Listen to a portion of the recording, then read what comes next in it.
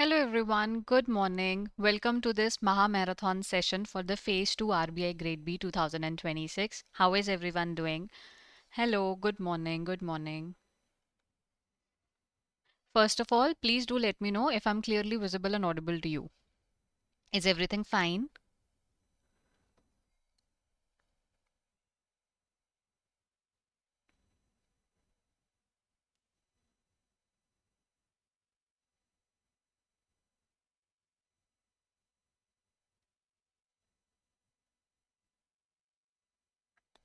Hi, good morning.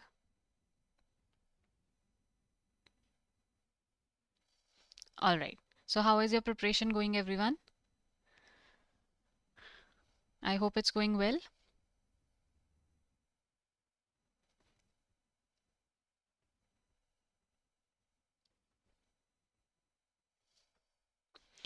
So today I'm here for the marathon session. First of all, I will be conducting the ESI current affairs. Okay, we will be covering some topics today, and after that, Kritika ma'am is going to come, and then she will be taking forward. Okay, all right.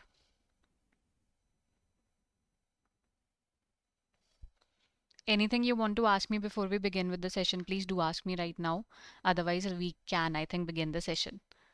Anything? Is there anything you need to ask? Or tell me something. How is your preparation going? How are you feeling?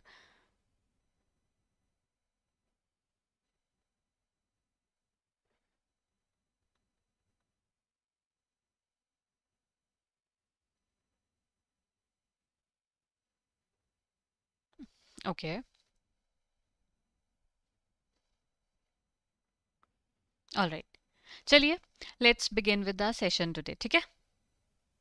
All right, ji. All right. So let's begin with the session.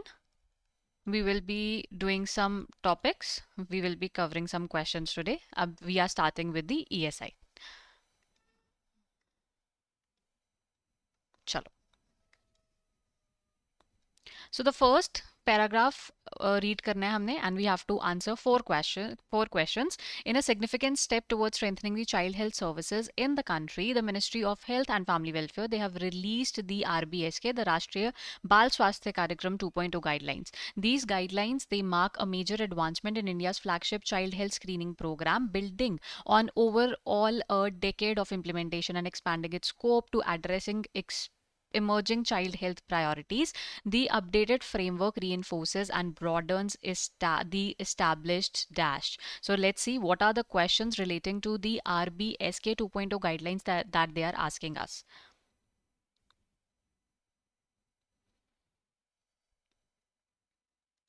Okay, so the first question they're asking is what is going to come in place of this X? Okay, so which of the following will come in place of this X? What were they asking? The upgraded framework, it reinforces and broadens the established what? What does it re-establish or, broadens? What are they talking about? What is X? This PDF, it will be provided to you. Okay, what is it? When we read the RBSK, उसमें कौन सी approach के बारे में बात की गई थी? Do you guys remember that?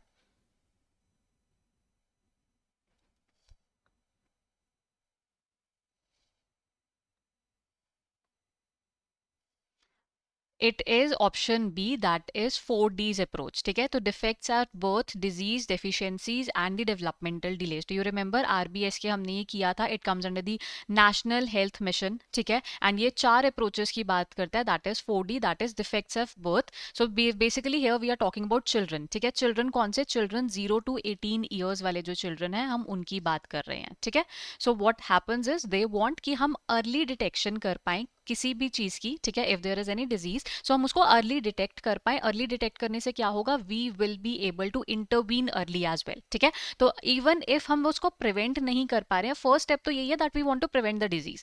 Just in case we are unable to prevent it, at least what we need to do is we need to do the early screenings, ताकि अगर कुछ हमें मिलता है जो एक स्टेप आगे ऑलरेडी पहुंच चुका है, देन इन दैट केस हम इंटरवीन कर पाए एंड वो एग्रावेट तो ना हो. सो this is what the RBSK is all about. ठीक है, so it is screening children 0 to 18 children. कौन से चिल्ड्रन आते हैं इसमें? 0 to 18. ठीक है, इसमें 4D अप्रोच है, that is defects of birth. हमें एट बर्थ ही पता लग जाए what are the defects, permanent हैं, पार्शियल हैं, कौन से हैं, उसको कैसे डील किया जा सकता है. ठीक है, then they talk about the diseases. कुछ भी अगर डिजीजेस है, कोई भी कम्युनिकेबल डिजीज है किसी को, या कोई भी एलर्जीज हैं, anything like that, then deficiencies vitamin की या फिर और जो वाइटल्स हैं उसकी अगर किसी को डेफिशिएंसी है, that we should know. And then it is developmental delays. तो मेंटल हो, फिजिकल हो, अगर कोई भी चाइल्ड कोई डिलेज दिखा रहा है, अगर वो मेंटली नहीं या फिर फिजिकली वो नहीं डेवलपमेंट प्रॉपर कर पा रहा है, in that case they these 4D approach it comes into place. ठीक है, एंड इसको ब्रॉडन किया गया था. They also added the non communicable diseases in this. ठीक है, जिसमें हमने किया था that the diabetes and hypertension, इस पे बहुत ज्यादा फोकस किया गया था. ठीक है, इसके अलावा बिहेवियरल एंड जो मेंटल प्रॉब्लम्स हैं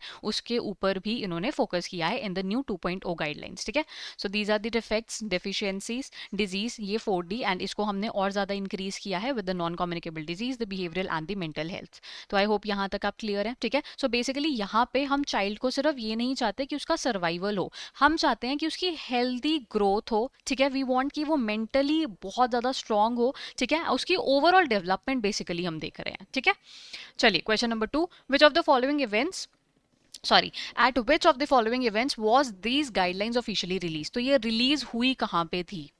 Do you guys know? These officially they were released where? In which event were they released?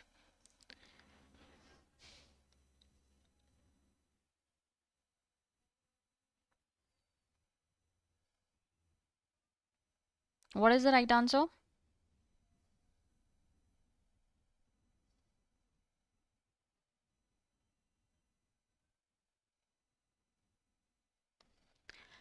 The right answer is option A, that is National Summit on the Good Practices and Innovations in the Public Health Care Service Delivery. ठीक है, तो मैंने आपको बताया जो ये guidelines है ये यहाँ पर रिलीज की गई थी. उससे पहले हम सिर्फ 4D अप्रोच पे चलते थे. सिर्फ 30 जो कोर मेडिकल प्रॉब्लम्स थी, सॉरी कोर मेडिकल प्रॉब्लम्स थी, हम सिर्फ उसको इंक्लूड करते थे. But now more problems, more diseases were also included, and ये 4D अप्रोच को भी एनहांस किया गया था. ठीक है, चलिए. Okay, this I've already told you. So the life cycle based approach of the RBSK guidelines, it covers children across which specific age bracket? So which age bracket do they cover? They are covering right from birth till what age? I've told you it is. So it is 18. ठीक है, so from birth to 18 years we are covering. ठीक है, the option is D here. Now, which of the following new age health challenges has been newly incorporated in the RBSK 2.0 framework alongside the traditional screening? So traditional screening को छोड़ के और कौन सी जो new diseases हैं उसको add किया गया है? अभी ये भी हमने just अभी किया है. Which are these? Which are these? कौन सी को add किया गया है?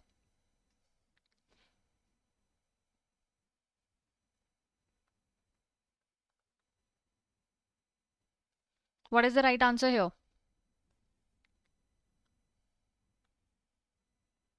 The right answer is option A, that is non-communicable diseases, the mental health conditions and the behavioral concerns. So because of the lifestyle, because of the junk food, या जो हम screen time बहुत ज़्यादा use कर रहे हैं, all those things, इसको भी बोला गया है that these are also the things that are going to impact the child. ठीक है, so that is why they also have been included. तो 4D के अलावा now there are non-communicable diseases, the mental health conditions and the behavioral concerns that have been added in the 2.0 framework. ठीक है जी, चलिए.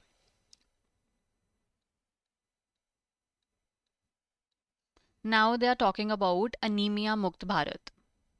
Chalo, anemia mukt Bharat. So the revised framework, it expands the earlier 666 strategy into 777 framework. Low birth weight babies age 0 to 6 months, they have been added as a new beneficiary group. The program, it has shifted from T3 strategy to T4 strategy by adding track as an additional component, and the revised guidelines, they do not focus on the newborn babies.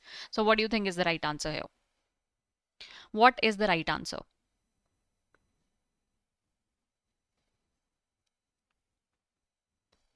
What is the right answer here?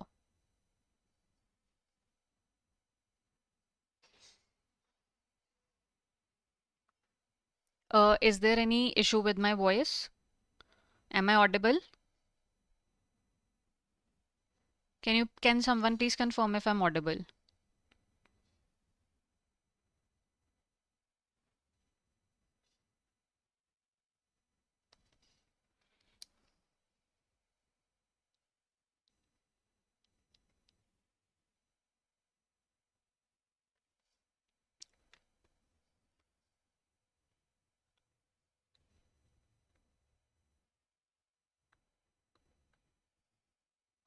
All right. So the right answer to this question is option B, that the fourth statement is not right, but all these statements they are correct. ठीक है. So anaemia मुक्त भारत, पहले ये anaemia मुक्त भारत जो है, अभी इसमें जो वर्ड यूज हुआ है वो है अभियान. ठीक है. So it has been done. इसमें जो चेंजेस लाए गए हैं वो है, first it use to be 666 strategy. ठीक है. बट नाउ हमने क्या किया है, इसमें इसमें we have made it into a 777 strategy. ठीक है. सो अब 7 बेनिफिशियरी ग्रुप्स हैं, 7 इंटरवेंशंस हैं एंड 7 इंस्टीट्यूशनल मैकेनिज्म है. What does it mean? So there are 7 beneficiary groups जो इसके अंडर हम जिसको बेनिफिट प्रोवाइड करते हैं. ठीक है. जो न्यूली एडेड बेनिफिशियरी ग्रुप है वो क्या है? It is babies age 0 to 6 months. ठीक है. और भी बहुत ज्यादा बेनिफिशियरी ग्रुप्स हैं, फॉर एग्जाम्पल लैक्टेटिंग मदर्स हैं, pregnant women, all those, but the one that has been added in this new framework, it is the babies that are aged 0 to 6 years. ठीक है. They have been, sorry, the low birth babies that has been aged 0 to 6 months, they have been added. ठीक है. अगर उसके बाद हम intervention की बात करें, intervention it means protocol, that what has to be done if a child has been found with anemia. तो उसके हमने करना क्या है? So the eating right approach, the eating right approach. So eating right approach it has been added. ठीक है. And this is the intervention. इसमें बोला गया है specially that the iron rich जो डाइट है वो जो है हमें चिल्ड्रन को प्रोवाइड करनी है. ठीक है. सो आयरन डाइट है वो प्रोवाइड करनी है. And then it is the institutional mechanism. Institutional mechanism basically means the framework, the administrative work which needs to be done. ठीक है. तो इसमें जो ऐड किया गया है seventh, it is the monitoring, कि हम मॉनिटर करें and specially via digital form. ठीक है. तो डिजिटली हमें क्या करना है? हमें मॉनिटर करना है. That has been added. So these are the new things, the seven things that has been added. ठीक है. एंड पहले इसके अंदर it was T3 strategy, now it has been made into T4. What are these? The first is the test, that is screening has to be done for anemia. ठीक है. Large scale पे करना पड़ेगा. Treatment has to be given. Talk means counselling. It can be nutrition based, it can be lifestyle based. And then it is track again, it को insides और it aligns with this one. ठीक है. तो हमें एक track भी रखना होगा. ट्रैक हम कैसे रखेंगे? It can B via different, जैसे जननी पोर्टल के वाया रख सकते हैं हम. ठीक है. वाया यूविन के रख सकते हैं. So all these things they have to be done. ठीक है.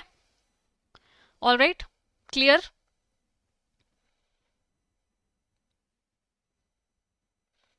चलिए.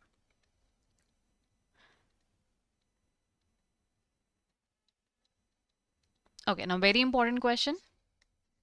ठीक है. With reference to the India UK comprehensive economic trade agreement, you have to consider the following statements. They are the government it has decided to deploy 1000 advisory personnel across India to help businesses utilize opportunities under the agreement. India UK partnership is expanding into areas such as sovereign AI, critical minerals, defense and clean energy. Eligible Indian professionals working in UK will receive a permanent exemption from the social security contributions, and the government it plans to upgrade its trade portal to support the CETA implementation. So what do you think is the right answer? Which of the following they are right? Which of the following they are correct? So as we already know, India and UK के बीच में, ठीक है, this agreement it has taken place and it has come into force on 15th of July only. ठीक है. Recently it has come into force. And this is one of the most comprehensive agreements, a kind of FTA that has been signed between India and any other country.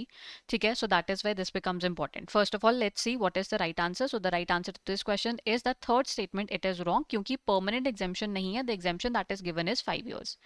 ठीक है. ये मैं भी आपको explain करती हूँ. सबसे पहले see what is it. It is a kind of FTA. आपने सीपा सुना होगा. ठीक है. This is the most comprehensive जो माना जाता था एफटीए. बट जो सीईटीए है that is one step further than this. ठीक है. So it talks about everything. It talks about goods, it talks about services, it talks about the mobility of the human beings, the professionals. ठीक है. It also says talks about the government contracts. ये भी बोलता है कि you know both the countries they have to maintain the standards, चाहे environmental standards हो, चाहे एम्प्लॉयबिलिटी के स्टैंडर्ड्स हो, कोई भी स्टैंडर्ड्स हो, the both countries they have to talk about, they have to maintain them. ठीक है. सो ये हमने साइन किया है with India and it has been implemented on 15th of July. ठीक है. अगर हम बात करें तो इंडिया को 99.8% टैरिफ लाइंस पर कंसेशन मिल रहा है, whereas we are providing it on 89.5% tariff lines पर हम प्रोवाइड कर रहे हैं यूके को. ठीक है. कुछ सेंसिटिव सेक्टर्स हैं जैसे पल्सेस हो गई, जैसे गोल्ड हो गया, जैसे डेयरी प्रोडक्ट्स हो गए, हमने उसको सेंसिटिव सेक्टर में रखा हुआ है. दैट कंसेशंस ऑन दो सर्विसेज, दोज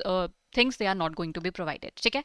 अब व्हाट इज दिस जो हमने ये 1000 एडवाइजरी पर्सनल वाली चीज पढ़ी है, what is it?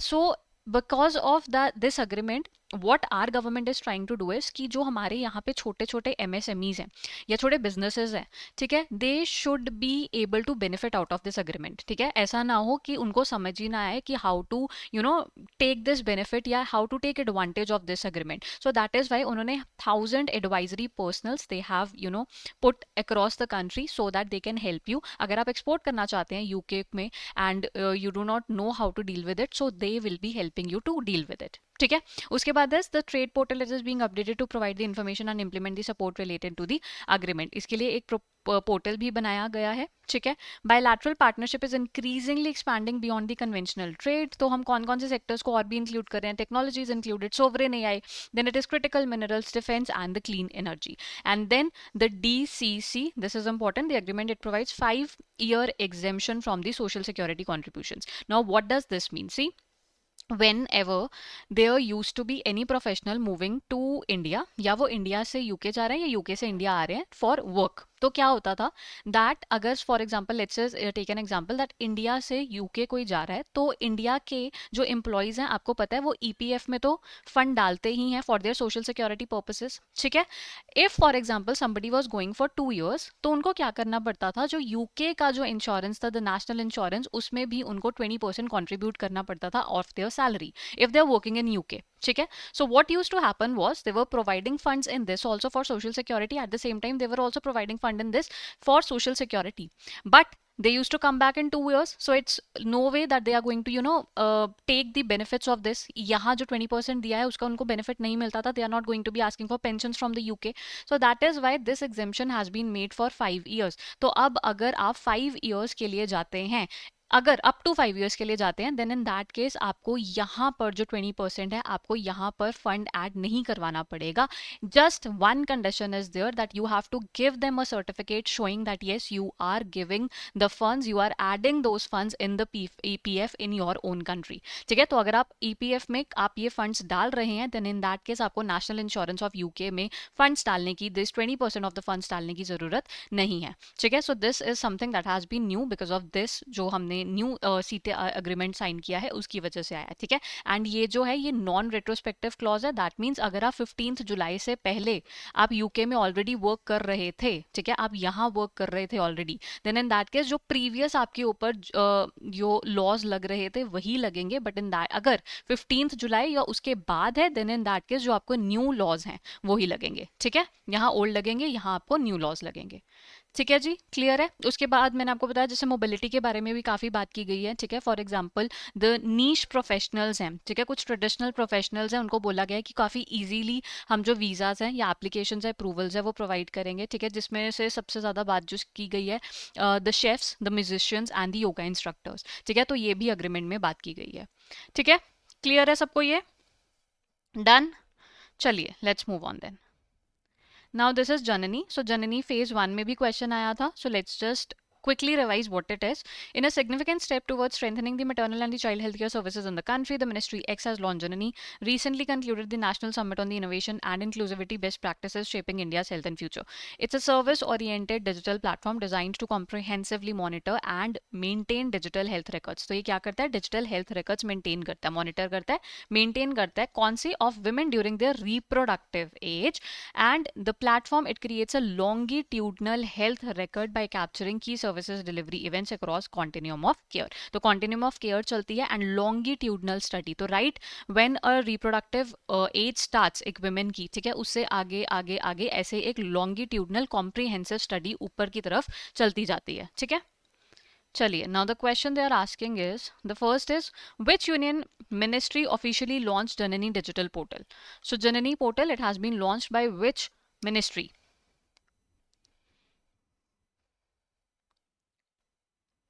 Which?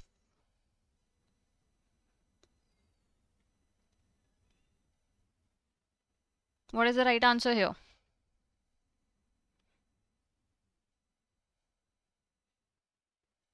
The right answer is option B, that is Ministry of Health and Family Welfare. ठीक है, यही क्वेश्चन आया था। ठीक है, उसकी फुल फॉर्म, जे की फुल फॉर्म पूछी गई थी आपसे फेज 1 में। So what's the full form of the Janani? JANANI, what is it? The right answer here is the right answer is journey of antenatal, natal and neonatal. ठीक है, so antenatal that is during the pregnancy, natal is during the delivery and neonatal is up to 28 sorry 28 days. जब तक child ही turns 28 days तब तक is neonatal. ठीक है, so this is a journey, हम जहाँ पर उसको ट्रैक कर रहे हैं. ठीक है, राइट फ्रॉम द रिप्रोडक्टिव जहाँ से एज शुरू होती है towards 28 days of the child. ठीक है, हम इसको ट्रैक कर रहे हैं. तो it deals with the women reproductive and the mental health. ठीक है, फैमिली प्लानिंग के बारे में भी ये आपको गाइडलाइंस प्रोवाइड करता है, ये भी आपको पूछा जा सकता है. ठीक है, so it also talks about the family planning. तो अगर काउंसलिंग है फैमिली प्लानिंग की, वो भी प्रोवाइड की जाती है अंडर द जननी पोर्टल. ठीक है, चलिए.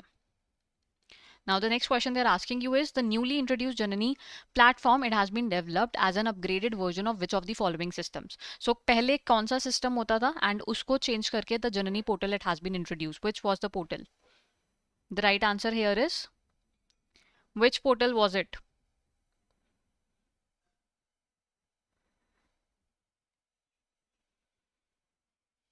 So the right answer is the reproductive and the child health portal. पहले RCH होता था but now what we have is Janani portal. ठीक है, चलिए.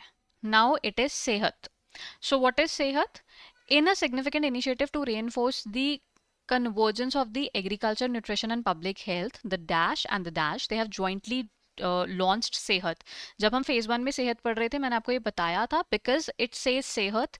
ठीक है, यहाँ हेल्थ की बात हो रही है, that you will get confused कि किसने ये लॉन्च किया है. So you have to be very particular about it. ठीक है, a national mission mode programme design to translate the agricultural advancement into the tangible health outcomes for the people of India. The joint initiative it was unveiled by the Minister of Health and Family Welfare along with him and the Agriculture Farmers Welfare in August in presence of the senior policy makers. Okay, so what they are asking you is, the first question that they have asked is that which two research councils in India they have jointly launched Sehat Mission. Which two have jointly launched the Sehat Mission?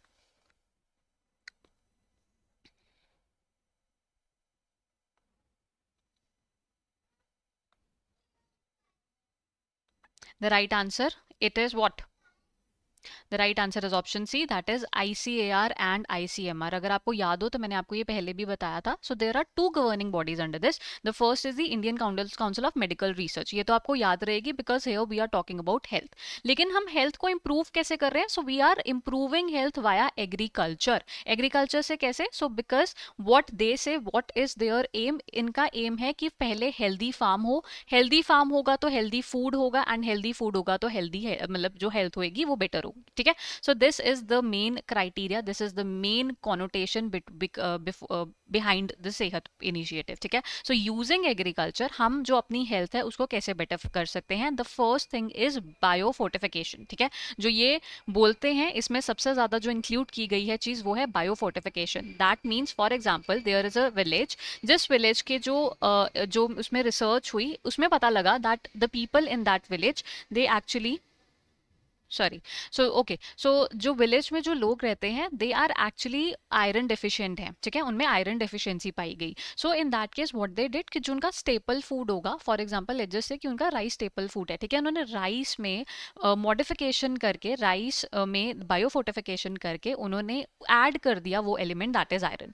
So that जो population है उनको easily क्या provide हो सके, iron provide हो सके. So this is how the Sehat initiative it works. ठीक है, सो पहले it has to be a research होगी सो दैट आपको पता लगे that what is the deficiency that they are facing and after the deficiency जब पता लग गया हम उसको कैसे इंटीग्रेट कर सकते हैं उनके फूड में. ठीक है, तो इसके अंदर जैसे राइस, व्हीट, मिलेट्स, मेज, इन सब चीजों की बात की गई है that you can add them. उसके अलावा एक और चीज जो बोली गई है, यूज ऑफ टेक्नोलॉजी, क्योंकि जो फार्मर्स हैं उनको दे आर डीलिंग विद और दे आर जो डूइंग द वर्क वो बहुत ही फिजिकली टोलिंग है उनके ऊपर. So that is why it has been said कि उनके लिए ईजी करने के लिए technology should be integrated into the farming practices and at the same time जो उनकी जो हेल्थ है उस पर भी कॉन्सेंट्रेट करना चाहिए. तो एक बार हेल्दी फार्म आएगा उसी के बाद हमारे पास हेल्दी फूड आ पाएगा. ठीक है, चलिए. Which of the following Sehat defined under the newly launched? So what is the full form of Sehat?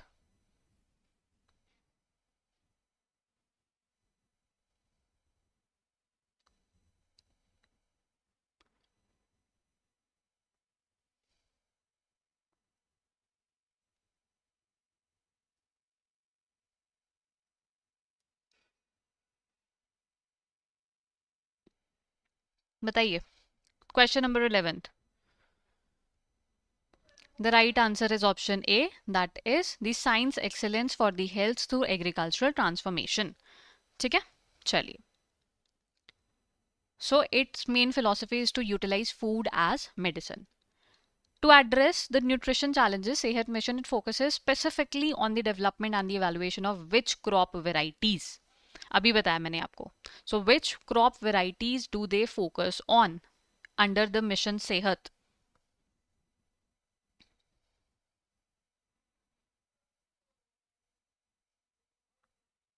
अभी बताया मैंने आपको, अभी मैंने सेम टर्म यूज की थी.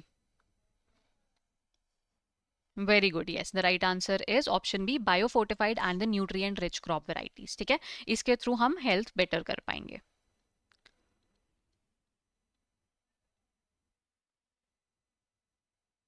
चलिए, next question for you is on the SCO, that is the Shanghai Cooperation Organization. Which of the following bodies is regarded as the highest decision making authority under the SCO?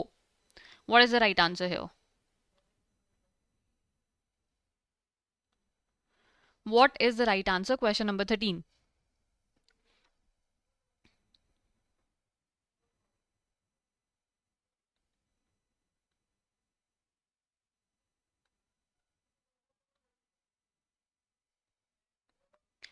What is the right answer here? The right answer is option E, that is heads of the state council. ठीक है, so heads of the state council is the highest decision making authority under the SCO, that is the Shanghai Cooperation. See, Shanghai Cooperation क्या है? It was formed in the year 1996. नहीं, I will not say it was formed in the year 1996, but 1996 में roots आ गई थी इसकी. ठीक है, back then it was called Shanghai 5. ठीक है, ये बोलते थे हम इसको Shanghai 5. It was known as, and it was formed. It had its roots in the year 1995. 1996 जब 5 कंट्रीज दे वर मेंबर्स. ठीक है, जिसमें रशिया, किर्गिस्तान आता है, कजाकिस्तान आता है, रशिया आता है, तजिकिस्तान आता है. All those countries they formed an alliance, they formed a grouping. ठीक है, जिसमें हमने सेंट्रल एशिया में, ताकि हम पीस एंड हार्मनी मेंटेन कर पाए. ठीक है, देन 2001 में हम बोलते हैं दैट 2001 में this the SCO it was actually formed. ठीक है, so in the year 2001 it was actually formed, जब Uzbekistan actually added and add sorry जब उज्बेकिस्तान एक्चुअली केम इन. ठीक है, ज्वाइन दिस अलायंस. तो 2001 में जब उज्बेकिस्तान ने ऐड किया, तब हमने इसको SCO बोलना शुरू किया, that is the Shanghai cooperation organisation, क्योंकि हम नहीं चाहते थे कि हम बार बार इसको S6, S7, S8 करें. So that is why we have given them one name. ठीक है, तो ये क्या हो गया? It was SCO. देन 2017 में India and Pakistan also became members. ठीक है, पहले इंडिया एक ऑब्जर्वर नेशन था इसके अंदर, but later on India also became a member in the year 2017. 2023 में ईरान. ठीक है, एंड 24 में बेलारस. ठीक है, ये भी मेंबर्स बन गए. सो नाउ 5 मेंबर्स पहले ये, सो 6, 7, 8, 9 एंड 10. तो हमारे पास अब कितने मेंबर्स हैं? How many members do we have? We have 10 members. यहाँ पे आंदा उज्बेकिस्तान. ठीक है, उज्बेकिस्तान मिस कर दिया मैंने. So how many members do we have? We have 10 members now. 10 हमारे पास मेंबर है, एंड जो 15 जो डायलॉग मेंबर्स है. ठीक है, 15 डायलॉग मेंबर्स का मतलब कि ये वोटिंग नहीं करते हैं, but still they do participate in the meetings. So 15 and 10 we have these members. Russian and Chinese जो है इसकी जो लैंग्वेज है, ऑफिशियल लैंग्वेज है. ठीक है, एंड इसके headquarters they are in Beijing. ठीक है, तो बीजिंग में हेडक्वार्टर्स हैं. जस्ट बिकॉज इसका नाम शंघाई है, सो प्लीज याद रखना कि हेडक्वार्टर्स कहाँ है. Headquarters are in Beijing and not in Shanghai. Shanghai में इसकी फर्स्ट जो मीटिंग हुई थी वो कंडक्ट हुई थी. That is why we term it as Shanghai corporation. ठीक है, तो इनका काम क्या है कि जो हमारी सेंट्रल एशिया की जितनी भी कंट्रीज है उसके बीच में कॉर्पोरेशन लेके आना, उसके बीच में हार्मनी, पीस, ट्रेड जो है उसको आगे लेके जाना. ठीक है, चलिए. The Ministry of Social Justice and Empowerment, they have launched Jeevan app and Shatayu dashboard during the national workshop on creating a well-functioning care economy to strengthen the support system of the senior citizens and caregivers. The care economy, it comprises activities related to the child. Okay, so they are talking about two things here. The first is the Jeevan app. The second is the Shatayu app. ठीक है, so जो Jeevan app है, it basically provides जो senior citizens हैं या उनको हम provide करते हैं with the information, with the SOS button, उनको वो चीज़ें प्रोवाइड होती है. वाइल द शतायु ऐप है जो उनके रजिस्टर्ड या केयर गिवर्स है. जो एक अनऑर्गेनाइज सेक्टर है, आज भी अगर आप कोई केयर गिवर कवर चाहिए अपने किसी सीनियर सिटीजन के लिए, you do not know where to go, ठीक है, आप बहुत ज़्यादा जगह जाते हैं, you need nurses and you need qualified nurses, registered nurses जिनके पास लाइसेंस हो. So in that case a app has been made, a dashboard has been made called Shatayu, जिसके थ्रू वहाँ पे रजिस्टर्ड वेल क्वालिफाइड जो नर्सेज होंगी वो ही वहाँ पे रजिस्टर्ड होंगी, एंड आप अपने लिए जो भी आपके सीनियर सिटीजन है या जिसको भी आप केयर देना चाहते हैं, आप उनके लिए उनको ऑर्डर कर सकते हैं, ठीक है. So the question they are asking you is, what is the full form of the acronym G1? So G1, it stands for what, first of all? G1 stands for,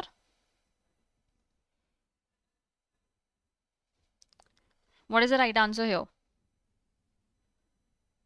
The right answer here is option A, that is Joint Elderly Empowerment and the Virtual Assistance Network, ठीक है. सो जैसे मैंने आपको बताया, for example there is any scheme, चाहे वो medical scheme है, government की बेनिफिशियल स्कीम है, all those things they are made in this app, ताकि जो सीनियर सिटीजन हैं वो इसको यूज कर पाएं, ठीक है. इसका फॉन्ट एक्चुअली में बड़ा रखा गया है, एक्सेसिबल रखा गया है, ताकि senior citizen they are able to use it, ठीक है, they are able to do it. फिर इसके अलावा they also provide a SOS button, ठीक है, SOS बटन प्रोवाइड किया गया है for that if there is any need, वो SOS बटन वो वहां पे उसको प्रेस कर सकते हैं, एंड जो इमरजेंसी रिस्पॉन्स टीम है उन तक उनकी जो इन्फॉर्मेशन है वो पहुंच पाएगी. यूजर फ्रेंडली है, एक्सेसिबल है, details on the senior citizen home supported by the government ये भी प्रोवाइड की जाती है, इमरजेंसी असिस्टेंस मैंने आपको बता दिया, एंड गवर्नमेंट स्कीम्स के ऊपर आपको एक जो प्लेटफॉर्म है वो बना दिया गया, so that you can access the schemes you are eligible under, ठीक है. Okay, so next question they are asking, which of the following digital platforms has been introduced to track the availability of the trained caregivers across the districts and the states? तो कौन सा वो platform है जिसमें आपको trend care givers आपको अगर चाहिए तो वो उसके लिए एक डेटाबेस, एक रिपोजिटरी है, सो दैट आपको पता लग सके that these are the people who are trained and you can actually ask them to come and do your help you. हाँ, the right answer here will be option B, that is Shatayu, ठीक है.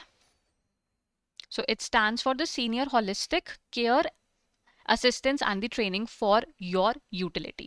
ठीक है जी, चलिए. Okay, what is the full form of this?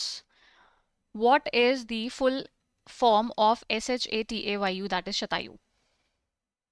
What is the full form?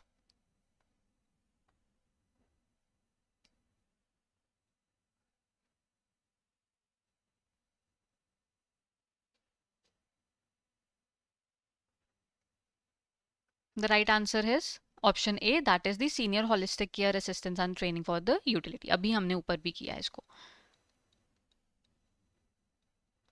चलिए. How many key themes were formally discussed during the national workshop to build a technology enabled care ecosystem? How many key themes they were formally discussed? Were they 2, 3, 4, 5 or 6? How many key themes they were discussed? The right answer here is, the right answer here is option C, that is 4 themes they were discussed. ठीक है, तो ये मैंने 4 themes भी आपके लिए लिख दिए हैं. Valuing and monetizing the care work, care economy as a pathway for the women's empowerment, strengthening the care workforce through the skills and standards, financing long-term care system. So these are the 4 themes that were discussed under this. ठीक है, चलिए. Now next question is, I'm so sorry. Okay, so which of the following is a major reform that is introduced under the newly launched EOCI card system? OCI booklets reissue is no longer required after obtaining a new passport at the age of 20 years. OCI card holders, they are granted voting rights in the parliamentary elections. OCI card holders, they are automatically granted Indian citizenship after 10 years. OCI registration is now restricted to the persons of the Indian origins residing in the Commonwealth countries only. OCI card holders, they are exempted from all the visa requirements for the employment in India. So what do you think is the right answer here? Question number 18 we are doing.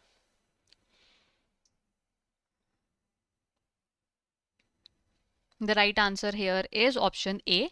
ठीक है, OCI booklets जो हमें पहले री issue करनी पड़ती थी at the age of 20, अब वो री इशू करने की जरूरत नहीं है। ठीक है, सो पहले जो हमारे पास ओसीआई कार्ड्स होते थे, जो ओसीआई बुकलेट्स होती थी, basically we had physical booklets. ठीक है, so if there is any citizen of India, अगर कोई भी पहले सिटीजन था इंडिया का but now they have moved to another country, obtain their citizenship, in that case उनको क्या हम प्रोवाइड करते थे, द ओसीआई। ठीक है, उनको क्या प्रोवाइड करते थे, the overseas citizen of India उनको बोलते थे, ओसीआई उनको वो बुकलेट मिलती थी।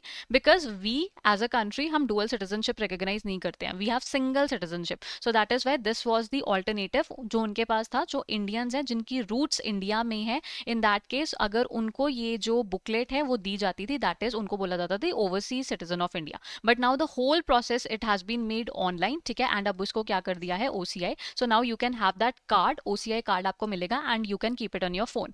ठीक है, तो जैसे डिजिलॉकर के साथ भी इसको इंटीग्रेट किया गया है, अब उसके अंदर उसको रख सकते हैं। ठीक है, तो बेसिकली पहले ये होता था that in case when you are turning 20 तो आपको री इशू करवाना पड़ता था, वो जो बुकलेट होती थी ना, when you attain the age of 20 years, in that case आपको क्या करना पड़ता था, वो री इशू करवाना पड़ता था। But now under the OCI you need not to do it. And अगर कोई भी इन्फॉर्मेशन, अगर कोई चेंज भी हो रही है, अब सारी क्योंकि प्रोसेस ऑनलाइन है, आप उसको ऑनलाइन ही टैकल कर सकते हैं। देयर इज नो नीड कि आप वो बुकलेट दोबारा से बनवाएं।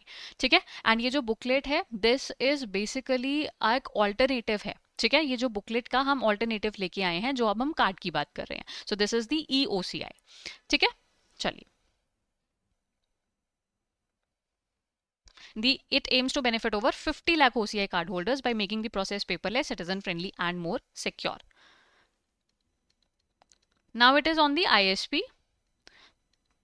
ठीक है, चलिए। So this is, they are talking about the index of services, that is the ISP। पहला जो इंडेक्स, एक ट्रायल इंडेक्स है, वो भी इन्होंने रिलीज किया है, उसके बारे में बात करेंगे हम। सो पहले ये आप रीड कीजिए। It is being introduced as a service sector counterpart of the IIP। ठीक है, it will be released quarterly, then is will be primarily cover the formal sectors, and then health and education services, they are proposed to be included later on based on the availability of the data by the ASI SSE. So what is the right answer here? Question number 19th.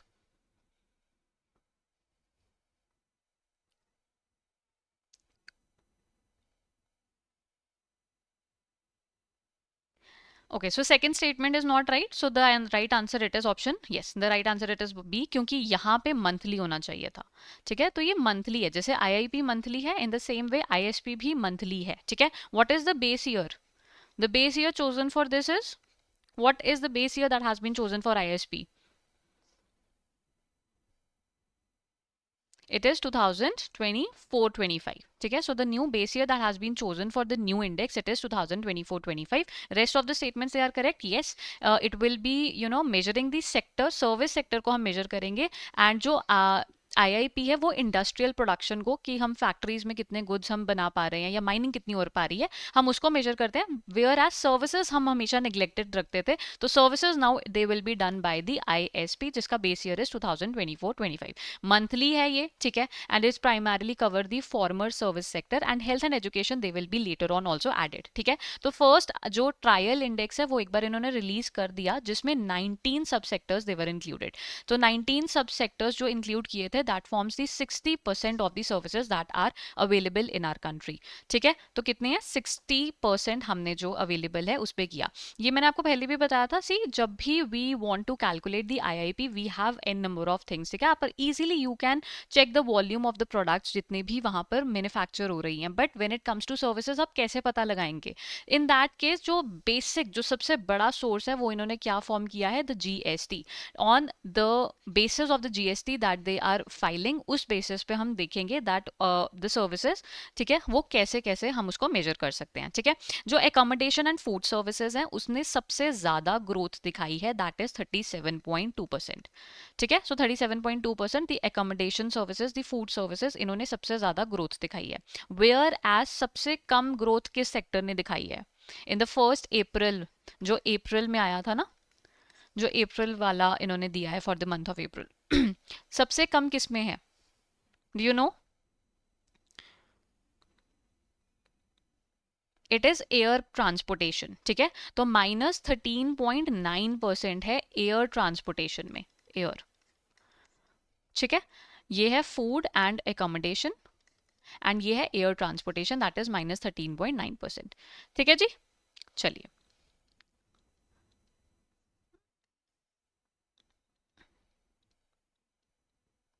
Now they are talking about is the rules of the competition in technology, they are changing. Advantage today no longer it comes from the innovation alone. It increasingly depends upon the availability to connect innovation across sectors, institutions, ecosystems, and then diffuse it rapidly at the population scale. In this new paradigm, digital rail matter more than ever.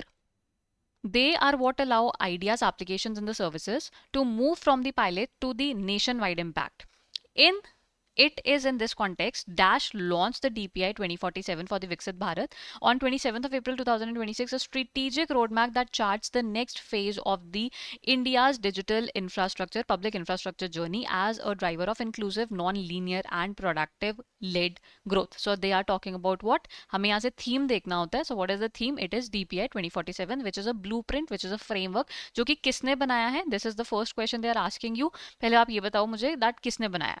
So this TPI roadmap, it has been the formally launched. Which organization formally has launched this TPI 2047?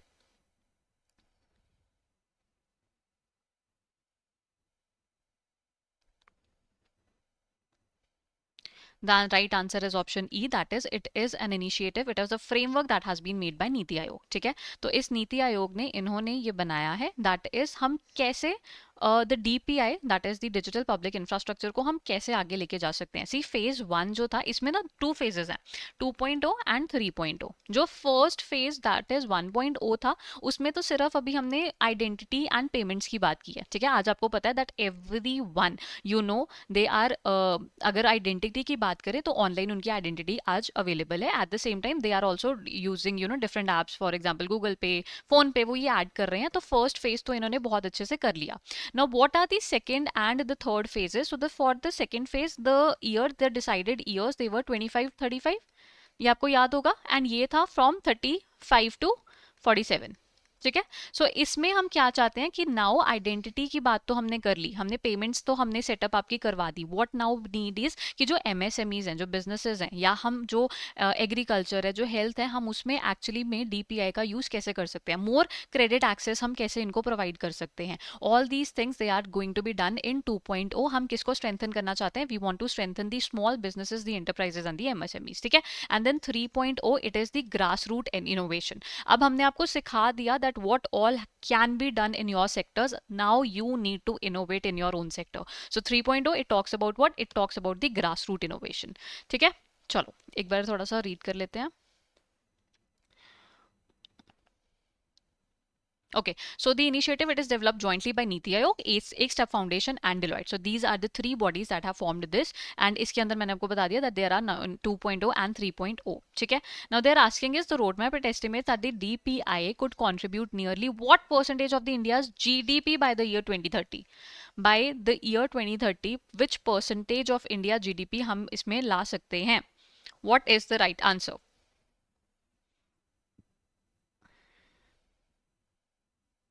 The right answer here is option D, that is 4%. ठीक है, so they talk about 4% of the GDP by the year 2030. चलिए, now they're talking about is which phase of the digital public infrastructure model it focuses primarily on improving livelihoods, productivity, market access, digital empowerment in agriculture, health and education. अभी मैंने आपको बताया है which one is it. Which one talks about market access की बात करते हैं, credit की बात करते हैं, डिजिटल हम एम्पावर करना चाहते हैं, प्रोडक्टिविटी इंक्रीज करना चाहते हैं. What is the right answer here? The right answer is option B, that is 2.0. ठीक है, चलिए. Now how many major implementation pillars they are explicitly identified in the roadmap? How many implementation pillars they have been explicitly identified in the roadmap? How many are there?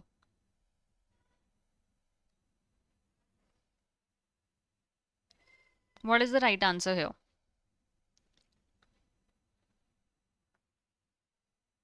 The right answer is there are 4 pillars. ठीक है?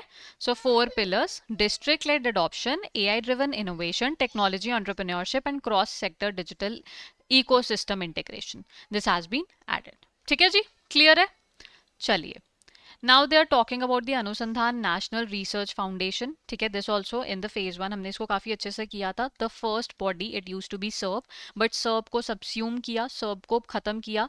ठीक है, तो ANRF act आया 2023 and then ANRF body it was formed finally in the year 2024. And इसके जितने भी assets थे, जितनी भी इसकी लाइबिलिटीज थी, एग्जिस्टिंग थिंग्स थी, वो सब अब किस में ट्रांसफर हो गई? The ANRF, that is the Anusandhan national research foundation. ये आपको याद होगा.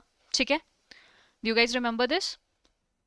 So now the question they are asking is, let's just see, launching the dash अनुसंधान national research foundation, ministry of Jal शक्ति एंड महा मिशन. सो ये एक MOU जो साइन हुआ था, जो एक इनिशिएटिव दोनों का था, जल शक्ति, द महा वाटर मिशन, ये उसके बारे में बात हो रही है. ठीक है, अगर किसी को याद हो, अनुसंधान नेशनल रिसर्च फाउंडेशन में ना हमने एक कॉर्पस भी किया था. Do you guys remember about that? ठीक है, सो नाउ बेसिकली ये यहाँ पर हम सिर्फ साइंस एंड इंजीनियरिंग की जो रिसर्च थी उसके बारे में उसको बात करते थे, एंड वहीं पर हम जो रिसर्च फंडिंग है वो प्रोवाइड करते थे. बट अंडर ANRF ऐसा कुछ भी नहीं है that they are only going to be dealing with the science and engineering only. They can deal with the agriculture हो गया, हेल्थ हो गया, education, whatever it may be. ठीक है, so that all the different stakeholders they can be brought together first of all, and at the same time हम क्या provide कर पाए? हम उनको एक्चुअली में प्रोवाइड कर पाए funding, be it in any sector, अगर आप कोई रिसर्च कर रहे हैं. ठीक है, so this was the major, अगर आपको याद हो, हमने किया था. Now what I am asking is, हमने इसमें एक कॉर्पस भी किया था. Do you guys remember that? We have done a corpus also. याद है किसी को?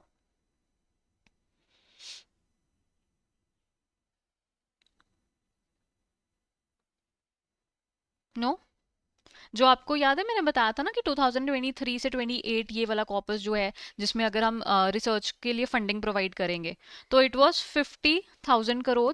ठीक है, 50,000 करोड़ था, जिसमें से गवर्नमेंट 28% प्रोवाइड कर रही थी, नॉन गवर्नमेंट एंटिटी 72% प्रोवाइड कर रही थी. एंड देन 1 लाख करोड़ का एक कॉर्पस और भी था, 1 लाख CR का. ठीक है, तो इसमें हम क्या प्रोवाइड कर रहे थे? We will providing the loans, long term loans provide कर रहे थे, इजी एंड थोड़े कंसेशन वाले जो इंटरेस्ट हैं वो प्रोवाइड कर रहे थे. This was the corpus for the loans and this for the funding. ठीक है, तो ये हमने सारा किया था फर्स्ट फेज पे under the ANRF.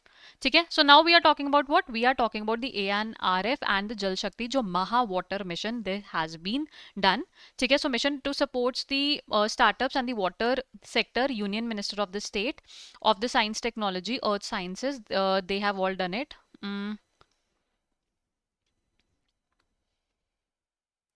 Okay, is democratizing research funding by expanding opportunities for the startups, MSMEs, universities, and innovators across the country, ensuring that the national mission scientific resources and the innovation support, they no longer confined to a limited number of institutions. ठीक है, ताकि जो research के लिए जो भी हम provide कर रहे हैं, whatever we are providing, the funds we are providing, ऐसा ना हो कि वो लिमिटेड लोगों के पास ही रह जाए. ठीक है, so that is why it has been done. सबसे पहले तो आपको ये पता होना चाहिए that it is water, water नाम यूज हुआ है, तो this is something related to water. तो फॉर एग्जाम्पल आपको पता है, जैसे आज के टाइम पे water it is such an important source. ठीक है, बिकॉज ऑफ इंडस्ट्रियलाइजेशन, पॉल्यूशन, या जितना भी हम यूटिलाइज कर रहे हैं उसमें काफी प्रॉब्लम आ रही है. ठीक है, वाटर पॉल्यूट होता जा रहा है, and that is why there is a need कि हम कुछ भी ऐसे सिस्टम्स लेके आए. तो that is why they are promoting what? They are promoting the water mission. ये वाटर मिशन क्या करेगा? ये वाटर मिशन, अगर there is going to be any person, for example बहुत एक स्मॉल स्केल पे किसी ने कोई भी एक स्पॉन्ज बनाया है, जस्ट फॉर एग्जाम्पल, वो स्पॉन्ज क्या करता है? वो डर्टी वाटर को क्लीन ड्रिंकिंग वाटर में कन्वर्ट कर देता है, and they do not know how to scale it. So scale आप कहाँ से करवा सकते हैं? फंडिंग आप कहाँ से ले सकते हैं? आप ANRF से ले सकते हैं ये funding. So this is why this MOU or this initiative it has been started. So the first question under this is, what will come in place of the blank that is provided above? So launching the dash Anusandhan National Research Ministry Jal Shakti Maha Water Mission to support. So how much is it? How much has been decided between the two? The right answer here is, the right answer here is option B, that is 200 crore. ठीक है, तो इन दोनों के बीच में कितने का हुआ है? 200 CR का हुआ है, and per project 20 CR is going to be provided.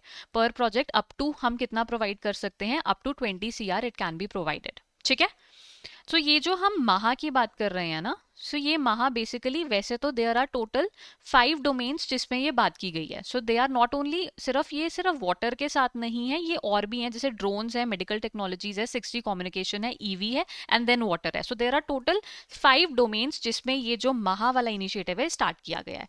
ठीक है, और हम यहाँ पे किसकी बात कर रहे हैं? We are talking about water, that is with the ministry of Jal शक्ति.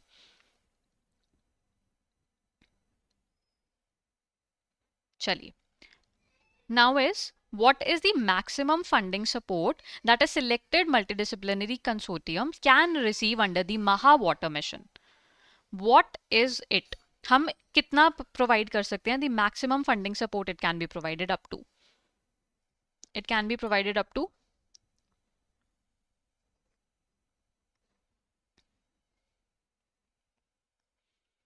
The right answer is 20. ठीक है, the right answer is D, that is up to 20 crore हम एक प्रोजेक्ट को प्रोवाइड कर सकते हैं.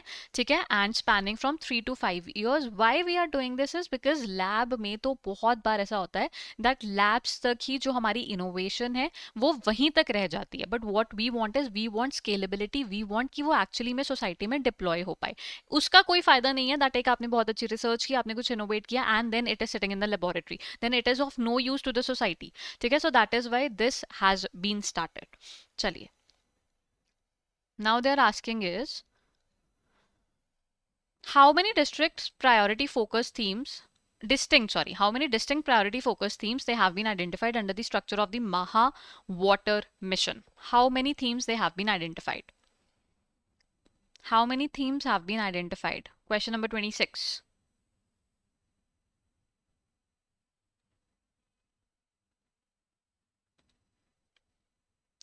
The right answer is option C. That is, there are 5 themes that have been selected. ठीक है, तो कितने हैं? 5 themes they have been selected. मैंने आपके लिए लिख दिए हैं, ये हम ऑलरेडी कर चुके हैं. So water resource assessment and sustainable management, drinking water, water quality and ecological health. Then it is water use, efficiency and the circular economy, and then the climate resilience and adaptation. These are the pillars. चलो, now they are talking about Setu.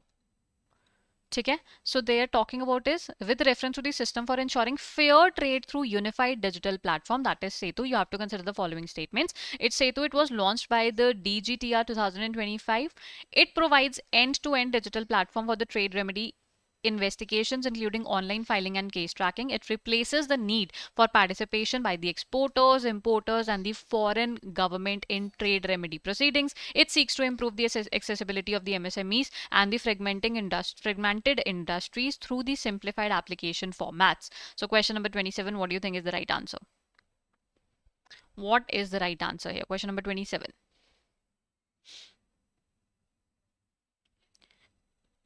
The right answer is option B. That third statement, it is wrong. It does not replace them, बल्कि हम इसको एक supplement की तरह मान सकते हैं. First of all, let's understand कि सेतु है क्या. So it is system for ensuring fair trade through unified digital platform. That is Setu.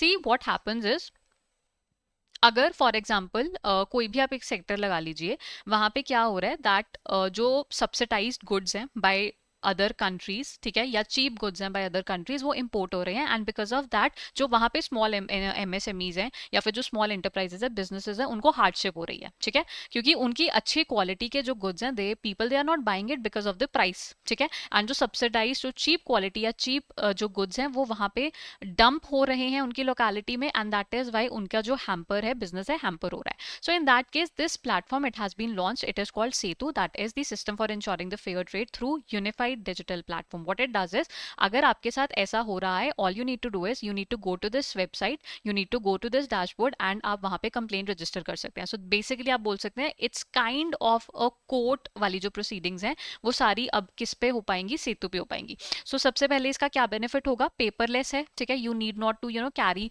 Papers, evidences आपको जाके ऑफिस में देने की जरूरत नहीं है. आपको एक सिंगल विंडो प्लेटफॉर्म दे दिया गया है, and you can tell them, you can actually file your complaint on that. फिर आप उसको लाइव ट्रैक भी कर सकते हैं, and they are going to listen to you. ठीक है, उसके अलावा जो स्मॉल बिजनेसेस हैं उनको ये काफी हेल्प करेगा, बिकॉज द स्मॉल जो बड़े बिजनेसेस हैं उनके पास तो शायद अपने लॉयर्स होते हो, ठीक है, या उनके पास वैसे अदर बहुत स्ट्रैटेजीज होती हैं then how they can fix all these problems, लेकिन जो स्मॉल बिजनेसेस है they do not have the resources, so in that case it is going to be helpful to them, ठीक है। Then you know the trade secrets are also going to be protected. For example आपको पता होगा अगर आप court cases में जाते हैं, ठीक है, तो क्या होता है जो आपके बिजनेस के ट्रेड सीक्रेट्स हैं वो ओपनली आ सकते हैं, ठीक है, in the court proceedings only, because court को सब चीजें देखनी होती है, तो हम उससे भी आपको बचाते हैं, ठीक है। So secrecy is maintained and speeds up the process as well. तो गवर्नमेंट, क्योंकि अब सब कुछ ऑनलाइन है, गवर्नमेंट उसको अच्छे से देख पाएगी, उसको अच्छे से पढ़ पाएगी, समझ पाएगी, and then remedy is going to be provided to you,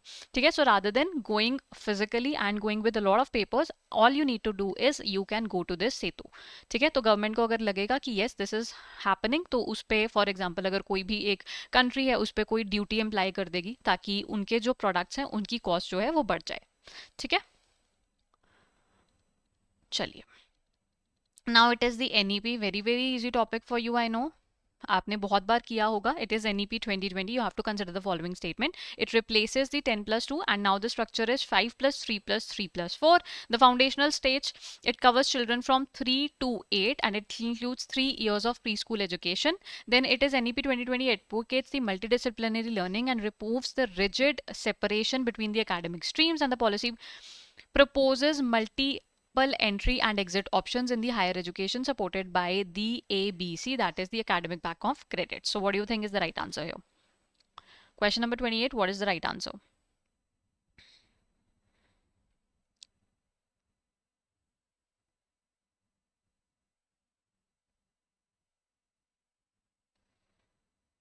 The right answer is the right answer is option A, that all of these statements about the NEP they are correct, ठीक है। तो अब हमारे पास जो framework है वो है 5+3+3+4, ठीक है।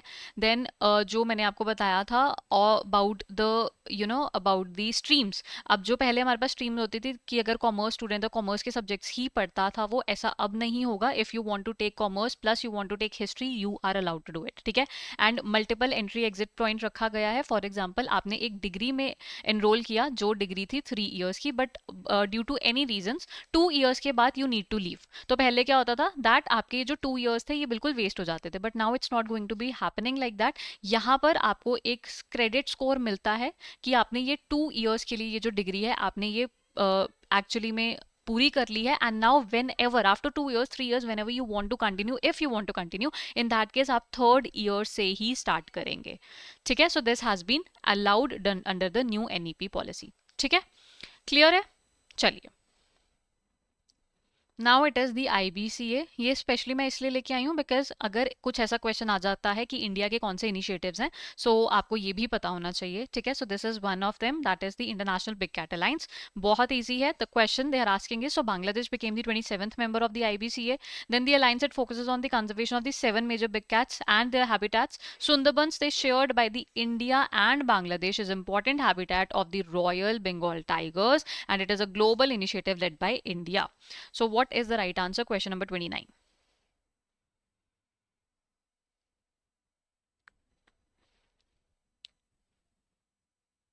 The right answer is E, that all of these statements they are correct. So this is an initiative that was started in the year 2023 by India, ठीक है, जब हमने 50 years complete कर लिए थे, ठीक है, of 1973 Project Tiger.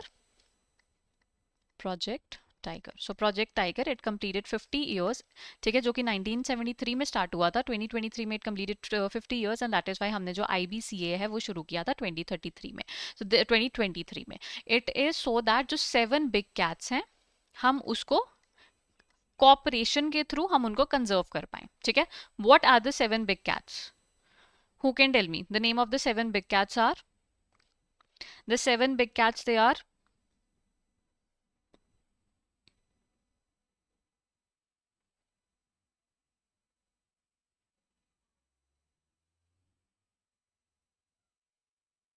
Do you know? So tiger, lion, leopard, snow leopard, ठीक है, उसके अलावा cheetah, jaguar, puma, they are all the seven big cats that have been included, ठीक है, जिसमें से जो जैगुआर है एंड प्यूमा है they are not found in India. पहले जो इसकी मेंबरशिप थी वो सिर्फ ये रखी जाती थी, if any of these one even at least even अगर एक भी seven big cats they are found in your country, ठीक है, naturally they are found in your country, then in that case आप क्या बन सकते हैं, आप मेंबर बन सकते हैं, but later on it was change. Now, the range or the non-range countries both can be the members, and today we have 27 members, Bangladesh being the latest member to join this alliance, that is the IBCA. ठीक है, so अब हमारे पास कितने members हो गए हैं? We have 27 members. Bangladesh has also come up under this. They have also been included into this. ठीक है, clear है? Any confusion? तो मैंने आपको बताया था दैट शेयर्ड कॉपरेशन, ठीक है, एंड ट्रांस बाउंड्री कॉपरेशन ये रखते हैं। फॉर एग्जांपल अगर आप कोई अपना दोबारा री इंट्रोड्यूस करना चाहते हैं any of the seven big cats into your population, into your country, जो शायद एक्सटेंट हो गया हो या आपके पास पॉपुलेशन उतनी ज्यादा ना हो, then that can also be done, provided that you have to provide them with the same care and the landscape जहां से आप उनको लेके आ रहे हैं, ठीक है। So this is also one of the components under the IBCA। चलिए, now they are talking about the E85, that is the ethanol की बात कर रहे हैं। Let's just see. सो आपको पता है that E85, E100 we have already done that, ठीक है, it has been made compatible also and it has been allowed also. The initiative it aims to facilitate the adoption of the flex fuel vehicles, ठीक है, which are capable of operating the ethanol blends from E20 to E100 without restricting the consumers to a single blend. So this has been done. It has been in news quite for a long time. Ethanol basically क्या है? It is a biofuel, ठीक है, biofuel होता है which is made, जिसके काफ़ी ज़्यादा components है। कौन से बनता है? शुगर केन से बनता है, ठीक है, and it is basically a better solution then petrol, ठीक है। और जो क्रूड ऑयल बेसिकली है, हम 80% तो हम इम्पोर्ट्स पे ही डिपेंडेंट थे। To break this criteria also there was a need कि हम कुछ ऐसा लेके आए, so that is why it has been done, ठीक है। So the initial rollout of E85 fuel, it has commenced across how many retail outlets of the public sector oil marketing companies? How many are they? How many are there?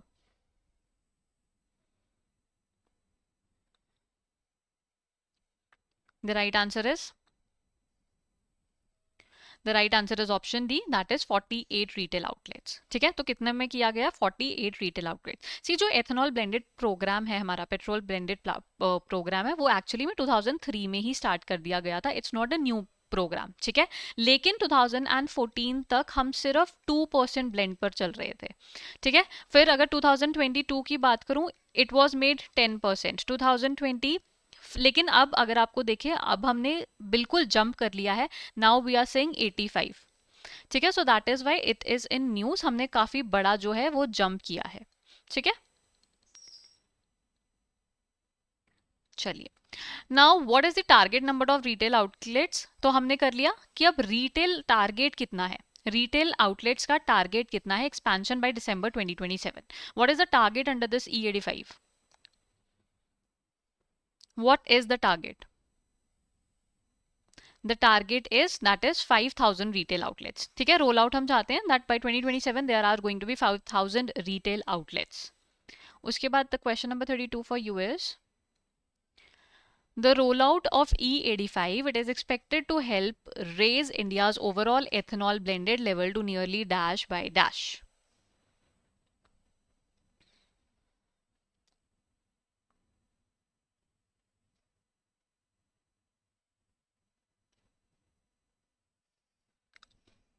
The right answer here is option A, that is 26% by 2030 to 31, ठीक है। चलिए, चलो, now the next question for you is on ULPIN और भूआधार, ठीक है। Consider the following. ULPIN is a 14 digit unique identification number that is assigned to every land parcel. It is generated using geo referenced cadastral map and geographic coordinates of the land parcels. The initiative, it is being implemented by the Department of Land Resources under the Ministry of Rural Development. It is being developed under the Digital India Land Records Modernization Program. So what do you think is the right answer here? Question number 33. What is the right answer?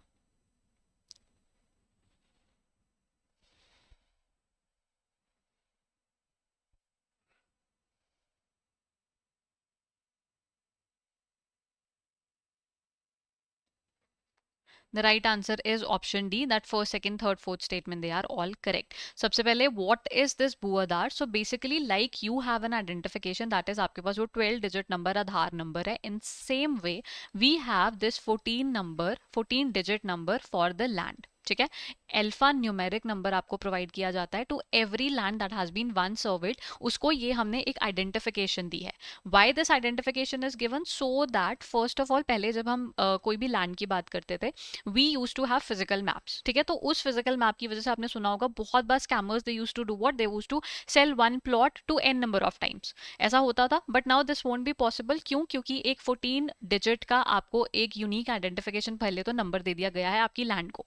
In that case it will be every information related to that land, it will be done online. अब वो online डाल दी जाएगी and the coordinates have been used. ठीक है, तो आपको longitudinal and coordinates जो है वो coordinates यूज करके you will not be able to, क्योंकि अब सेम जो लैंड है उसके दो coordinates तो नहीं हो सकते different different. So that is why that won't be done. उसके अलावा if you want to buy new properties, पहले या तो you had to rely on the seller, जो seller बोल रहा है आपको मान लेना पड़ता था, और you had to go to the lawyers. Now this also need not to be done, क्योंकि सारी इंफॉर्मेशन आपको उसके जो पोर्टल है उस पर ऑलरेडी प्रोवाइड की जाएगी. So that is why this has been done, so that हम इन जो प्रॉब्लम्स हैं इससे हम निकल सके, हम इससे आगे हो सके. ठीक है, सो दिस हैज भू आधार और it is called the ULPIN. ठीक है, लोन्स में भी बहुत ज़्यादा हेल्प होगी. कैसे? जो अगर आप पहले एलएपी लेने जाते थे तो आपको पता होगा दैट वीक्स तक जो लोन वाले जो पर्सनल्स हैं वो लैंड तक ही नहीं पहुंच पाते थे. अगर पहुंच पाते थे फिर वो इवैल्यूएशन करने में ही बहुत ज़्यादा टाइम वेस्ट कर देते थे. ठीक है, मार्केट इवैल्यूएशन करनी है, ये करनी है, वो करनी है. But now all those things they R be doing online. ठीक है, सब कुछ ऑनलाइन मिल जाएगा आपको. चलिए, now it is the General Insurance Corporation of India. What is the following best describes the primary role of GICRE? What is it? Which is it? Question number 34.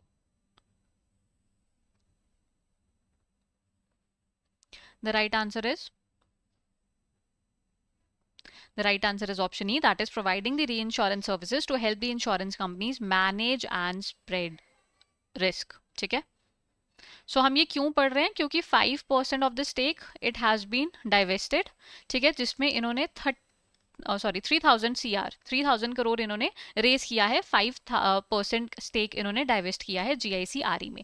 What is this GIC Re? This is basically री insurance company. तो ये हमें citizens को insurance नहीं provide करती है. ठीक है, ये किसको प्रोवाइड करती है? इंश्योरेंस कंपनीज को इंश्योरेंस प्रोवाइड करती है. ठीक है, सो दैट अगर कोई भी मेजर अगर शॉक आ जाता है तो उनको एब्जॉर्ब करने में जीआईसी हेल्प करता है. ठीक है, I hope you are clear. Established in 1972 and it is headquartered in Mumbai. Okay. Health advocates, they have urged the government at the Bonn climate talks to triple the public grant-based adaptation finance to at least X by Y. पहले कितना था, अब कितना है? Warning that the inadequate funding could be underline efforts to protect the people from climate-linked health risks. The call, it came from the Global Climate and Health Alliance as delegates they gathered in the Bonn for 64th session of the subsidiary bodies known as the SB64 under the United Nations Framework on Convention Climate Change. A dash adaptation finance goal established 4 years ago, 26 COP में हमने किया था. The UNFCCC in Glasgow, Scotland. So they are basically talking about what हमने पढ़ा था. ये भी जो बॉन कन्वेंशन है उसकी अभी रिसेंटली एक मीटिंग हुई थी. ठीक है, अगर आपको याद हो. ठीक है, जिसको हम क्या बोल रहे हैं? SB64. एंड जो मेन जो COP 31st है, that is going to be happening somewhere around November 2026. ठीक है, तो उससे पहले ये जो छोटी छोटी जो कन्वेंशंस हैं, जो कॉन्फ्रेंसेस होती हैं वो होती हैं. So one such conference it was Bonn conference. ठीक है, now they are asking questions about it. The first question they will be asking is, okay, so in which year was the global Born challenge initiative launched? सबसे पहले ये launch कब हुआ था? When was it launched? In which year was the Global Born Challenge Initiative launched?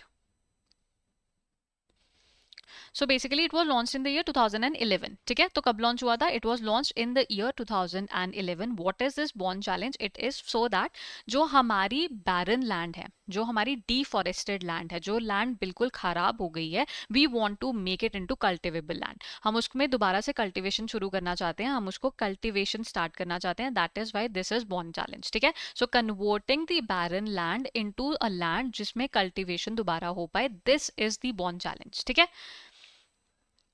अब इन्होंने पूछा है that what is the global target of the bond challenge to be achieve by the year 2030. They are not asking about Indians, they are asking about the global by the year 2030. What is it?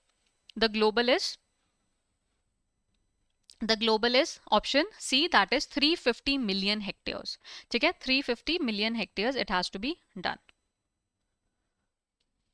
India का पता है India ने कितना achieve कर लिया है? Do you guys remember that? ये भी हमने किया था.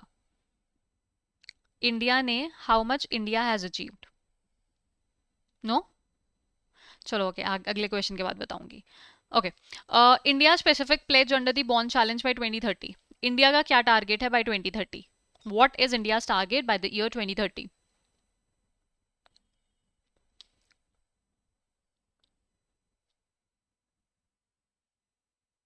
इंडिया का टारगेट कितना है? The answer is 26 million hectares. ठीक है, तो इंडिया का आपको पता होगा दैट इंडिया ने पहले एक्चुअली में जो टारगेट लिया था वो 13 मिलियन का लिया था, लेकिन फिर प्राइम मिनिस्टर नरेंद्र मोदी ने इन द ईयर 2014 इसको चेंज कर दिया एंड इन्होंने बोला कि नहीं, we will be doing 26 by 2030. ठीक है, अगर आज बात करें तो 85% हम अचीव कर चुके हैं and we still have 5 years to do the remaining 15%. ठीक है, तो 85% वी हैव ऑलरेडी अचीव्ड. ठीक है, 21.76 मिलियन हेक्टेयर्स हम ऑलरेडी यूज कर चुके हैं. This is the progress that has been India. तो अप्रोक्सीमेटली वही more than 83%, approximately 85% we have already done. ठीक है, चलिए. Now there asking is what is the specific target of Mishti programme by 2028. MISHTI, the Mishti programme by 2028.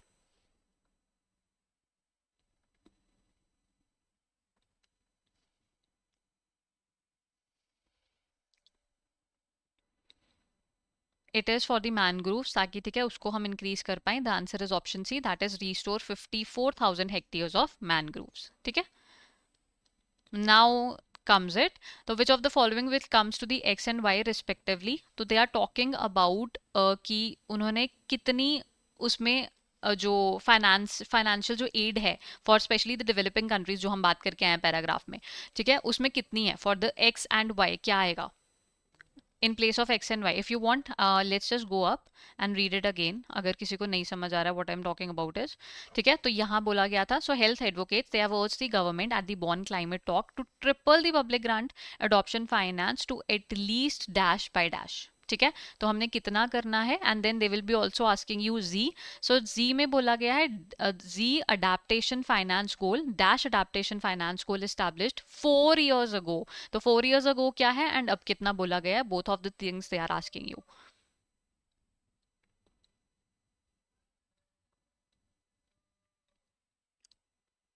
हाँ जी, अब बताइए X and Y. What comes in place of X, what comes in place of Y? The right answer is 120 billion by 2035. ठीक है, so this is 120 billion by 2035. And the last is they are asking now Z पे क्या आएगा?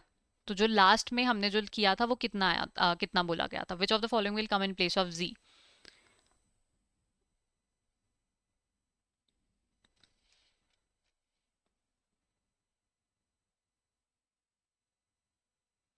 The right answer is 40 billion. ठीक है, तो हमने ये कब किया था? 40 billion adaptation finance goal was established in 26 COP 26 in Glasgow जो स्कॉटलैंड में हुई थी. ठीक है, चलिए. Now the next question is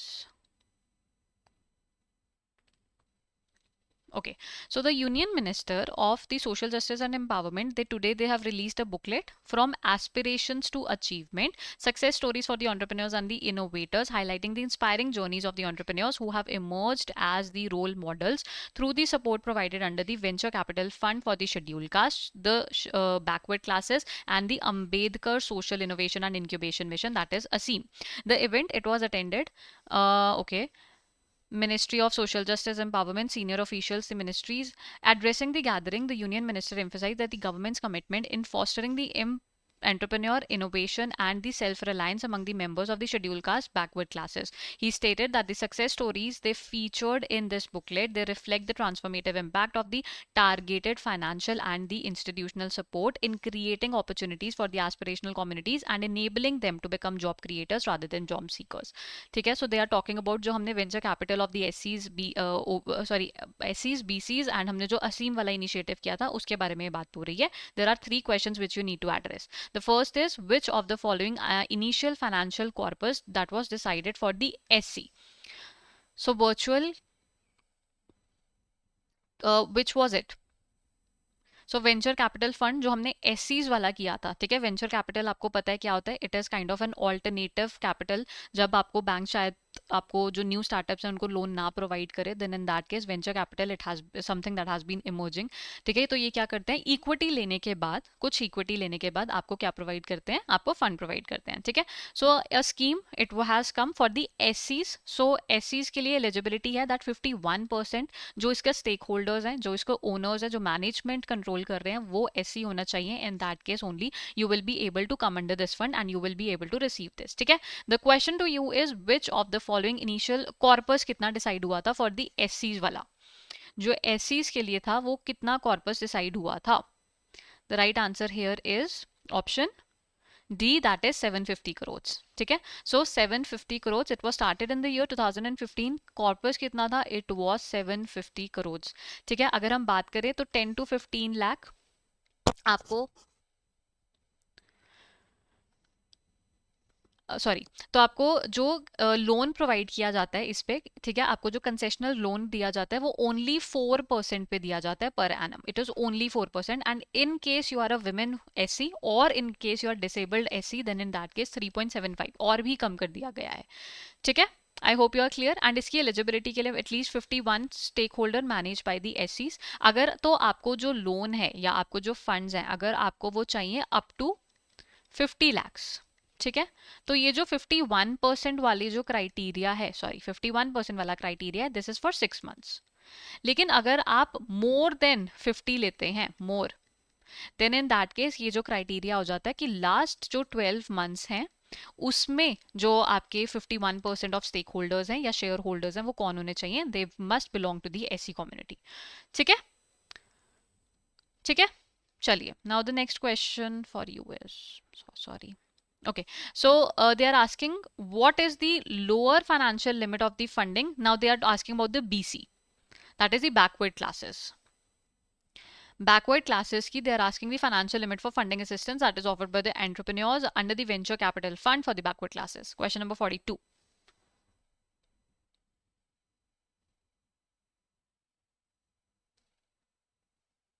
What is the right answer?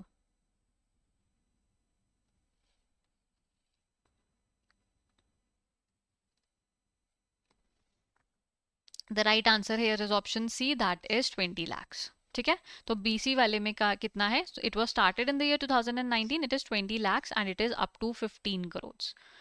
ठीक है, टोटल कॉर्पस कितना है 176.74. Remaining all the other things, the eligibility वो सब बिल्कुल सेम है, बट यहाँ पर जो आपको इंटरेस्ट है वो कितना है, it is 6.6%, sorry.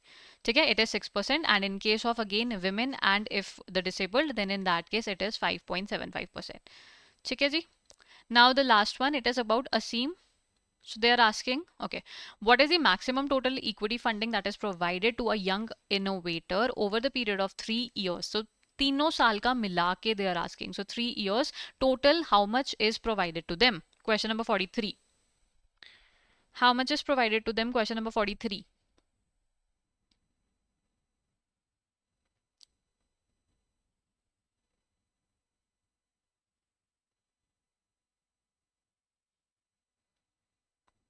The right answer is option C, that is 30। ठीक है, तो इसमें it was started in the year 2020। ठीक है, मेजरली इसका जो फोकस है वो वैसे टेक पर होता है। It is a little bit different than the other two that we have already started. ये एलोकेट कैसे करते हैं, so they provide 10 lakhs for first year. ठीक है, फर्स्ट ईयर, एंड ये इंक्यूबेशन भी प्रोवाइड करते हैं। ठीक है, इंक्यूबेशन मतलब जैसे for example you must have seen that babies they are put in incubators. ठीक है, ताकि उनको एक कंट्रोल्ड एनवायरनमेंट दिया जा सके for their growth. In same way for their mentorship, ताकि जो इंटरप्राइजेज हैं वो ग्रो कर पाए, तो इनको इंक्यूबेशन फैसिलिटी भी प्रोवाइड की जाती है। फर्स्ट ईयर में आपको 10 लाख दिया जाएगा। In case you are being successful, अगर आप अच्छा कर पाए with that, then second year में again based on your success आपको अनदर 10 लाख दिया जाएगा, and so on for third also आपको 10 लाख दिया जाएगा। सो टोटल कॉर्पस कितना आपको प्रोवाइड किया जाएगा, इट इज 30 lakhs। ठीक है, ये जो है अगर आप 30 lakhs के साथ आप काफी अच्छा फॉर एग्जांपल बहुत अच्छी प्रोग्रेस दिखा पाए, देन इन दैट केस जो वेंचर कैपिटल फंड हमने एससीज वाला किया था, ठीक है, उसमें आपको इनकलकेट कर दिया जाएगा, एंड उसमें आपको और ज्यादा फंडिंग बाद में भी प्रोवाइड की जा सकती है। ठीक है, so it was started in the year 2020 and it comes under the VCF SC framework. ठीक है, ये मैंने आपको बता दिया 10 ईयर पर ये ऐसे सो सॉरी। ठीक है, ये होगा स्टार्टअप्स दैट स्केल सक्सेसफुली, यही they funding they will be providing up to 15 crore from the SC fund. ठीक है जी, क्लियर है सबको? चलिए moving on now.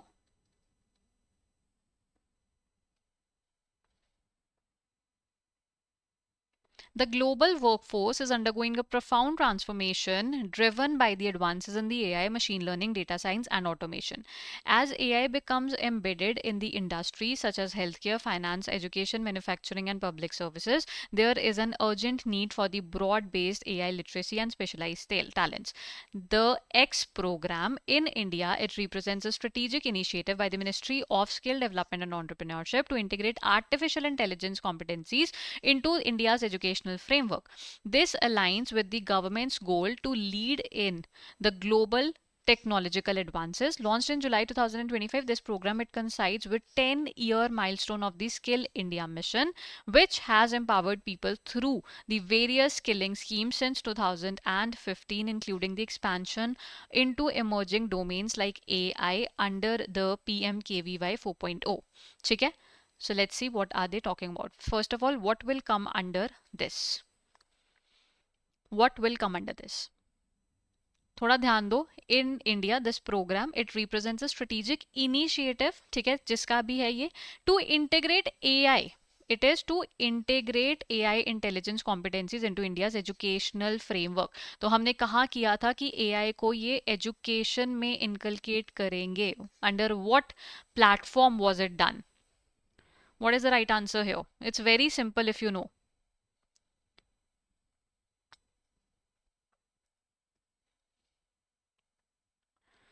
The right answer is SOAR. The option is B. ठीक है, so B is the right answer. That is so. That is skilling for the AI readiness. ठीक है, सो skilling for AI readiness इसको हमने start किया था सो that हम जो लोग हैं या हम जो एजुकेटर्स हैं या लर्नर्स हैं उन तक हम या सिटीजन्स तक भी हम एक्चुअली में उनको AI से रेडीनेस या AI से एक बार हम उनको इंट्रोड्यूस करवा पाए। We can make them learn about the AI।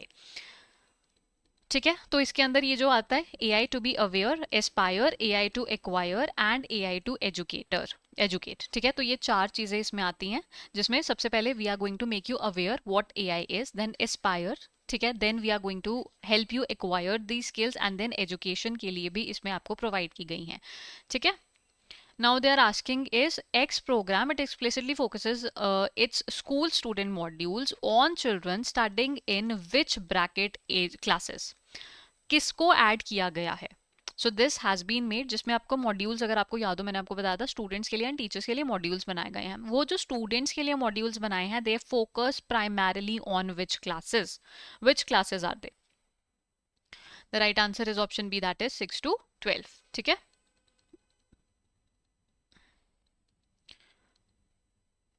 what are the names of the 3 foundational student modules का नाम पूछा है। what are the names of the student modules that have been stated under this? The right answer is option A, that is aware, acquire and Aspire. इसके अलावा AI educator भी है, that is for the teachers. ठीक है, चलिए.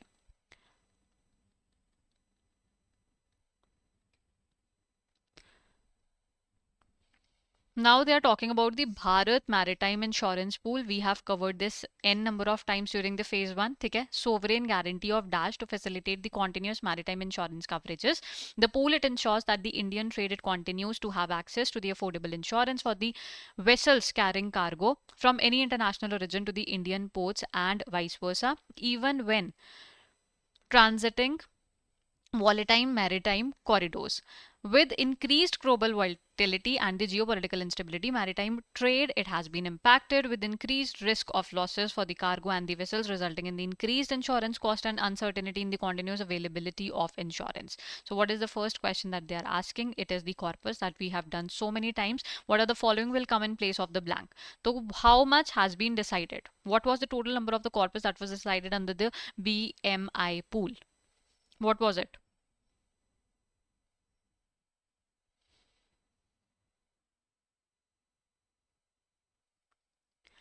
The right answer here is 12980. That is option C. ठीक है, so this is, तो अगर आपको याद हो, because of the geopolitical situation क्या हो रहा था, जो इंडिया के जो वेसल्स थे उसको इंटरनेशनल जो कंपनीज है वो इंश्योर नहीं कर रही थी. ठीक है, so in that case government had to come up with the Bharat maritime insurance pool, because the cargos that हम जो सेंड करते हैं या जो इंडिया में इवन आती भी हैं, they have so much valuables on them that हम उनको बिना इंश्योरेंस के we can not send them. And जो इंटरनेशनल जो कंपनीज थे उन्होंने मना कर दिया था that we are not going to be providing you with any insurance. क्यों मना किया था? Because of the war situation that was going on. So that is why India ने खुद का अपना पूल बनाया था, जिसमें ही बोला गया था कि अगर कोई भी इंडिया का वेसल है, इंडिया फ्लैग्ड वेसल है, कमिंग टू इंडिया है, गोइंग फ्रॉम इंडिया है, या इंडिया रजिस्टर्ड कोई भी वेसल होगा, इन दैट केस जो ये पूल है इसमें से आपको इंश्योरेंस प्रोवाइड करवाई जाएगी. ठीक है, the next question they are asking you is, what is the combined underwriting capacity of the Bharat Maritime Insurance Pool being brought together by the members? What is the underwriting के लिए कितना था? The right answer is option D, that is 950 crores. ठीक है, it is 950 crores. Then question number 49 for you is, Indian vessels heavily dependent on which international entity for the petroleum and protection and the indemnity insurance covering the third party liabilities? किस पे dependent थे हम? Indian vessels, they heavily depend on which international entity? What is the right answer? The right answer is option B, that is the International Group of the Protection and Indemnity Club. ठीक है? And now, the creation of the BMI, it aims to reduce the maritime insurance cost for the shipping operations to at least what percentage? Reduce maritime insurance cost for shipping operations to at least what percentage? The right answer here is option C, that is 25%. ठीक है? And yes, which entity has been designated to act as the official administrator for the newly created BMI pool? Which has been designated as the administrator? The right answer is GICRE. ठीक है, जो अभी हमने किया था, that 5% stake has been divested. ठीक है, so they are the administrator under the BMI pool. ठीक है, 12980 corpus. चलिए,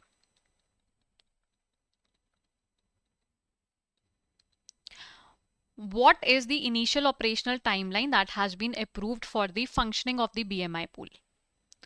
What is the initial operational timeline that has been allowed, that has been said that they have been approved? What is it?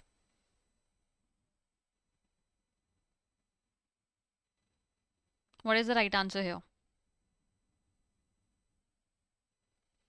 The right answer here is 10 years. ठीक है, so what has been done? The right answer here is 10 years. अगर ज़रूरत होगी they will be expanding, but the initial period it is 10 years. ठीक है, may be extended by 5 years. चलिए, now is under which specific article of the Constitution of India the National Commission for the Backward Classes, the NCBC, was established? Under what article was it established? तो आपको याद होगा 102nd amendment act से इसको add किया गया था, ठीक है, of the constitution. Which was the article?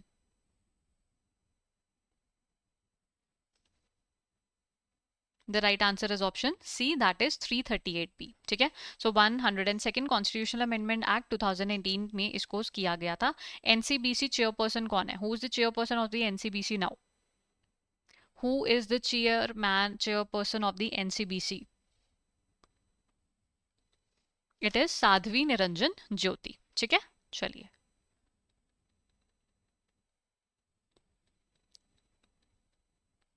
Now, under the accidental insurance features that are linked with the e-Shram, what amount is provided to the workers in the event of the partial disability? So, they are talking about the e-Shram portal. This also we have done n number of times.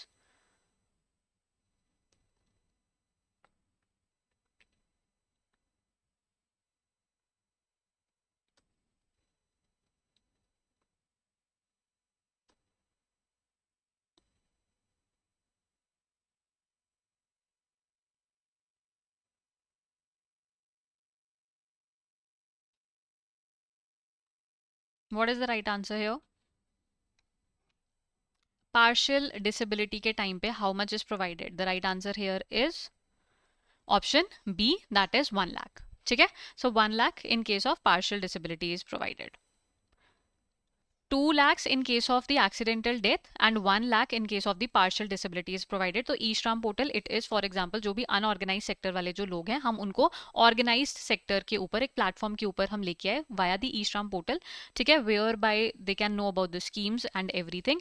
And इसका जो आपने देखा होगा 16 to 59, ठीक है, age group इसका रखा गया था. बट अगर आप ईपीएफ में ऑलरेडी रजिस्टर्ड हैं, आप ऑर्गेनाइज सेक्टर में हैं, ठीक है, या फिर आप एनपीएस के अंडर आते हैं, then that case you are excluded from this. तो एक्सक्लूजन्स भी हमने की थी इफ यू रिमेंबर. ठीक है, चलिए. Now the next question for you is okay, so in a significant step towards strengthening the collaborative efforts for improving the nutrition and health outcomes, Niti Aayog and Dash, they have signed a statement of intent to support the strategic interventions in the aspirational districts and aspirational blocks. How many aspirational districts do we have? How many aspirational blocks do we have? Do let me know. The collaboration, it aims to leverage the strengths of both the institutions to advance the efforts towards the improved maternal and child nutrition outcomes in the underserved regions. The partnership, it will support the promotion of the multi-stakeholder engagement and strengthen the implementation system for the nutrition and the health interventions at the block level. ठीक है, so how many aspirational districts do we have? We have 112. And how many aspirational blocks do we have? We have 500. ठीक है, so what they are asking is which of the following will come in place of A? तो नीति आयोग के साथ which body has signed a statement of intent? जहां पे they are talking about nutrition, ठीक है, nutrition specially कहां पर? The aspirational districts and aspirational blocks. So what is the right answer here? What is the right answer here? The right answer is UNICEF. ठीक है, so एक statement of intent sign हुआ था UNICEF and NITI Aayog के बीच में. ठीक है, this statement of intent it was ताकि हम strengthen कर सके the nutrition and the health outcomes in the administration districts and the aspirational blocks. ठीक है, the next question they are asking is now इसी के अंदर impact for nutrition platform भी आया था, ये भी हमने किया हुआ है if you remember. ठीक है, so impact for nutrition platform it is designed to encourage the businesses to participate in the Jan Andolan movement for nutrition and connecting them with the broader Poshan 2.0 initiative. What is the full form of this impact for nutrition? Impact for nutrition, it stands for what? What is the right answer? What does it stand for?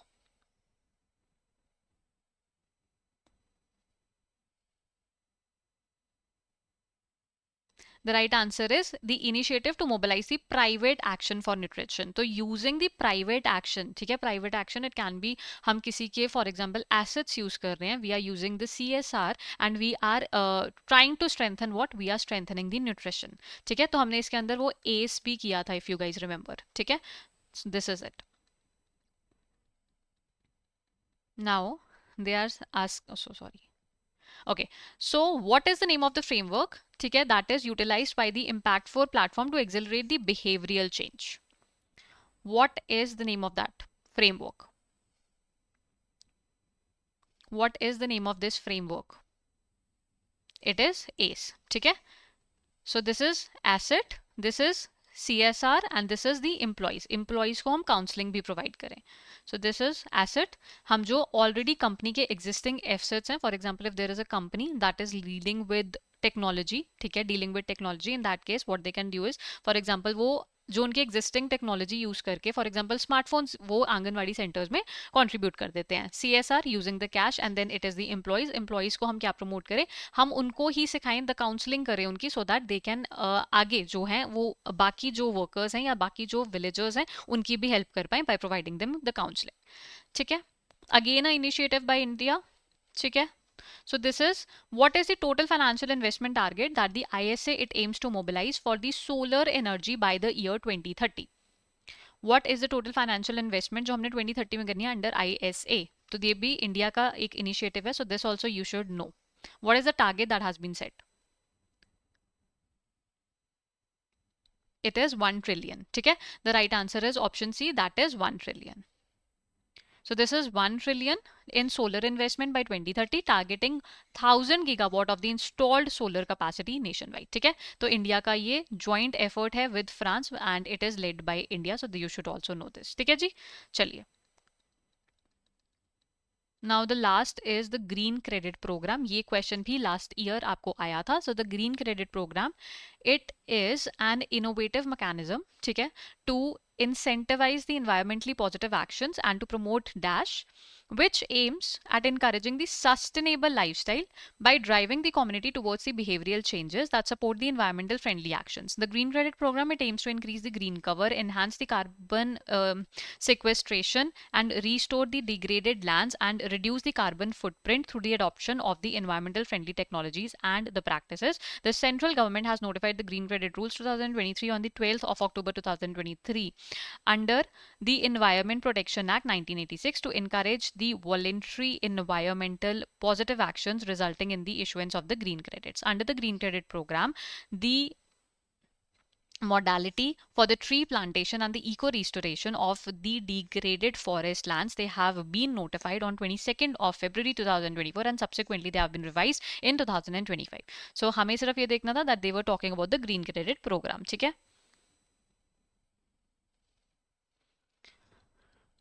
so first question which they are asking is that which of the following will come in place of A? So it promotes dash, which aims encouraging sustainable lifestyle by driving the community towards the behavioral changes.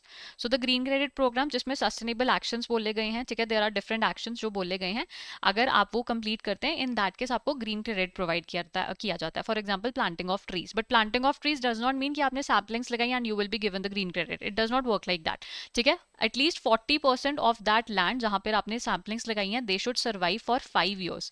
That case अगर ये दोनों conditions आपकी fulfil होंगी, only in that case आपको green credit जो है provide किया जाएगा. So for example there is a company, ठीक है, जिनको एक लैंड चाहिए एंड वो उस लैंड को यूज करना चाहते हैं for making a factory for example, ठीक है, एंड वो जो लैंड है उसको वो डिफॉरेस्टेशन वहां पे करते हैं, वो जो ट्रीज है वहां कट करते हैं. In that case what they need to do is they need to plant those trees somewhere else. ठीक है, तो यहाँ पर when they will plant somewhere else, तो वहां पर वो ग्रीन क्रेडिट, अगर उनके पास पहले से ग्रीन क्रेडिट्स पड़े होंगे because of the sustainable practices they have already done, तो वो वहां पे यूज कर पाएंगे. ठीक है, so now it comes under what, it comes under the lifestyle for the environment movement. ठीक है, the right answer is option B.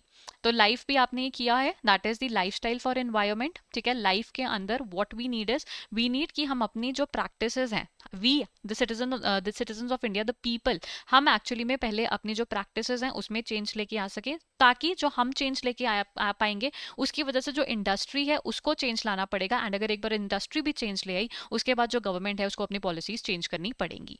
ठीक है, I hope you are clear. चलिए, now the last question for the ESI is, which of the following institution they serve as the designated administrator that is responsible for the effective implementation and the management of the green credit program? बताइए, which of the following institutions they serve as the administrator under the green credit program?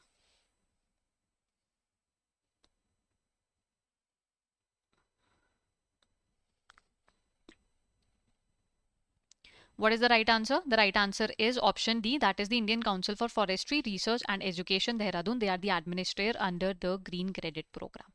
ठीक है? All clear? All done? So that was all for the ESI part. And if you have any confusion, you can please ask me. Otherwise, now Kritika ma'am will be coming and she will be continuing the class from here.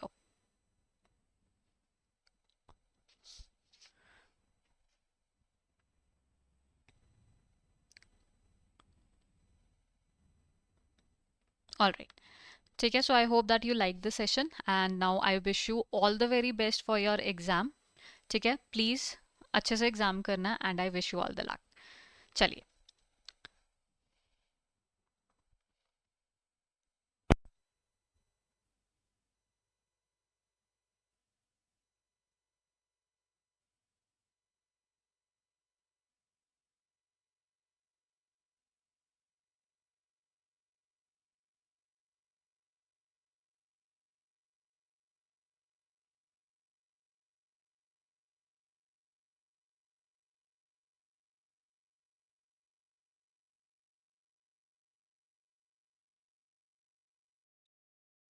Hello everyone. So now we are going to continue the Maha marathon session, the marathon session for your phase 2 for the RBI Grade B 2026 examination. And this section here we are going to cover the questions for RBI notifications and finance current affairs for your phase 2 for the RBI Grade B 2026 examination. Okay, so I hope you enjoyed the ESI part, and now we are going to start with the RBI notifications. We will see the questions. We will see the questions for the RBI notifications, the important questions, the important articles we are going to discuss. Then we will see the questions for finance current affairs also. Okay, and I hope you are also going through the marathon sessions that were undertaken for phase 1. Those marathon sessions, the weekend marathon that we have taken, the marathon that we have taken, the final marathon that we have taken, the Maha marathon that we have taken, all these marathons, you have to go through all these marathons for your RBI notification and finance current affairs to cover the important articles for your past months, like for March, April, May. For these months, these phase 1 marathons are going to help you a lot in the phase 2 also. Okay, and now in this session also we will discuss the important articles. Especially we'll focus on June and July. Okay, we'll focus especially on June and July. Some of the articles will also be there from your March, April, May, but the major focus will be on June and July. And for the rest of the months, you can also see the phase 1 marathons that are very, very important. Now, many of the questions we are going to discuss in today's session for your phase 2. Let's get started. Chalo. First of all, do tell me if I'm clearly audible and visible, and we are going to start with the questions. Okay, so here, see, the paragraph has been given. Now there are two ways. First, just see the theme of the article, that okay, the paragraph is from the internal ombudsman. Now you know that okay, you have studied about the internal ombudsman, so directly you can go to see the questions. Okay, so you can see the questions. But if you think that no, I'm not able to answer the questions, then you have to read the whole paragraph. Okay, so this is the idea. So the theme of this paragraph is internal ombudsman. Now the questions are from the internal ombudsman. So let's see the questions directly. With reference to the Reserve Bank of India Commercial Banks Internal Ombudsman Directions 2026, consider the following statements. The directions apply to commercial banks having 10 or more banking outlets in India as on March 31st, 2025. Absolutely correct. The directions apply to commercial banks that have the 10 or more branches banking outlets. Okay. Next is, a bank must inform the Consumer Education and Protection Department of the RBI about the appointment of an internal ombudsman. So yes, the bank must inform the CEPD, that is the Consumer Education and Protection Department of the RBI, about the appointment of an internal ombudsman. Internal ombudsman must possess at least 7 years of relevant work experience. This is also correct. Internal ombudsman must not be above 50 years of age at the time of completion of the tenure. No, it is 70 years. Okay, so internal ombudsman must not be above 70 years of age. So first, second and third statements are absolutely correct. Only the fourth was wrong. So here the question is, which of the statements given above are correct? So 1, 2 and 3 are correct, and that's why B is the answer here. Okay, so first statement was correct, second and third statement were correct, but fourth statement was incorrect because the person, the internal ombudsman, or the person that is getting hired as the internal ombudsman must not be over 70 years of age before completing the tenure. Okay, so this is the idea. Now, the next question from the internal ombudsman from the paragraph basically. So the next question is that under the Reserve Bank of India Commercial Banks Internal Ombudsman Directions 2026, what is the minimum fixed tenure prescribed for an internal ombudsman or deputy internal ombudsman? So what is the minimum fixed tenure that is prescribed for the internal ombudsman? It is 3 years. And the maximum is anyone. What is the maximum? 5 years. Very good. So minimum, absolutely correct. It is 3 years. The minimum is 3 years and the maximum is 5 years. Okay. So minimum is 3 years, at least 3 years, and the maximum is 5 years. Chalo. Now coming to the next one, Internal Ombudsman Directions 2026. Within how many days must a commercial bank forward a customer complaint to the internal ombudsman for review? So within how many days must a commercial bank forward a customer complaint? So if the complaint is only partially resolved or it is rejected, so in this case, this complaint should be forwarded to the internal ombudsman of the bank of the regulated entity. So the partially resolved or the rejected complaints have to be forwarded to the internal ombudsman by the commercial bank within 25 days. Within 25 days. Sorry, 20 days. Within 20 days. Okay. So within 20 days. For 25 is for some other entity. So within 20 days. This is the answer. Okay. So timeline to refer customers' complaint to internal ombudsman or deputy internal ombudsman. So commercial bank, small finance bank, payment bank, NBFCs, non-bank prepaid payment issuers. So all these entities that have to hire the internal ombudsman, they need to forward the complaint that is partially resolved or wholly rejected to internal ombudsman or deputy internal ombudsman within 20 days of receipt of the complaint, so that the deputy internal ombudsman or the internal ombudsman has minimum 10 days to see for that complaint that it should be rejected or not. Next, as per the Reserve Bank of India Internal Ombudsman Directions 2026, a credit information company must refer a complaint that has been partially resolved or wholly rejected to the internal ombudsman within how many days from the date of receipt of the complaint. So here for the credit information company particularly, it has been said that they have to refer the complaint partially resolved or wholly rejected within 25 days to the internal ombudsman. So here D is the answer. Okay, so credit information companies forward the complaint to internal ombudsman or deputy internal ombudsman within 25 days of receipt of the complaint. So this is the answer. Chalo. Now the next paragraph, here you can see the next paragraph. Now the next paragraph is about the self-regulatory organization. Again, I would suggest that instead of going through the whole paragraph, just see the questions. If you are able to answer the questions, if the questions are very easy, that means you will be saving time by not reading the paragraph. But if the questions are difficult, you are not able to answer the questions, then you can read the paragraph to get the hints. Okay, so here let's see the questions first. The paragraph is about the self-regulatory organization that works as a bridge between the RBI and the regulated entity. Okay, now as per RBI's framework for recognizing SRO for the account aggregator ecosystem, recently the SRO has been identified or has been appointed for the account aggregator ecosystem. The name of the SRO is anyone. The name of the SRO is Sehmati Foundation. Okay, so Sehmati Foundation has been appointed as the SRO for the account aggregator ecosystem. So as per RBI's framework for recognizing SRO for the account aggregator ecosystem, what is the minimum net worth that an applicant must achieve to be recognized as SRO for the account aggregator ecosystem? So minimum net worth requirement for the SRO account aggregator, the minimum net worth requirement is 2 crore. Okay, 2 crore. So C is the answer here.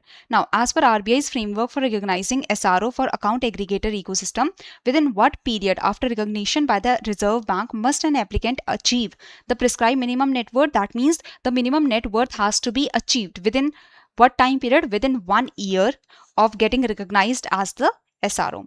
So this is the answer. So basically eligibility criteria is that the applicant that wants to become the SRO for the account aggregator ecosystem, it should be not for profit company. Okay, the applicant should be a not for profit company. It should be under section 8 of the Companies Act of 2013.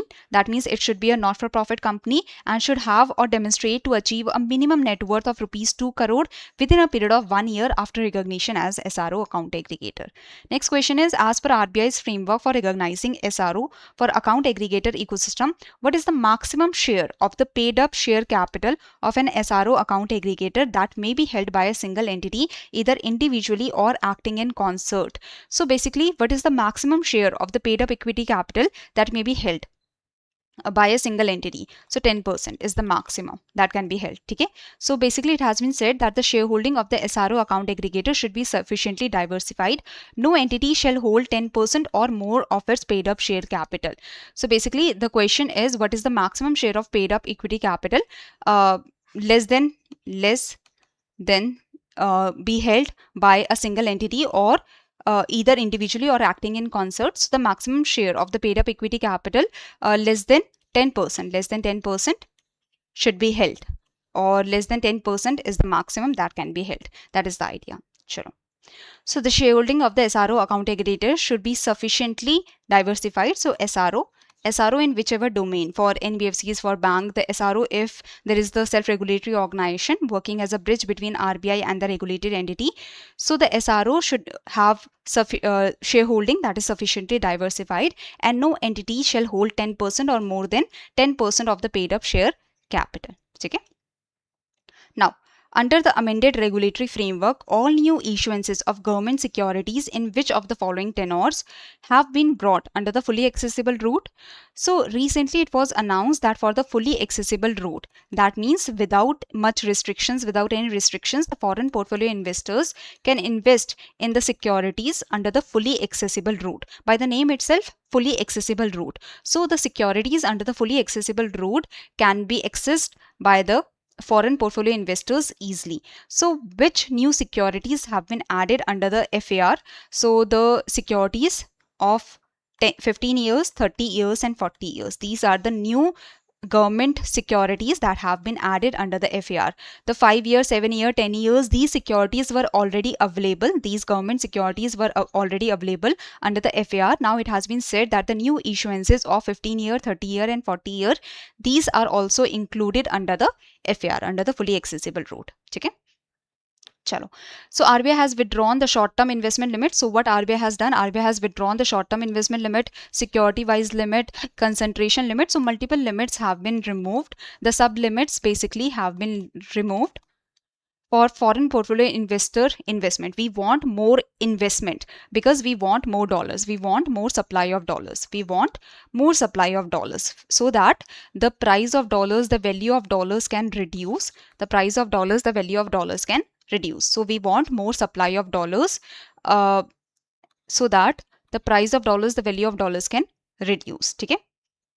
So this is the idea.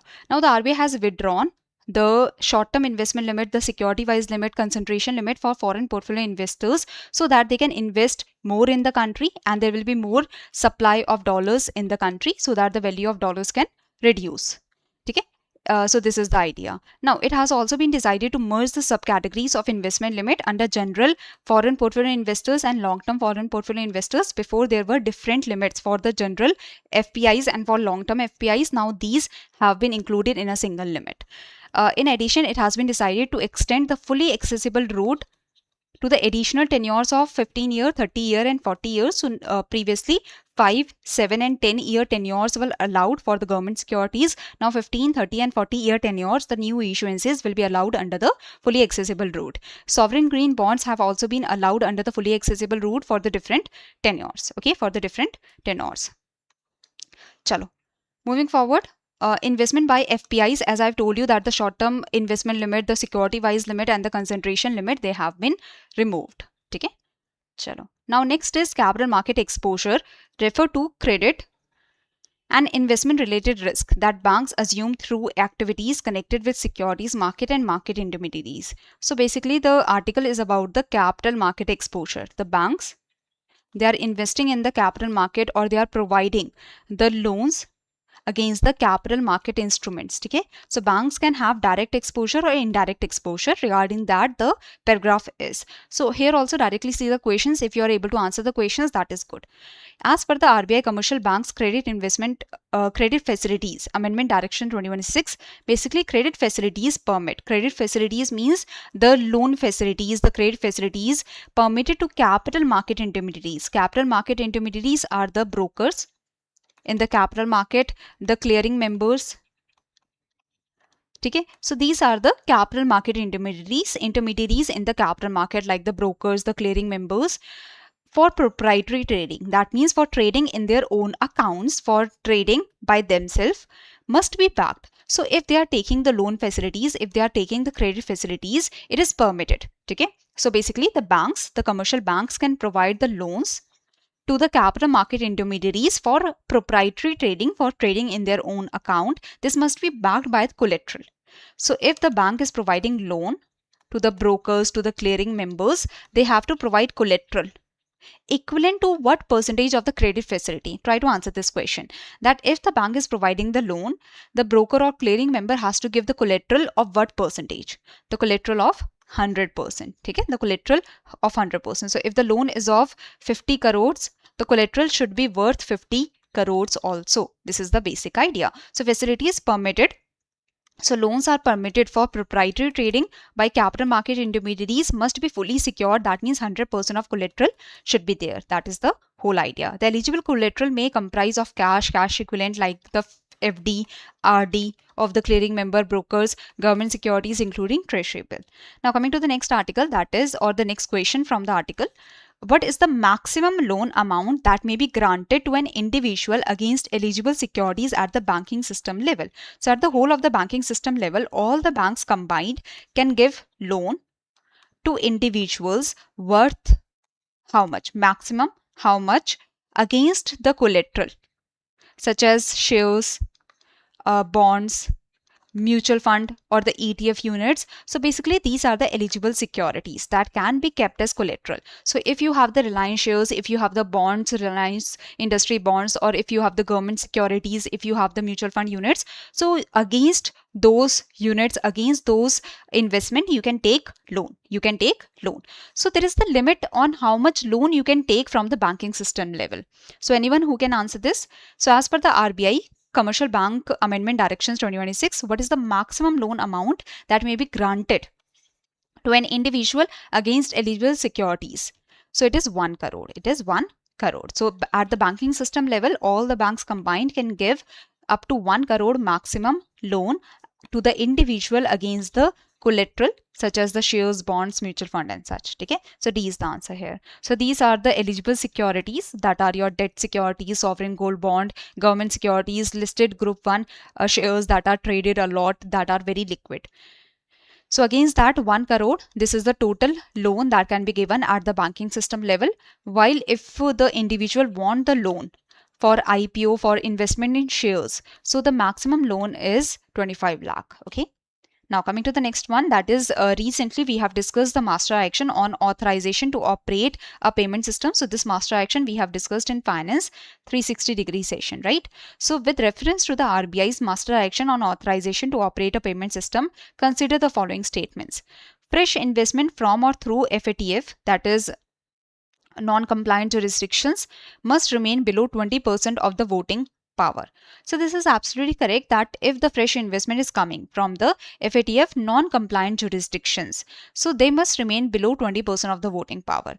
An existing payment system operator that does not satisfy the conditions for perpetual validity. See, if a new entity is getting the payment system operator license or certificate, they can operate the payment system in India. Okay? Like the NPCI is operating UPI, IMPS, Aadhaar enabled payment system and others, the card network, they are able to operate their card network in the country. So there are different payment system operators. If a new entity is getting the payment system operator certificate, it can be provided on the perpetual basis. That means perpetual validity is there. But the existing payment system operators, if they do not satisfy the conditions, the fit and proper conditions for perpetual validity, then 1 year time period will be given to them. That is absolutely correct. RBI may impose a cooling off period of 1 year, not 3 years. It is 1 year on specified entities during which they cannot apply for authorization to operate a payment system. So there is a cooling off period of 1 year. So if you have given away your license for the payment system operator, if your application was rejected, so whatever the reason is that you have let go of the payment system operator certificate, then the cooling off period is 1 year during which you cannot apply again for the authorization. So this is wrong. It is not 3 years, it is 1 year. Where liabilities remain unextinguished after voluntary surrender of authorization. So let's say you have voluntarily surrendered the payment system operator authorization. So basically whatever amount is in the payment system that you were operating for 3-year time period, this money will be kept in the escrow account, that is a third party account, so that the customers, the merchants, they can take back their money from the payment system. But even after 3 years, if there is some amount that is not resolved, that is still present in the payment system, so then you can transfer this amount in your profit and loss account. Okay, so where liabilities, let's say you have surrendered your payment system operator authorization. So in the wallets, you were providing the digital wallets. Now you have given away your payment system operator license.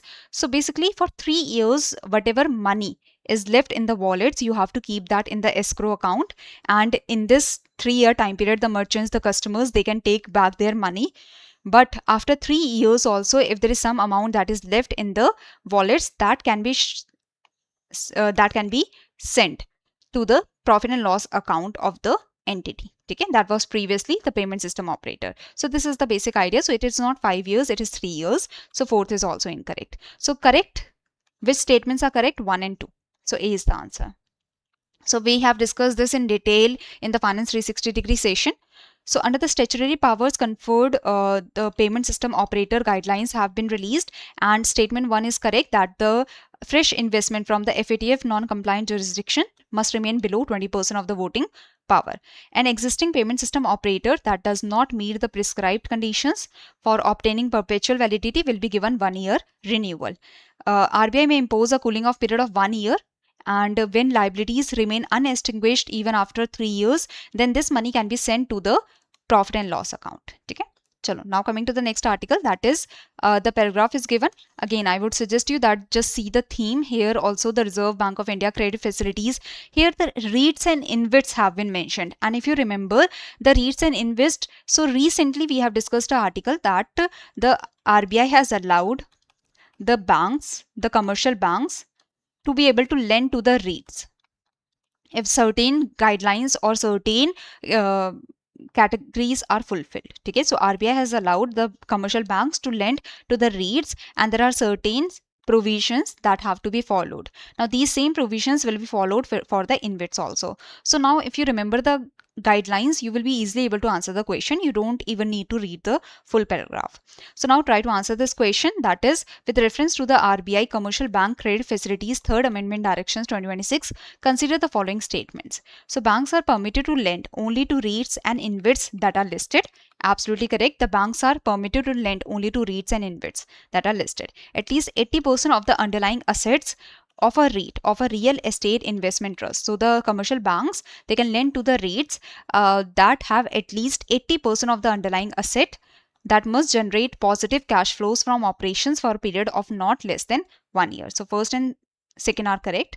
The aggregate exposure, the total exposure of all the banks to a borrowing REIT or InvIT shall not exceed 49% of the value of the respective trust asset. So it is not 79%, it is 49%.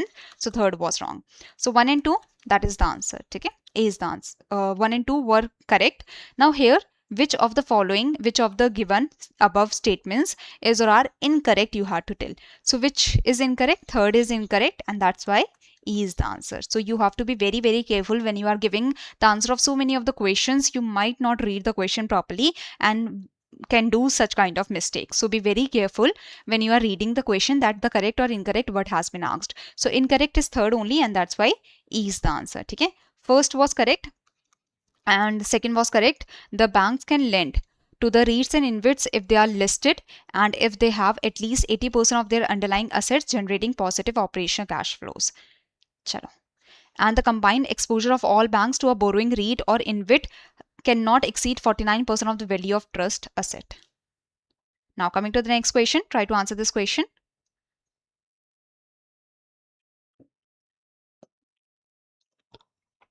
According to the Reserve Bank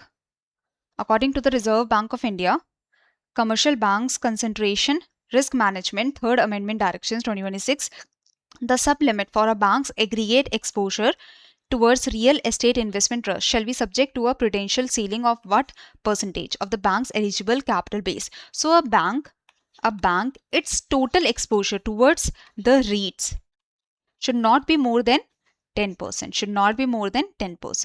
So basically this is the answer, that the sub limit is there, that the bank's total exposure towards REITs shall be subject to prudential ceiling of 10% of the bank's eligible capital base.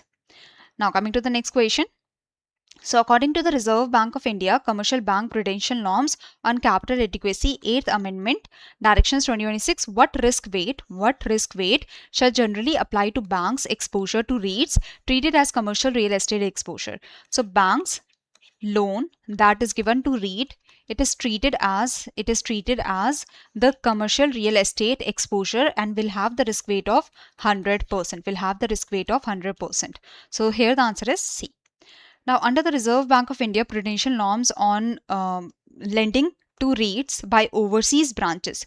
So, if the lending to REITs is done by the overseas branches of an Indian bank, this shall attract the risk weight of 100%, 125% or 150%. This shall attract the risk weight of 150% because the lending is done by the overseas branches of the Indian bank. So remember that when the exposure is to REIT, it is treated as commercial real estate exposure, risk weight 100%. If there is the exposure to REIT qualifies as capital market exposure, risk weight 125%. If the lending to REITs undertaken by overseas branches of Indian bank, risk weight 150%. Okay. Now coming to the next question. As per the Reserve Bank of India, commercial banks directions, what proportion of the guaranteed portion of an exposure under the ECLGS 5.0 is eligible for 0% risk weight under the RBI's 9th Amendment Directions 2026? So basically, the risk weight has been provided. Before, the banks used to internally decide the risk weight, that how much risk is there for a particular loan, for a particular exposure. But now the RBI has given the risk weight that the banks have to use. So basically, what proportion of the guaranteed portion, let's say that there is certain portion of the loan that is guaranteed under the ECLGS 5.0, this is eligible for 0% of risk weight because there is a guarantee that is given by the ECLGS. So guarantee has been given. So what portion of the guarantee shall have the 0% of risk weight? So 75% of the guaranteed portion, 75% of the guaranteed portion will have 0% of risk weight. So C is the answer here. So basically, RBI has now clarified the risk weight treatment for exposure guaranteed under Emergency Credit Line Guarantee Scheme 5.0. So such exposures, the loans that have been given by bank, will have 0% of risk weight only up to 75% of the guaranteed portion. So for 75% of the guaranteed portion under the ECLGS scheme, there will be 0% of risk weight. Okay, that is the idea. Now coming to the next question, the RBI recently introduced temporary regulatory flexibility in the interest rates offered by commercial banks on certain non-resident deposits. With reference to RBI directions, which of the given statements above are incorrect? That you have to inform. So anyone who is able to answer this question? So basically, the interest rate ceiling was temporarily withdrawn for fresh foreign currency non-resident deposits, okay, having a tenure of 3 years and above. So there are some interest rate limits for the foreign currency non-resident deposits that the Indian banks are getting. Now these interest rate ceiling have been removed for the FCNR-B deposits, for the foreign currency deposits having a tenure of 3 years and above and up to and including 5 years, not 7 years. So first is incorrect. FCNR-B deposits having a tenure of 1 year to less than 3 years have the interest rate ceiling of swap rate plus 250 basis point or benchmark rate plus 250 basis points. So this is correct. FCNR-B deposits having a tenure of 3 years and above up to including 5 years, the prescribed ceiling rate is was swap rate or the benchmark rate plus 450 basis point. No, it is 350 basis point. So this is wrong. So basically, for the FCNR-B deposits, the interest rate limit has been removed for the deposits of 3 years and above and up to 5 years. Okay? So the limit has been removed for these kind of loans. So first and third statements are incorrect because it should be 5 years, not 7, and it should be 350 basis point, not 450. So 1 and 3. So C is the answer here. So first was incorrect because the RBI temporarily withdrew the interest rate ceiling applicable to fresh FCNRB deposits having a tenure of 3 years and above up to including 5 years. As well as the FCNRB deposits having a tenure of 3 years and above including 5 years. So they had a ceiling rate previously, that was the benchmark rate plus or the reference rate plus 350 basis point. So now this ceiling has been removed for a time period. Coming to the next article, now here the Reserve Bank of India has introduced a comprehensive regulatory framework to strengthen the functioning of the TREDS, that is Trade Receivables Discounting System. So we have recently discussed about the TREDS platform. So even if you do not read the whole paragraph, still you will be able to answer the questions. So first read the questions. What minimum net worth is required for an applicant seeking authorization to operate a TREDS platform? So what is the minimum net worth required for the applicant that wants to operate the TREDS platform? So anyone?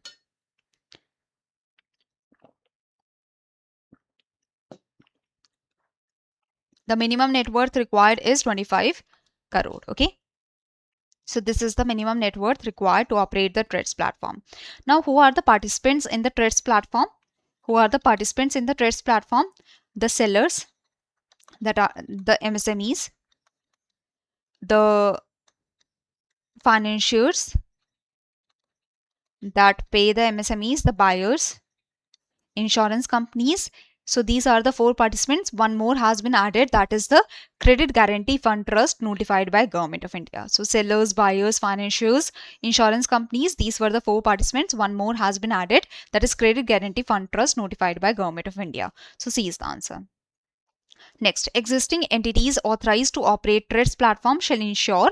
So the existing entities that are authorized to operate the TREDS platform shall ensure that minimum net worth criteria is fulfilled latest by March 31st, 2028. So the existing TREDS platform that are not meeting the 25 crore of net worth criteria, they have to meet it by 31st March 2028. So B is the answer here. Okay. Now, the next paragraph is regarding the NBFCs, the concentration risk management, as well as the changes that has happened in the scale-based regulatory framework for the NBFCs in the upper layer and such. So let's just see the questions.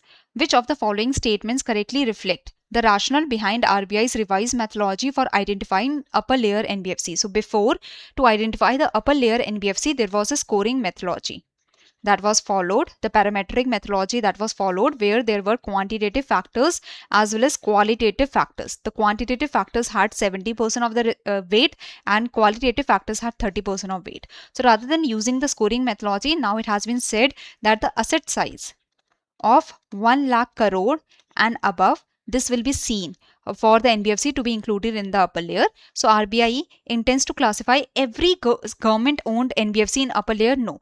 The government owned NBFC, they can come in base layer, middle layer or upper layer. Okay. So every government owned NBFC to be included in upper layer? No. RBI has replaced supervisory judgment entirely with annual stress testing. So no. For the scale-based regulatory framework, the stress testing is not required. RBI has shifted from scoring methodology to an asset size-based identification framework for upper layer. This is correct that the RBI has moved from the scoring methodology to the identification framework, asset size-based identification framework. So C is the answer here. Okay. So before, there was the parametric scoring methodology that was being followed with quantitative factors having 70% of the risk weight of the weight, and the qualitative supervisory inputs having 30% of the weight. Okay. Now this has been removed and the NBFCs with asset size of 1 lakh crore and more than that can be included in the upper layer now. So the system has been made simplified. For the inclusion of NBFCs in the upper layer, and this threshold of 1 lakh crore will be reviewed every 3 years. Now coming to the next question, an NBFC infrastructure finance company in upper layer can exceed the group exposure limit by 20% of its tier 1 capital, that is the limit for exposure to a group of connected counterparties has been amended to what percentage? So in the upper layer, the NBFCs, their exposure limit has been changed, especially for the infrastructure finance company. So what is the change that has happened? What is the limit for exposure to a group of connected counterparties. So if there are the connected counterparties, or if there are connected companies that are taking the loan from the NBFC, or where the NBFC has the exposure. Okay, NBFC Infrastructure Finance Company has the exposure to the group of connected counterparties. So here the maximum exposure can be 45% of the 45%. Okay, this is the idea. So here you can see 45%. This is the maximum exposure that can happen to the group of connected counterparties. So in the upper layer, the other NBFCs can have the maximum exposure of 25% to the group of connected counterparties. But for the NBFC Infrastructure Finance Company, there is 20% extra. That is in total 45% of exposure. The NBFC Infrastructure Finance Company can have 45% of exposure to the group of connected counterparties. This is the idea. Chalo, coming to the next question. According to the RBI NBFC concentration risk management, what risk weight shall apply to exposures offset by state government guarantees? So RBI has given the risk weight already for the banks. So the same risk weight, you have to remember that whenever the state government is giving the guarantee, there is the risk weight of 20%. That's it. There is the risk weight of 20%. So for upper layer NBFCs, RBI has clarified that exposures backed by state government guarantees will be treated as exposure to guaranteeing the state government. So such exposure will have the risk weight of 20%. Okay. Now coming to the next question. Under the RBI NBFC's governance directions, NBFC which is classified in the upper layer is generally required to be mandatorily listed within what period from its identification by the RBI. So if the NBFC is classified in the upper layer, it has to get listed. It has to mandatorily get listed within 3 years of getting identified in the upper layer by the RBI. So 3 years is the answer. So NBFC upper layer shall be mandatorily listed within 3 years of its identification by RBI in the upper layer. But for the government owned NBFCs, they can be included in the upper layer, but this provision is not applicable on the government owned NBFCs. So government owned NBFCs, they can get included in the upper layer, but the government owned NBFCs, they do not have to get listed within 3 years of getting into the upper layer. Okay, so NBFC in the upper layer usually have to get listed within 3 years of being identified in the upper layer, but the government owned NBFCs do not have to follow this clause even if they are adding into the upper layer. Now next is Reserve Bank of India has introduced an amendment to strengthen customer protection in electronic banking transactions where the fraudulent transactions are happening. Okay, so we have discussed that recently the RBI has brought the directions for the unauthorized electronic banking transaction.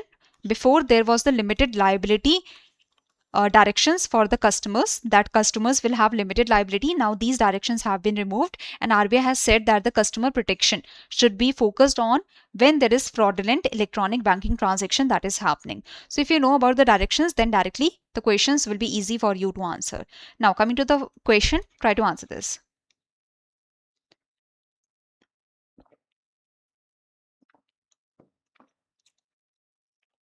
With reference to the revised instructions issued by the RBI on customer protection in fraudulent electronic banking transaction, banks must mandatorily send instant SMS alerts for all the electronic banking transactions of value exceeding 500 rupees.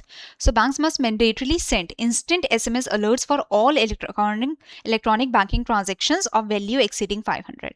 In case of a third party breach, that means the mistake has happened from the Google Pay, from the Phone Pay, from the third party application side, or the breach has happened because of some third party. The bank has not done any mistake, the customer has not done any mistake.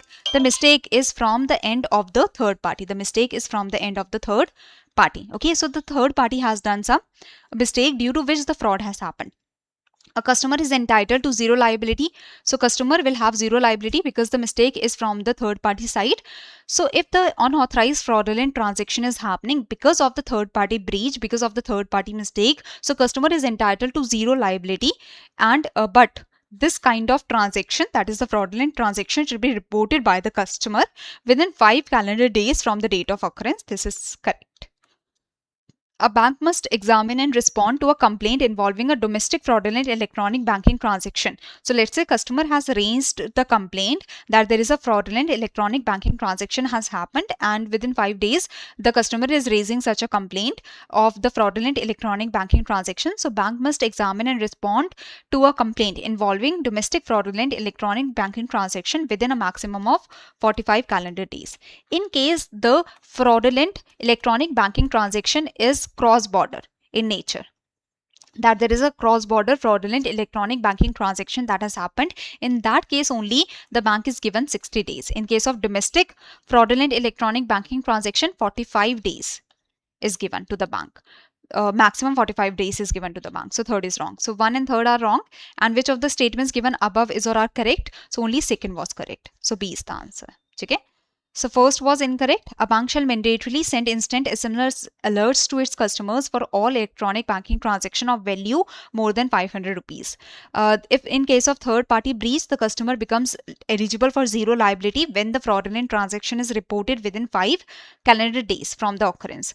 The maximum period for examining and responding to a complaint involving a domestic fraudulent electronic banking transaction is maximum 45 calendar days, while for the cross-border fraudulent electronic banking transaction, 60 calendar days. That is the idea. Now, coming to the next question. For a complaint related to fraudulent electronic banking transaction involving the loss of less than 29,412, what percentage of the compensation shall be borne by the RBI in case of a complaint arising out of domestic fraudulent EBT or from cross-border fraudulent EBT? So basically, if the fraudulent electronic banking transaction has happened involving a loss of amount less than 29,412. So in this case, what is the percentage of compensation that will be given by RBI? See, what happens that even if the customer, because of the customer mistake, the customer has given the OTP, because the customer was a gullible customer, a new customer who just started to do the electronic banking transaction. So mistakenly the customer gave the OTP to some other person, okay, some fraud. Now fraudulent electronic banking transaction has happened. Now this is the mistake of the customer, but still the customer is eligible for compensation, to help the customer out, that is the genuine customer. So for a complaint related to fraudulent EBT involving a loss amount of less than 29,412, what percentage of compensation will be borne by RBI in case complaint arise from domestic fraudulent EBT or cross-border fraudulent EBT? The RBI will give the compensation of 65%. So total compensation is 85%, out of which 65% will be given by RBI, rest will be given by the bank. Okay.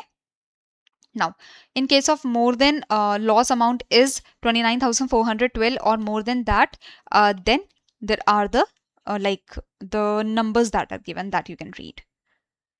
Next is with reference to the revised RBI instructions on customer protection and compensation for fraudulent EBT, consider the following statements. In a credit card related fraudulent electronic banking transaction complaint, the bank must provide shadow reversal. That means if the credit card related fraudulent electronic banking transaction has happened of, let's say, 1 lakh rupees. The credit card was used for 1 lakh rupees. So shadow reversal means the amount has to be reversed within 5 calendar days. So that the interest is not charged, extra charges are not taken. Okay, and this is for the temporary basis till it is identified that because of whose mistake the fraudulent electronic banking transaction happened. The small value compensation mechanism applies to eligible complainants. So small value compensation means even if the customer has done the mistake but the fraud is of small amount up to 50,000. So in this case, the compensation will be given to the customer. That is, we have discussed that if the amount is up to 50,000,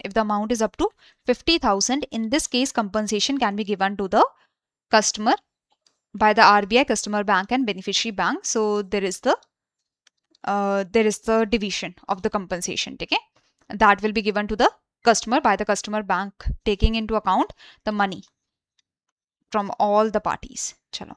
The compensation payable is 85% of the net loss or 25,000, whichever is lower. Okay, so the compensation is 85% or 25,000, whichever is lower. So second and third statements are wrong. Compensation is payable for eligible losses arising from fraudulent electronic banking transaction occurring up to 1 year. So this is correct. So first and fourth statements are correct, and that's why 1 and 4 is the answer here. Okay. So you can read that the compensation is calculated as 85% of the net loss or 25,000, whichever is lower. The compensation framework covers eligible complaints involving a gross loss of up to 50,000 where the customer has done the mistake. Next is about the credit derivatives. So credit derivatives help financial market participants manage and transfer the credit risk. Okay, so this also, I hope you have studied, we have discussed this in Finance 360-degree session also, that there are the credit derivatives. Now, which kind of credit derivatives are there? There are two kinds of credit derivatives. Anyone who can tell me that what are the two kind of credit derivatives? What are the two kinds of credit derivatives? Anyone who remembers? So it is the credit default swap and the total return swap. Okay, these are the two kind of credit derivatives. Credit derivatives are basically the derivatives that derive their value from some credit risk or from some risk. And basically, let's say if I am purchasing a bond and I am afraid that what if the other party defaults, so I'm buying a credit derivative to reduce the risk of the default, and I am paying the premiums to get the protection. Okay, to get the protection from the default. So credit default swaps and total return swaps, these are the credit derivatives that have been introduced. Or credit default swaps, they were available before also, but the total return swaps have been introduced recently. If you want to know more about this, do see the Finance 360-degree session, because you need to have the clarity that what is the total return swap and such. Now next is the Reserve Bank of India issued master direction governing credit derivatives. With reference to these direction, consider the following statements. Resident and person resident outside India, they can participate in the credit derivative market subject to the conditions. Absolutely correct. The residents as well as non-residents, person resident outside India, they can participate in the credit derivatives market. Payment bank, regional rural bank are permitted to act as market makers? No, they are not permitted to act as market makers. The aggregate notional amount of credit default swap protection sold by FPIs. So foreign portfolio investors, they can sell the credit default swap up to 5% of the outstanding stock of corporate bonds. So this is also wrong. A resident retail user other than an individual can purchase the credit default swap only for hedging purposes to reduce the risk. This is correct. So incorrect statements are 2 and 3, and that's why the answer is B here. The answer is B here. Okay. So first was correct. Resident and person non-resident outside India, they both can have the credit derivatives in India. The market makers are scheduled commercial bank except small finance bank, payment bank, local area bank, and regional rural bank. Standalone primary dealer, NBFCs, upper layer, middle layer, all India financial institutions, they can be market makers that can sell and buy the credit default swap and the total return swap in the over the counter market. Okay. This is the idea. The FPIs, they can sell the credit default swap up to 5% of the outstanding stock of corporate bonds. Now, the retail users and the non-retail users. Who are the non-retail users? The All India Financial Institution, Alternative Investment Fund, mutual fund, insurance company, pension fund, these can be the non-retail users. Now coming to the next one, as per RBI's master action on credit derivatives, which body is required to set up the credit derivatives determination committee that will decide the nitty-gritties of the transaction that will happen in the credit derivatives market? So it is the FIMDA, Fixed Income Money Market and Derivatives Association of India. Okay, that will this is the body that is required to set up the credit derivatives determination committee for the credit derivatives. Chalo. Now coming to the next part, that is commercial bank face foreign exchange risk. Commercial bank face foreign exchange risk when changes in currency values affect their assets or liabilities. Think about it. See, basically what happens that the commercial banks, they have, like the State Bank of India has the branches in US, UK, Italy, in other countries basically. Okay? Now these branches that are in the foreign countries, they are earning in foreign currency. What if the foreign currency fluctuate? So it can lead to losses for the State Bank of India. The State Bank of India has branches in US. So this branch earned $80,000 million. ठीक है, this is the profit that had to be brought to India, and because these are the profits, so they have to be brought back to India. Now let's say that 1,000 million, so $1 was 80 rupees, so that means $80,000 million, sorry, 80,000 million rupees was earned by SBI through its overseas branch. But now $1 is only equal to 50 rupees. The dollar value has decreased. The value of dollar is decreasing because of the different steps or because of the different conditions in the international market. The dollar value is decreasing. So now this $1,000 million is 50,000 million rupees. So rather than earning 80,000 million rupees, now the SBI overseas branch in rupee term is only earning 50,000 million rupee. So what is this? This is the foreign exchange exposure, the foreign exchange exposure that the State Bank of India has, that its earnings can plummet because of the foreign exchange fluctuation. Let's say the State Bank of India took a loan of $10,000 million. Okay, at that time $1 was equal to 80 rupees. Now after 3 years, when the State Bank of India is returning the loan, now $1 is equal to 120 rupees.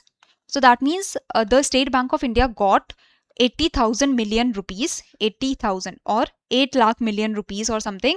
Now it has to return 1,20,000 million rupees. So that means now the State Bank of India has more liability. In Indian rupees terms, there is higher liability that the State Bank of India has because the rupee value has decreased, the dollar has become stronger. So whenever the State Bank of India, whenever the banks basically, they are undertaking any foreign exchange stance, or they are undertaking any asset or liability, they have any asset or liability, it can have the foreign exchange exposure. Okay, so this is the idea that commercial banks, they face foreign exchange risk. They face the foreign exchange risk when changes in currency value happens.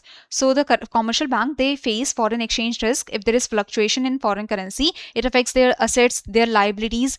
You took the loan when $1 was equal to 80 rupees. Now you have to return when $1 is equal to 120 rupees. So you have to return more in terms of rupee value.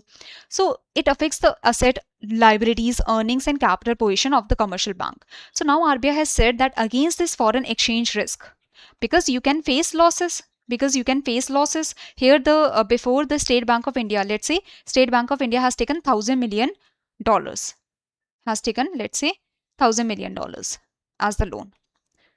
Okay, and the State Bank of India has taken $1,000 million as loan. That means 80,000 million rupees as loan. But when the State Bank of India has to return the loan, $120,000 million have to be returned. So 80,000 rupees of loan, million rupees of loan, but have to return 120,000 million rupees because of the foreign exchange fluctuation. So State Bank of India is facing 40,000 million rupees in losses, or this much extra has to be paid. So RBI has said that against your foreign exchange risk, you maintain some capital so that you can handle the losses, so that the banks can handle the losses, they can sustain, they can maintain their stability against such kind of losses. So prudential regulation therefore requires banks to identify, measure, monitor, maintain adequate capital against such exposure. The assessment covers positions arising from domestic and overseas operations. So basically whatever the offshore or onshore net open position. Net open position means this much is the open position in the foreign exchange market our commercial bank has. So against that, the capital has to be maintained. That is the whole idea, that against your net open position, against the net open position, that is the foreign exchange position, that how much of the open position you have, against that the banks have to maintain the capital so that they can sustain in case there are losses that happen. So here, which of the above statements is or are correct, that you have to tell. Even if a structural position means long-term position. Let's say you are doing the investment. Now this investment is for 30-year time period because the State Bank of India is opening a new branch in USA. Okay, so this investment is for a 30-year time period, and this investment is going to stay in USA for 30-year time period. So basically in the 30-year time period, the fluctuations will happen in the long run, which cannot be guessed right now. In the short term, there will be no impact. This investment is for the long term period. So even if a structural position, for this structural position, that means the long term investment, some part of this long term investment can be excluded from the net open position. Okay, so even if structural position is eligible for exclusion, exclusion from the net open position, the maximum exclusion can be calculated as the capital ratio multiplied by the foreign exchange risk weighted asset. So risk weighted asset is basically the investment. Investment is of $100 million. So whatever is the risk multiplied by the risk of, let's say, 20% multiplied by the capital ratio. So that is the idea. So basically it has been said that the structural position, so basically it has been said that if there is the structural position means long-term investment position is there. The long-term investment position is there. So this long-term investment position, the structural position, can be excluded from the net open position till a limit. What is the limit? So that is the structural position. Let's say the structural investment is of $100 million for a time period of 30 years. So this the foreign exchange risk in this investment, the risk weight is 20%. So capital ratio 9% is the capital ratio, the capital that has to be maintained, multiplied by the risk weighted asset. Risk weight multiplied by the asset, the investment of $100 million. So that is $20 million. 99% of the $20 million, I think $1.8 million. So this is actually the exclusion from the net open position. So even if structure position, even if the long-term investment is happening, so in the short term, there will be no fluctuation because the investment is for long-term period. So even if a structure position is eligible for exclusion from the net open position, the maximum exclusion can be calculated as the capital ratio multiplied by the foreign exchange risk weighted asset. The exclusion of an eligible structural foreign exchange position from the net open position must remain in effect for at least 6 months. That means if at one time a investment or exposure has been removed or it has been excluded from the net open position, so it must remain in effect for 6 months.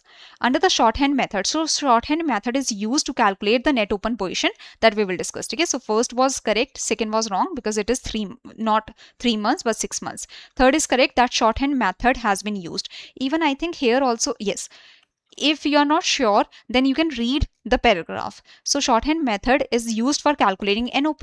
So that means this statement is correct. A position deducted from a bank's regulatory capital is not required to be included in the foreign exchange risk capital. So basically, if the position, that means whatever investment is there or whatever exposure is there has been deducted from the bank's regulatory capital. That means already the regulatory capital has been maintained and such. So this is not required to be included in the foreign exchange risk capital again. So duplication of efforts is not required. So 1, 3 and 4 are correct and that's why C is the answer. Okay, so this is the idea. RBI has revised the framework for calculating net open position and capital charge for foreign exchange risk. So whatever is the net open position, that is calculated through the shorthand method. In the shorthand method, it is seen that, okay, in the Japanese yen, what is the asset, what is the liability?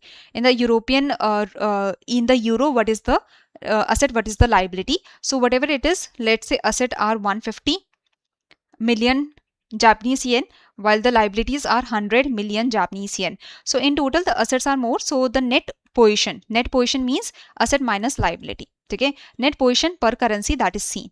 Then net open position, the long position means how much we have. Short position means what is the liability. So long position is for the assets, short position is for the liability. So long position positive, short position negative. Okay, so net open position is basically the total long position. The net open position is the total long position and the total short position and the total position in the gold. Now which is more, now it is seen that net long position is more than the net short position. So the capital that the banks have to be maintained has to be maintained against the net long open position. So this is the idea, this is the shorthand method, that the capital requirement is 9% for the commercial banks against the net open position. Okay, so overall net open position is seen. In the net open position, we see that the long position or short position which is higher, and whichever is higher against that. So here net long open position is higher. So against that, the 9% of capital has to be maintained. Here the gold position, because this is the long position, this is the short position. For the gold position is added. Even if it is long or short, the gold position is added. Okay, so 300 is the net long position plus the gold position of 35. So 335 against that 9% of the capital has to be maintained. This is the broad idea. This is the shorthand method that I hope you have understood now, that the long position and short position is calculated. The net long position, the net long open position and net short open position is calculated. Whichever is higher, against that 9% of the capital has to be maintained by the commercial banks. Plus here the gold position is also taken.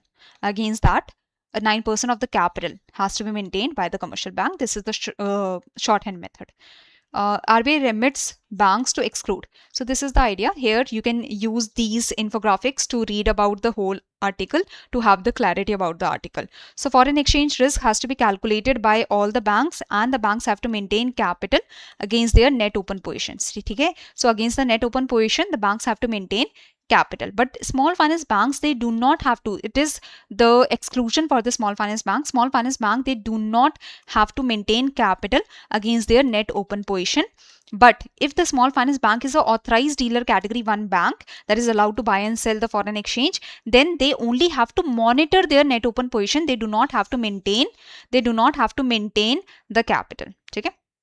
Now, if the capital is already maintained by the bank against their exposure, so again the capital do not have to be maintained for the foreign exchange exposure. So if already the bank is maintaining capital for its exposure, so this exposure, if it has foreign exchange risk also, so again it will not be calculated. That is not required. Okay? Structure position, so that is long-term investment. For that it can be excluded. The structure position, they can be excluded from the net open position. Maximum exemption is capital ratio multiplied by foreign exchange risk weighted asset. Okay, that is the maximum exposure. Now this is the idea. Now this structure position that can be excluded from the net open position, it is only for the commercial banks. It is only applicable for commercial banks. It is not applicable for the other kind of banks. So structure position can be excluded from the net open position till a limit. This is only applicable for the commercial bank. Now coming to the next question, try to answer this question. So we have discussed about the net open position. Net open position is the position where the foreign exchange risk is present. Against that, the banks have to maintain the capital. Against that, the banks have to maintain the capital. Chalo. Try to answer this. The capital requirement for commercial banks, including local area banks and urban cooperative banks, for foreign exchange positions, including gold. So net open position we have discussed. Overall net open position is basically whichever is higher. Net long open position is higher, so against that the capital has to be maintained. It should include the gold. If net short open position is higher, then including the gold position, the capital has to be maintained against the open position. So now what is the maximum capital that has to be maintained against the net open position? So for the commercial banks, it is 9%. Commercial bank, including local area bank, including the commercial banks, they have to maintain 9% of the capital against the overall net open position. So here the theory part is given, that how to calculate the net open position. I've shown you the table, that this is the table through which you can understand that how the shorthand method is used to calculate the net open position. That's it. Now what are the percentages? So commercial banks, including local area banks and the urban cooperative banks that are authorized dealer category 1 banks, so they have to maintain 9% of capital against the overall net open position. Whatever is the net open position, 300 or 400, whatever is the net open position, against that 9% is the capital that has to be maintained. Okay? Now, if the urban cooperative bank is not authorized dealer category 1 bank, if the urban cooperative bank is not authorized dealer category 1 bank, so in this case what will happen?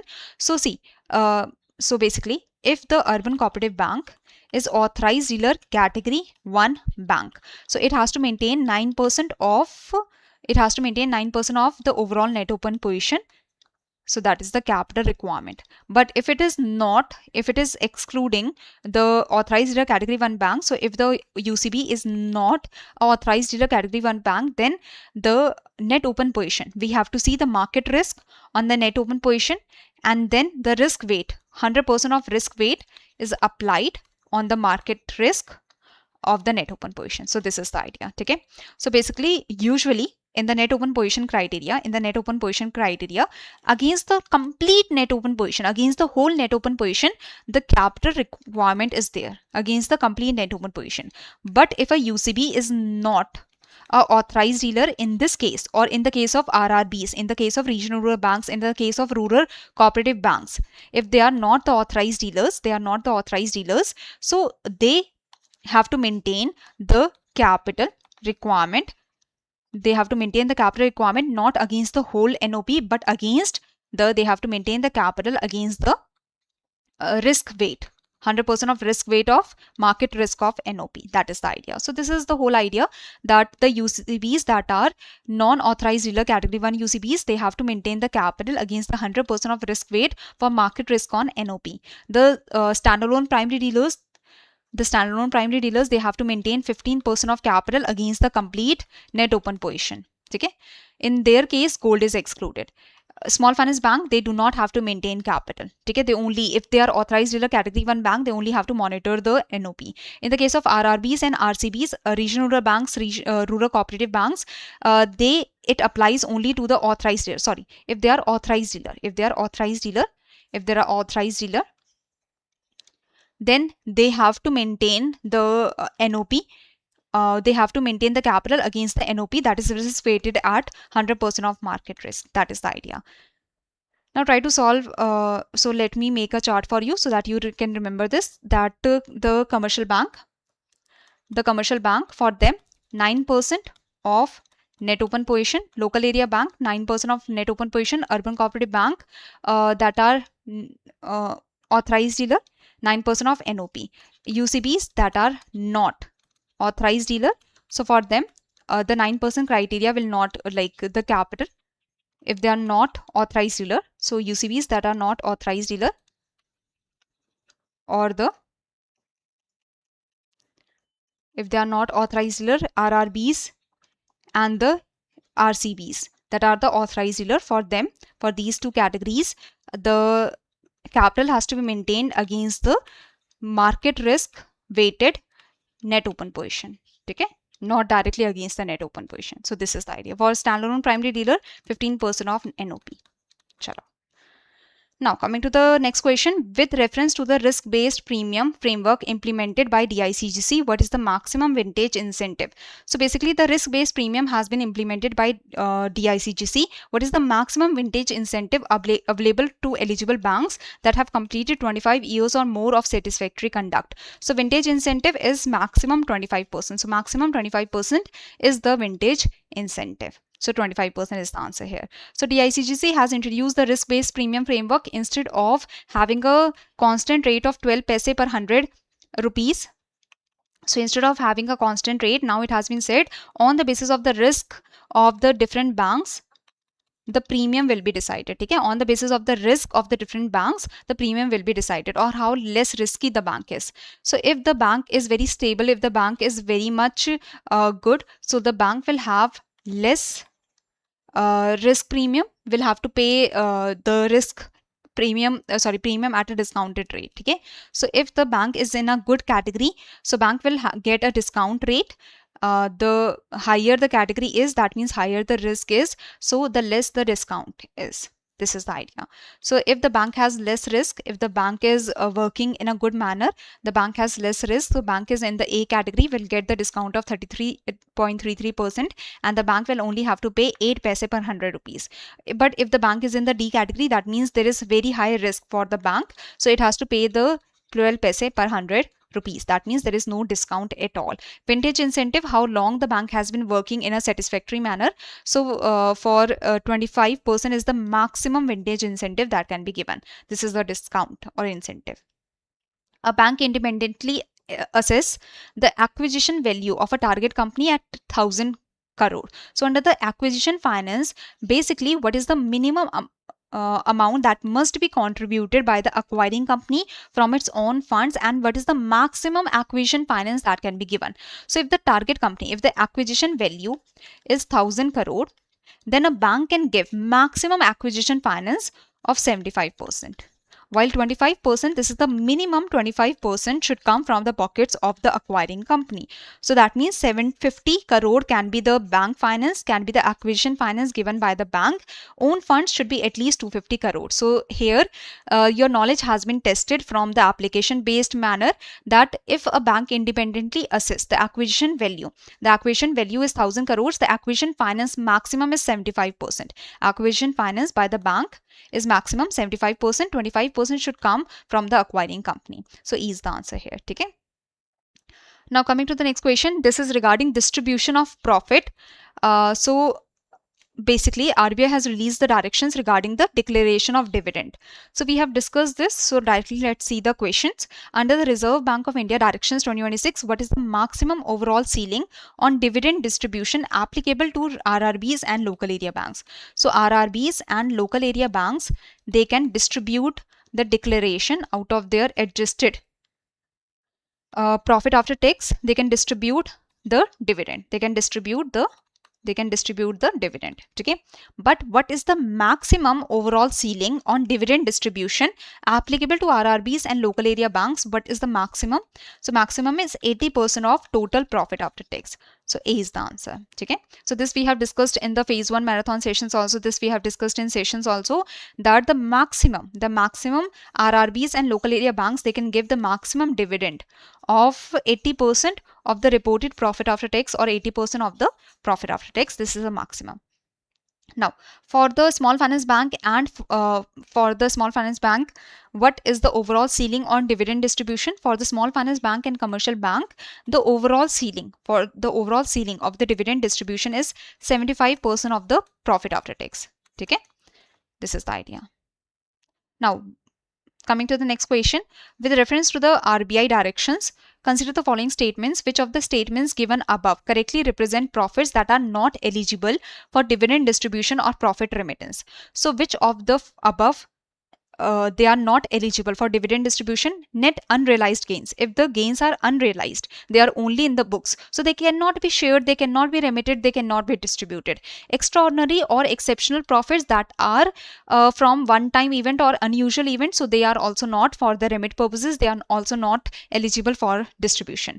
Profits overstated. If the profits have been overstated and it has been identified by the auditor, so these overstated profits cannot be shared. Okay, so 1 2 3 all they cannot be shared. Next is with reference to the Reserve Bank of India commercial banks prudential norms on declaration of dividend and remittance of profits. So basically, how can you calculate what is the percentage of the net NPA that has to be deducted from the profit after tax? So for the adjusted profit after tax, this is calculated as the difference between the profit after tax and the percentage of the net NPA. So anyone who can answer this question, that for adjusted profit after tax, the formula is profit after tax minus 50% of net NPA. So this is the answer. Okay. So basically, the declaration of dividend happens against the adjusted profit after tax. Adjusted profit after tax is the profit after tax minus the 50% of the net NPA. Okay, so that is adjusted profit after tax. Now against the adjusted profit after tax, even 100% of the dividend can be distributed, but against the profit after tax for the local area banks and for these banks, for the RRBs, for the local area banks, the maximum against the profit after tax, the maximum is 80%. For the commercial bank, small finance bank, the maximum is 75% of profit after tax. Okay. So that is the idea. Now coming to the next one, as per RBI unique identifiers in financial market directions 2026, for users undertaking non-derivative foreign exchange transactions, the LEI code shall be applicable only when the transaction amount is equivalent to or exceeds which threshold?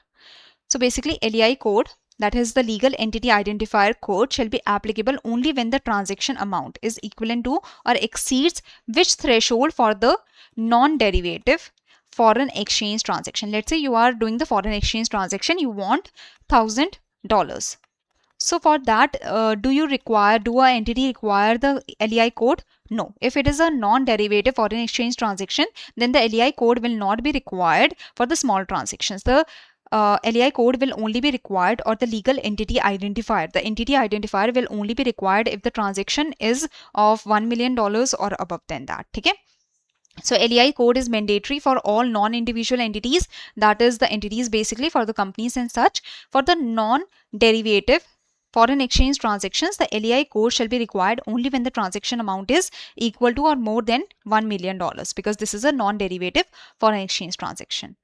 Now coming to the next question, as per RBI unique identifiers, the unique transaction identifier is applicable to which category of transactions? So UTI is only applicable. The transaction identifier is only applicable for the OTC derivative transactions. I hope you remember this. If you remember this, the question is very easy.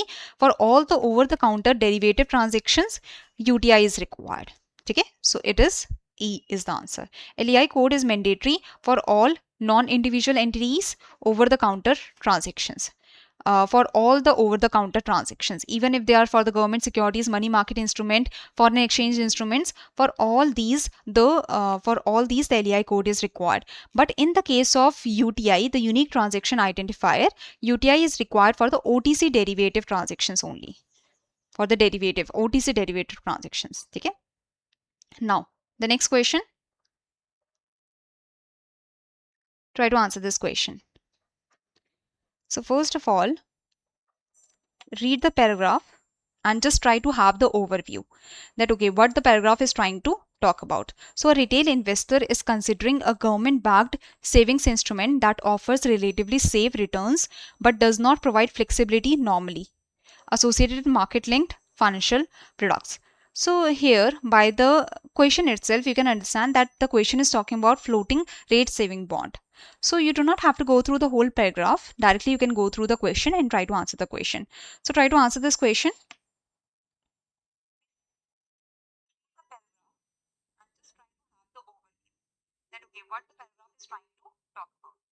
Try to answer this question.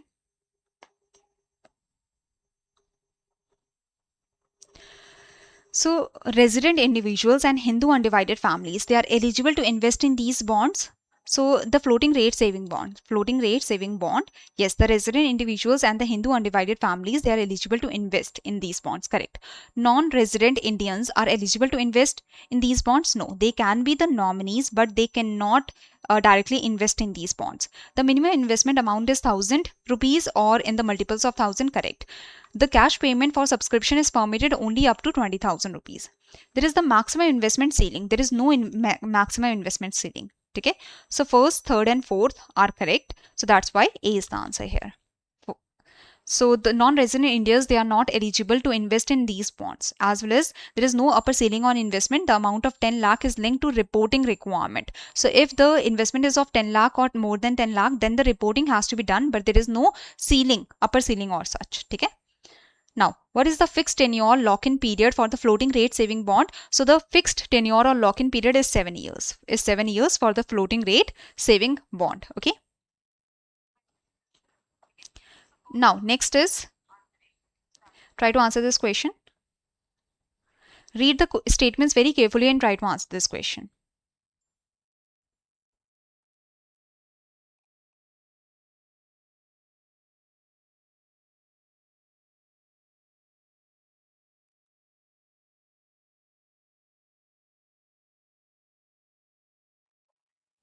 Anyone who is able to answer this question?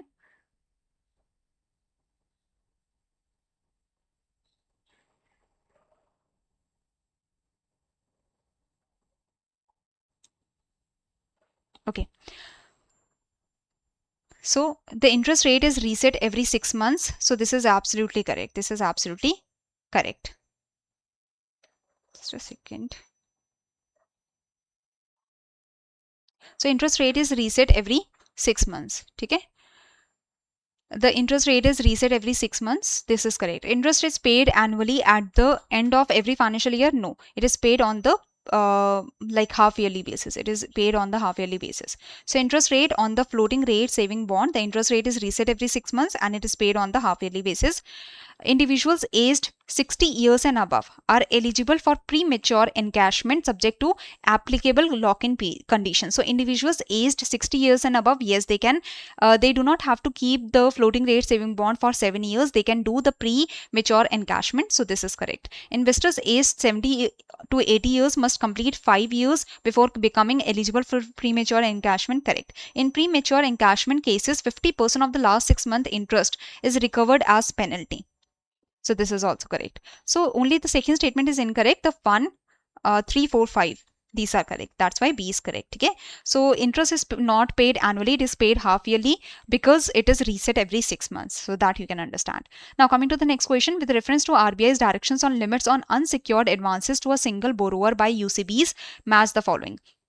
So category of UCB and the limit on unsecured advances to a single borrower. So tier 3 and tier 4 UCBs, that are the big UCBs, they have the limit on unsecured advances to a single borrower 10 lakh rupees. Absolutely correct. Tier 2 UCBs, they have the limit on unsecured advances. Sorry, tier 1 UCBs, they have the limit on unsecured advances up to 5 lakh. Tier 2 UCBs, they have the limit on unsecured advances up to 7.5 lakh. So it is not 7 lakh, it is 7.5 lakh. Okay. So here the answer is 1 and 2. So the answer is 1 and 2. So the answer is 1 and 2. Chalo. Now coming to the next question. Just let me change the headphones because I think there is some external noise that is coming. So just let me change.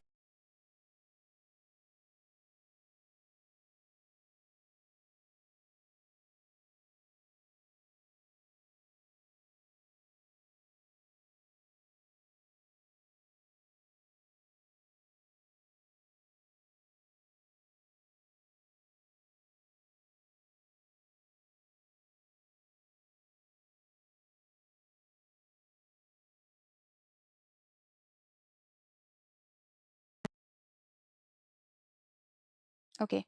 So now I hope the problem has finished and let's proceed. So this is the last question that we discussed. Pair 1 is correct that tier 3 and tier 4 UCBs, they need to have the limit on the unsecured advances, that is 10 lakh.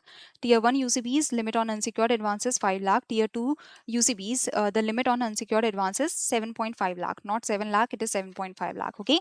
So this is the idea. Now coming to the next part, see, if the total unsecured loans and advances granted by a UCB shall not exceed, this was the limit in case of single borrower. Now to all the borrowers combined, the aggregate, the total unsecured loans and advances that is given to a UCB shall not exceed 20% of its total loans and advances. Okay. So this is the idea. Now recently issued regulatory framework seeks to make the computation of credit risk capital requirements more prudent, comparable, and risk sensitive for banks. So here the topic is regarding the credit risk capital requirement, and we know that the RBI has informed that the risk weights are provided by RBI now. Before, the banks used to decide the risk weight for different loans, that how much risk is there for the different exposure, how much risk is there, that the banks used to decide. But now RBI has said that the risk weight is provided by the RBI. Now, these risk weight or these directions are applicable from which date? So from which date the directions are applicable? From April 1, 2027. Now the RBI has given the risk weight for the different kind of exposures. So they are applicable from 1st April 2027. Okay. So master action on capital charge for credit risk with objective of enhancing the prudence, comparability, and risk sensitivity of capital requirements. So banks have been provided a transition period, and the directions are applicable from April 1, 2027. The capital charge, that is the capital ratio, and the risk weight against which for the loans for the exposure, the risk weight have been provided by the RBI. Okay. Now coming to the next question, with reference to the regulatory framework discussed in the passage above, what risk weight is applicable to unrated MSME exposure? So MSME exposure, the MSME loans that are given by the bank. Now this MSME exposure is unrated. That means credit rating agency has not done the rating. Now they do not meet regulatory retail criteria. They cannot come under the retail loans having aggregate exposure from banking system of more than 500 crore. So first of all, this is an unrated MSME exposure. Okay, this does not come under the regulatory retail criteria, as well as the exposure is more than 500 crore. So here the risk weight should be, as per RBI, the risk weight has been given 150%. Okay, the risk weight has been given 150%. So unrated exposure to MSMEs that meet the criteria of regulatory retail portfolio, they will have the risk weight of 75%. Unrated exposure to MSMEs that do not meet the regulatory retail criteria, but these exposure are up to 500 crores only, risk weight of 85%. If the exposure unrated exposure to MSME is there and this exposure is more than 500 crore, then the risk weight will be 150%. Chalo. Now coming to the next one, that is if the advances or the loans or the exposure, if it is classified as capital market exposure, that is exposure to the capital market space. The loans have been given against the collateral of the capital market securities, like the securities are the bonds, the mutual fund units, and such. So basically, if the loan it is, or the exposure, it is linked to the capital market, that is the capital market direct or indirect exposure is there, other than direct equity exposure, because for the direct equity exposure there are different classification. So advances classified as capital market exposure shall attract which of the following risk weight? So the capital market exposure has the risk weight of 125%. Okay, this is the idea. Now here you can read more that the personal loans, they shall attract a risk weight of 125%, microfinance loans shall attract a risk weight of 100%, exposure to individuals that are classified as capital market exposure shall attract a risk weight of 125%. Advances classified as capital market exposure. So if the loans have been given under the capital market exposure, that means the collateral is capital market related. So here the risk weight is 125%. Okay. But for the equity exposure, as I've told you that for the equity exposure, the risk weight is 250%, speculative unlisted equity 400% of the risk weight, subordinate debt and other capital instruments 150% of the risk weight if there is the direct exposure and such is there. Chalo. So this is the idea that if the loans advances exposure is there to the capital market exposure, or there is the collateral that is the capital market related, so then the risk weight is 125%. Now moving forward, with reference to the regulatory change, consider the following statements. Try to read it clearly and try to answer the question.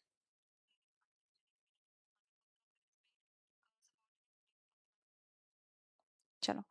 With reference to the regulatory change, consider the following statement. Small finance banks are required to build the investment fluctuation reserve until it reaches at least 2% of their investment portfolio. So see, investment fluctuation reserve is basically, let's say the small finance bank or the banks are doing the investment in the different securities. Now the value of the securities can go up and down. For that, they need to have the investment fluctuation reserve so that they can be safeguarded or they have some protection against the movement of the securities, against the movement of the value of the securities, against the losses. They have some protection through the investment fluctuation reserve. So small finance bank are required to build the investment fluctuation reserve of 2%, of at least 2%, correct. UCBs, they are required to maintain the investment fluctuation reserve of at least 5%. So not 2%, 5%. So this is wrong. Payment bank, they are required to maintain the investment fluctuation reserve of 2%. So this is correct. Commercial bank, local area bank, they do not have to maintain the investment fluctuation reserve. So first and third statements are correct and second and fourth are incorrect. So first and third is the answer here.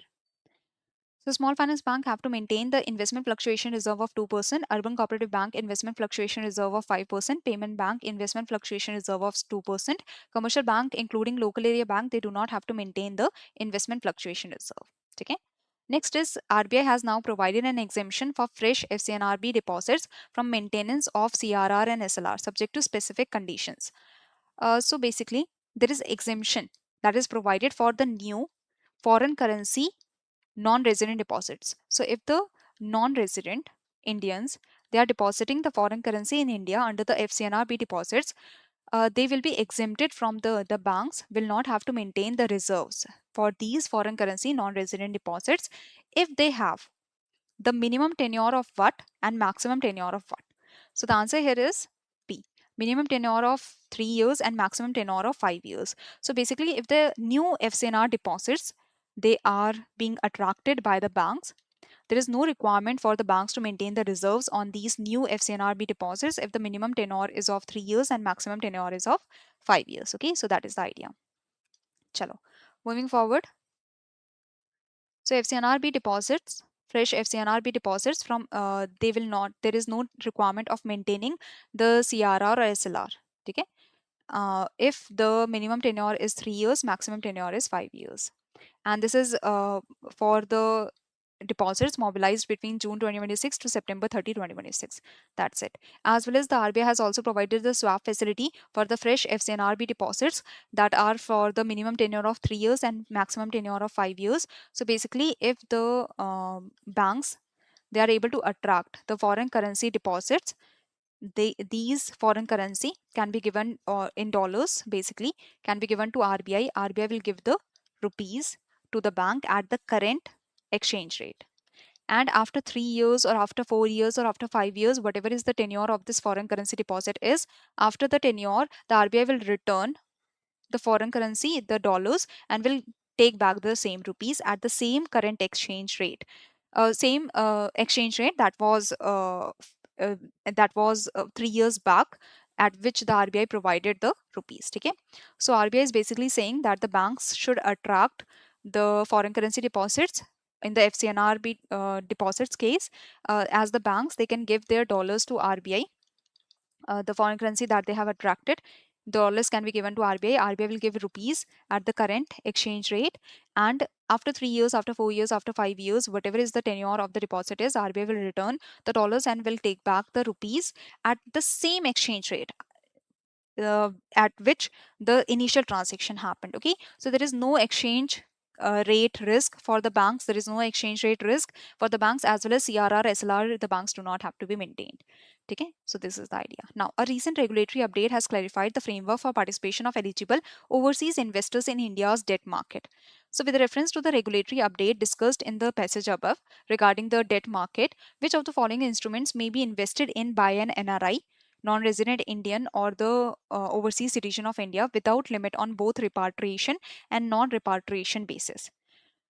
So see the options, and even if you do not know that which instruments are on the repatriation basis, which instruments are non-repatriation basis, even if you are not aware about it, see the options and try to find that which is most liquid kind of instrument that can be on the repatriation basis and non-repatriation basis both.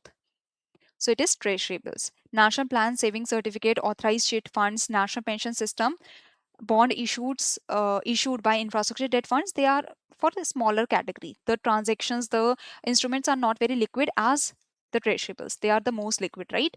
So this is the idea that permitted instruments for NRIs and OCIs allowed on both repatriation and non-repatriation basis: government dated securities, treasury bills, units of domestic mutual fund, exchange traded funds that have the equity investment 50% or less than that, allowed on repatriation basis only: bonds issued by public sector undertakings, infrastructure debt funds, national pension system governed and administered by PFRD and such. Allowed on non-repatriation basis means whatever investment has happened, it cannot be like, if the dollars are coming in for the investment, now the same dollars cannot be repatriated back. So non-repatriation basis, national plan or savings certificate, authorized chit fund. So this is the categorization of the instruments that you have to remember. Now, coming to the next question, that is regarding the macroprudential capital requirement linked to phases of credit expansion and systemic risk buildup. So, basically, the capital capacity, the counter cyclical capital buffer, is being discussed here, that the RBI can inform the banks to maintain higher capital in the form of counter cyclical capital buffer, that in the future there are more problems that can come in the future, there are more issues that can come to the banks because of the external issues or because of the external volatility market situations. The banks can face a problem in the future, so the to handle the distress, the banks have to maintain higher capital. That is the counter cyclical capital buffer that the bank should start maintaining right now. So, as discussed in the passage above, the counter-cyclical capital buffer may vary from 0% to what maximum percentage of bank's risk-weighted asset. So, counter-cyclical capital buffer can be maximum up to 2.5%. Okay, maximum up to 2.5%. Minimum 0%, maximum 2.5%. So, D is the answer. Okay. Now, As discussed in the passage above, under the counter-cyclical capital buffer framework, if the credit to GDP gap remains below what level? So credit to GDP gap, if it remains below what level, banks are not required to maintain the buffer. So what is the credit to GDP? What is the minimum credit to GDP gap? So it is 3%. Okay. So if the credit to GDP gap is below 3%, then there is no need to maintain the counter cyclical capital buffers. Okay. So 3% is the answer here. We have discussed this in detail in the Finance 360, and before the phase 1 we have discussed this again and again. As discussed in the passage above, if the credit to GDP gap rises above what level, the counter cycle capital buffer will be maximum. So means credit to GDP gap will be at what level? 15%. At if the credit to GDP gap, if the credit to GDP gap is 15%, then there will be maximum 2.5% of counter cyclical capital buffers that have to be maintained. So 15% is the answer. Okay. So credit to GDP gap is in between 3% to 15%. If it is in between 3% to 15%, the counter cyclical capital buffers will be in between 0% to 2.5%. That is the idea. Now, coming to the next one, that is currency management, the currency chest portal and such. So, RBI consolidated instructions related to customer service in currency operation that we have discussed again and again. There is the scheme of incentives that are provided by RBI as well as penalties that are issued by RBI. In case the penalties are imposed, in case there is deficiency in service that is provided to the customers. So, if there is deficiency in service, then the penalties can be imposed by the RBI. First of all, with reference to the framework discussed in the passage above regarding the currency chest, what is the minimum amount of deposit into or withdrawal from a currency chest as prescribed under the reporting procedure? So, what is the minimum amount of deposit that can happen to the currency chest or minimum amount of withdrawal? So, it is 50,000 and thereafter in multiples of 10,000. So, A is the answer. Okay. With reference to the framework discussed in the passage above, what penalty is imposed for counterfeit notes? Counterfeit, fake notes detected in ATM dispensations or disbursement over the counter. So, what is the penalty? That is 10,000 per instance. This is the penalty. Okay. So, if the penalties for bank branches for deficiency in rendering the customer service, so if there is deficiency in service, 10,000 for any deficiency of service, 5 lakh rupees in case there are more than 5 instances of deficiency in service. Counterfeit notes detected in ATM dispensation or disbursement over the counter, so a monetary penalty of 10,000. That is the idea. This is for same for the ATM of the banks. So banks will have to pay the monetary penalty of 10,000 if the ATM is of the it is the white label ATM. Okay, it is the white label ATM operator that is non-bank. They will also, if there is counterfeit notes that have been found, they will also have to pay the penalty of 10,000. Chalo. Next is with reference to the framework discussed in the passage above. Uh, Consider the following statements regarding counterfeit notes per million. So, counterfeit notes per million, this is used for determining.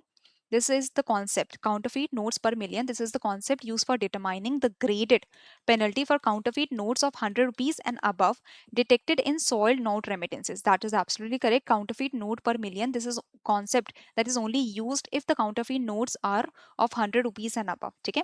If the counterfeit notes per million is less than 5, the penalty is 100% of the notional value of the counterfeit notes in addition to the recovery of the notional value. If the counterfeit note is equal to and more than 5% but less than 20%, the penalty will be 150% in addition to the recovery of the notional value. If the counterfeit note per million is 20 or more, is 20 or more, then the penalty will be 200%, will be 200%. Okay. So this is the idea. So first and second statements were correct, but the third was wrong. And that's why D is the answer. So basically, counterfeit notes detected in the soiled note remittances, soiled notes that have been sent to the RBI from the bank branches by the currency chest from the different bank branches. So in that, if there are counterfeit notes that have been identified, if denomination is of 100 rupees and above, in this case, the penalties will be imposed 100% of notional value in addition to the recovery of notional value if the counterfeit note per million is less than 5. If it is equal to or more than 5, less than 20, 150% penalty. Counterfeit note per million is 20 or more than 20, 200% of the penalty. Chalo. Now coming to the next question, that is regarding the RBI consolidated instructions for certain banks that conduct government-related banking work on behalf of the Monetary Authority.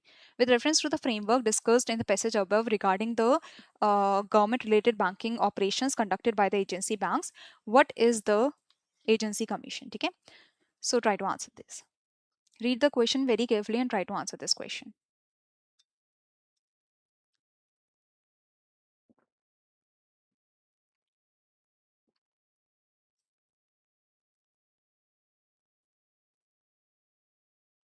So, with reference to the framework discussed in the passage above, consider the following statements. Receipts through physical mode attract agency commission of 40 per transaction. So, if the bank has received the tax or any payment to the government in the physical mode, so agency commission will be 40 per transaction. Receipt through e mode, agency commission 12 rupee per transaction. Pension payment attract agency commission of 80 rupee per transaction. Payment other than pension attract agency commission of 7 paise per 100 rupee turnover. So first, second, and fourth are correct. Third was wrong because agency commission for pension payment is 80 rupee per transaction, not 60. So here 1, 2, and 4 is the answer. 1, 2, and 4 is the answer. These are the correct statements, and that's why E is the answer here. So agency commissions, this you can remember. Receipts physical mode 40 rupees. Receipts e mode 12 rupees. Pension payments 80 rupees. Payments other than pension 7 paise per 100 rupees. So now coming to the next question. With reference to the framework discussed in the passage above, what penal interest is applicable on agency banks for settled wrong agency commission claims? So basically, if agency bank has informed RBI regarding wrong agency commission claims. So agency bank has claimed wrong agency commission claims. They have claimed more agency commission. So in this case, what penalty will be imposed? So penal penalty will be imposed, that is bank rate plus 2%. This is the penalty that will be imposed. C is the answer. So agency banks will be liable to pay penal interest at bank rate plus 2% for any settled wrong agency commission claims. This is the idea. Now, coming to the next part. So here, recently, regulatory framework on foreign exchange management authorized persons. So we discussed the regulations regarding authorized persons. So for the authorized dealer category 1, category 2, category 3, for the full-fledged money changers, there are certain directions that have been introduced. Okay. So if you remember the directions, then the paragraph is unnecessary. You can directly go to the questions and answer the questions. Try to answer the question. Try to answer this question. With reference to the regulatory framework discussed in the passage above, which of the following correctly represents the minimum positive net worth requirement at the time of commencement of business? So, minimum net worth requirement for the authorized dealer category 2 bank is, or for the authorized dealer category 2 entities, the minimum net worth is 10 crore, and authorized dealer category 3 minimum net worth is 2 crore. So, B is the answer. So, minimum net worth for authorized dealer category 2 10 crore, authorized dealer category 3 2 crores. Now, with reference to the regulatory framework discussed in the passage above, what is the minimum annual forex turnover required to be achieved and maintained by full-fledged money changer? So there is the 2-year timeline that is given to the full-fledged money changer and the authorized dealer category 2 banks or the category 2 entities. So they have to achieve the annual forex turnover within 2 years for the full-fledged money changer of 10 crore, and authorized dealer category 2 they have to achieve 50 crore. Okay? So this is the idea. So authorized dealer category 2 has to achieve the minimum annual forex turnover of 50 crores, and full-fledged money changer they have to achieve the minimum annual forex turnover of 10 crores. So this requirement must be achieved within 2 years. Now next is with reference to the regulatory framework discussed in the passage above regarding the authorized persons direction, which category of authorized persons may appoint forex correspondents for conducting money changing business? So forex correspondents, they basically will be acting as agents to the authorized dealer category 1 or category 2. So this is the idea that there is the forex correspondent scheme that has been launched by the RBI. So the authorized dealer category 1 and category 2 entities, they can hire or they can appoint the forex correspondents. Okay. The forex correspondents, they will basically work as the agents to the principal to the authorized dealer category 1 and category 2. Any confusion?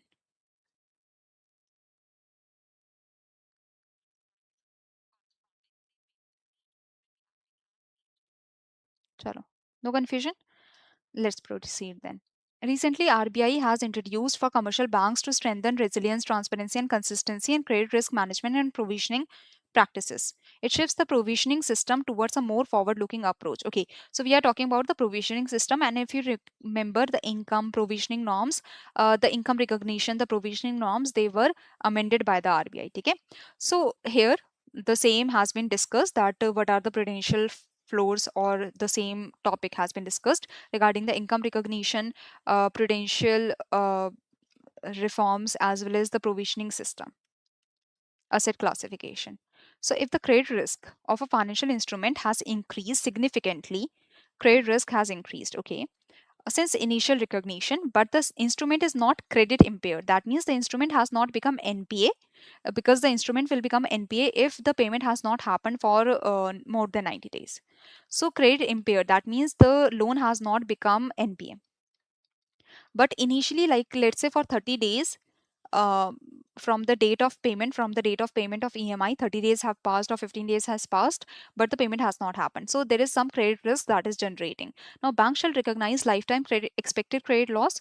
So I hope you remember that there was stage 1, stage 2, and stage 3. In the stage 1, there is no credit risk. There is no increase in credit risk, or there is no increase in significant credit risk. But in the stage 2, there is increase in credit risk. Okay? And in the stage 3, that means the credit has become credit impaired. It has become impaired. It has become NPA. So in the stage 2 and stage 3, the expected credit loss will be the lifetime expected credit loss. In the stage 1, the expected credit loss will be only for the coming 12 months. That in the coming 12 months, we will see the expected credit loss. Okay? Because the credit risk has not increased. But in the stage 2 and stage 3, if the credit risk has increased or the credit has become credit impaired, NPA, then the lifetime expected credit loss is calculated. So one is correct. For lease receivables, trade receivables, like for the bill discounted and such, loss allowances shall always be measured at an amount equal to lifetime expected credit loss irrespective of the stage of the instrument. Okay, this is also correct. All loans outstanding as on March 31st, 2027 shall be brought under the effective interest rate regime no later than March 31st, 2030. This is also correct. All the new loans from the 1st April, they from the 1st April 2027, they will follow the effective interest rate regime. But for the old outstanding loans, for all the loans outstanding as on March 31st, 2027, they will have to be brought under the effective interest rate regime by March 31st, 2030. This is the idea. Okay. So 1, 2, 3, all are correct. So remember this, that effective interest rate, this regime will be followed from 1st April 2027. But all the this is for the new loans that are given from this date onwards. They will follow the effective interest rate. But for the old loans that were given previously, for them the transition period has been given, that is not later than March 31st, 2030. So this is the idea. Now, coming to the next one, with reference to the regulatory framework discussed in the passage above, the stage 3 financial instruments, that are basically the financial instruments that have become NPA, the loans have become non performing assets, require collateral valuation at the time of classification. So when the loan is classified as NPA, there should be collateral valuation that should happen, that how much coverage the collateral can provide. And thereafter, at least once every 2 years, if the exposure exceeds which of the following limits, if the exposure exceeds 7.5 crore, then immediately at the time of classification of the loan as NPA, the collateral valuation should happen, and thereafter at least once every 2 years. So C is the answer here. Okay. Now, with reference to the regulatory framework discussed in the passage above, consider the following instruments or exposures for which banks are not required to determine significant increase in credit risk. See, the bank do not need to determine significant increase in credit risk. The bank do not need to determine the credit risk in case the exposure to foreign sovereigns attract 0% of risk weight. In case 0% of risk weight is there, then if there is 0% of risk weight, then that means there is no increase in credit risk that can happen. Direct claims on central government SLR, that is statutory liquidity ratio eligible investments, that are usually the central government securities or the state eligible state government securities. Okay, exposure fully guaranteed by central government. So in these instruments, they should not be required to have the significant increase in credit risk. The banks do not need to calculate significant increase in credit risk for these. Exposure to foreign sovereigns attracting 0% risk weight. So 2, 3, and 4 are correct. First was wrong. So here, a bank may not be required to test the following instruments for the significant increase in credit risk. They are always included in stage one. So SLR eligible investments that are usually the central government securities and eligible certain state government securities. Direct claims on central government exposure fully guaranteed by the central government, exposure to foreign sovereigns, foreign central banks and such, which have the risk weight of 0%, they will always be in stage one. Coming to the next questions. So major developments relating to India's external debt. So this was only released in July, in the first week of July. Okay, around first week of July this was released. That's why it is here. The major development relating to India's external debt as at the end of March 2026. So the yearly data has been released for the India's external debt. At the end of March 2026, India's external debt was placed at US dollar 762.8 billion. That is more than our foreign exchange reserves basically. There is an increase of $26.3 billion in the external debt. So external debt has increased by $26.3 billion in a year from 2025 to 2026, okay, by the end of March 2026.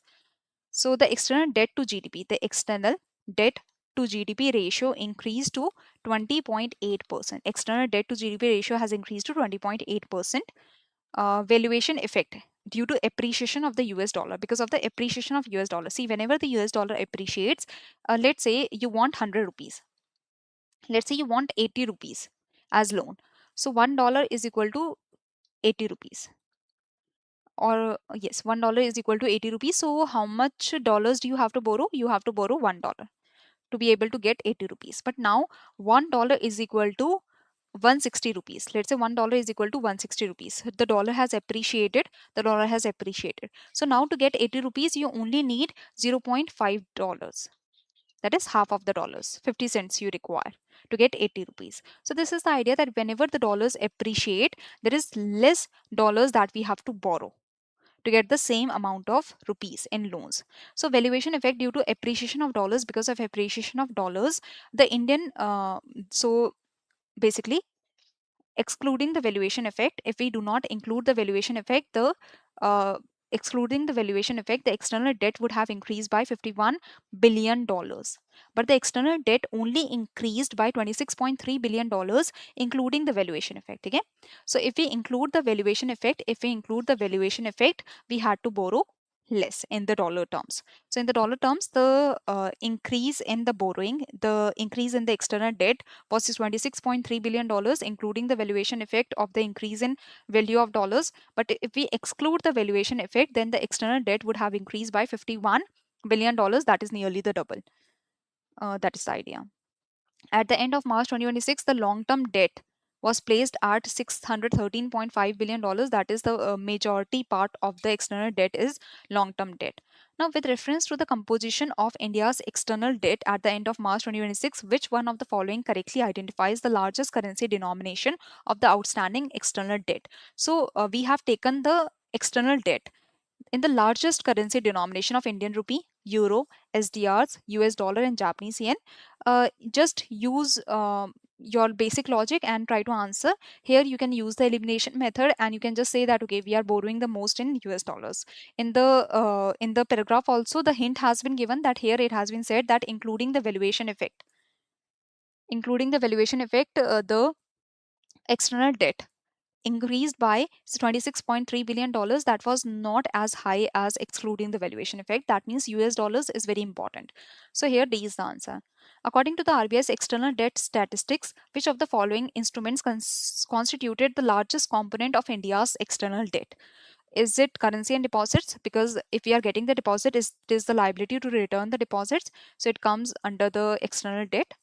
Debt securities, trade credit in advances that we are taking, loans, SDR. So basically we are taking the maximum loans because the other parts will be small amounts. The loans are the maximum. Okay, so here also D is the answer.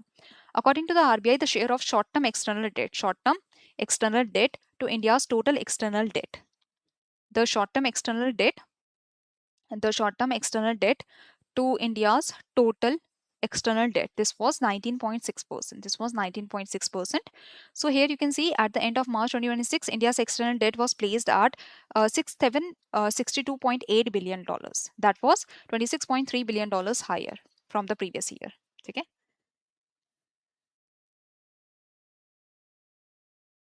Chalo. Now, important points here are that the short-term debt in total external debt increased to 19.6%. Short-term debt on now US dollar denominated debt remained the largest component. After that, in the second part was debt denominated in Indian rupee, then yen, then SDR, and then euro. Okay. Outstanding debt of the general government decreased while non-government debt has increased. The share of outstanding debt of non-financial corporation in total external debt was the highest, followed by so the total debt, outstanding debt, the share of non-financial corporation was the highest, then deposit taking corporations, general government, then the last other financial corporation. Loans remained the largest component in the external debt, then currency and deposits, then trade, credit and advances, and debt securities. Okay. Chalo. So which one of the following institutional sectors accounted for the largest share of India's outstanding external debt?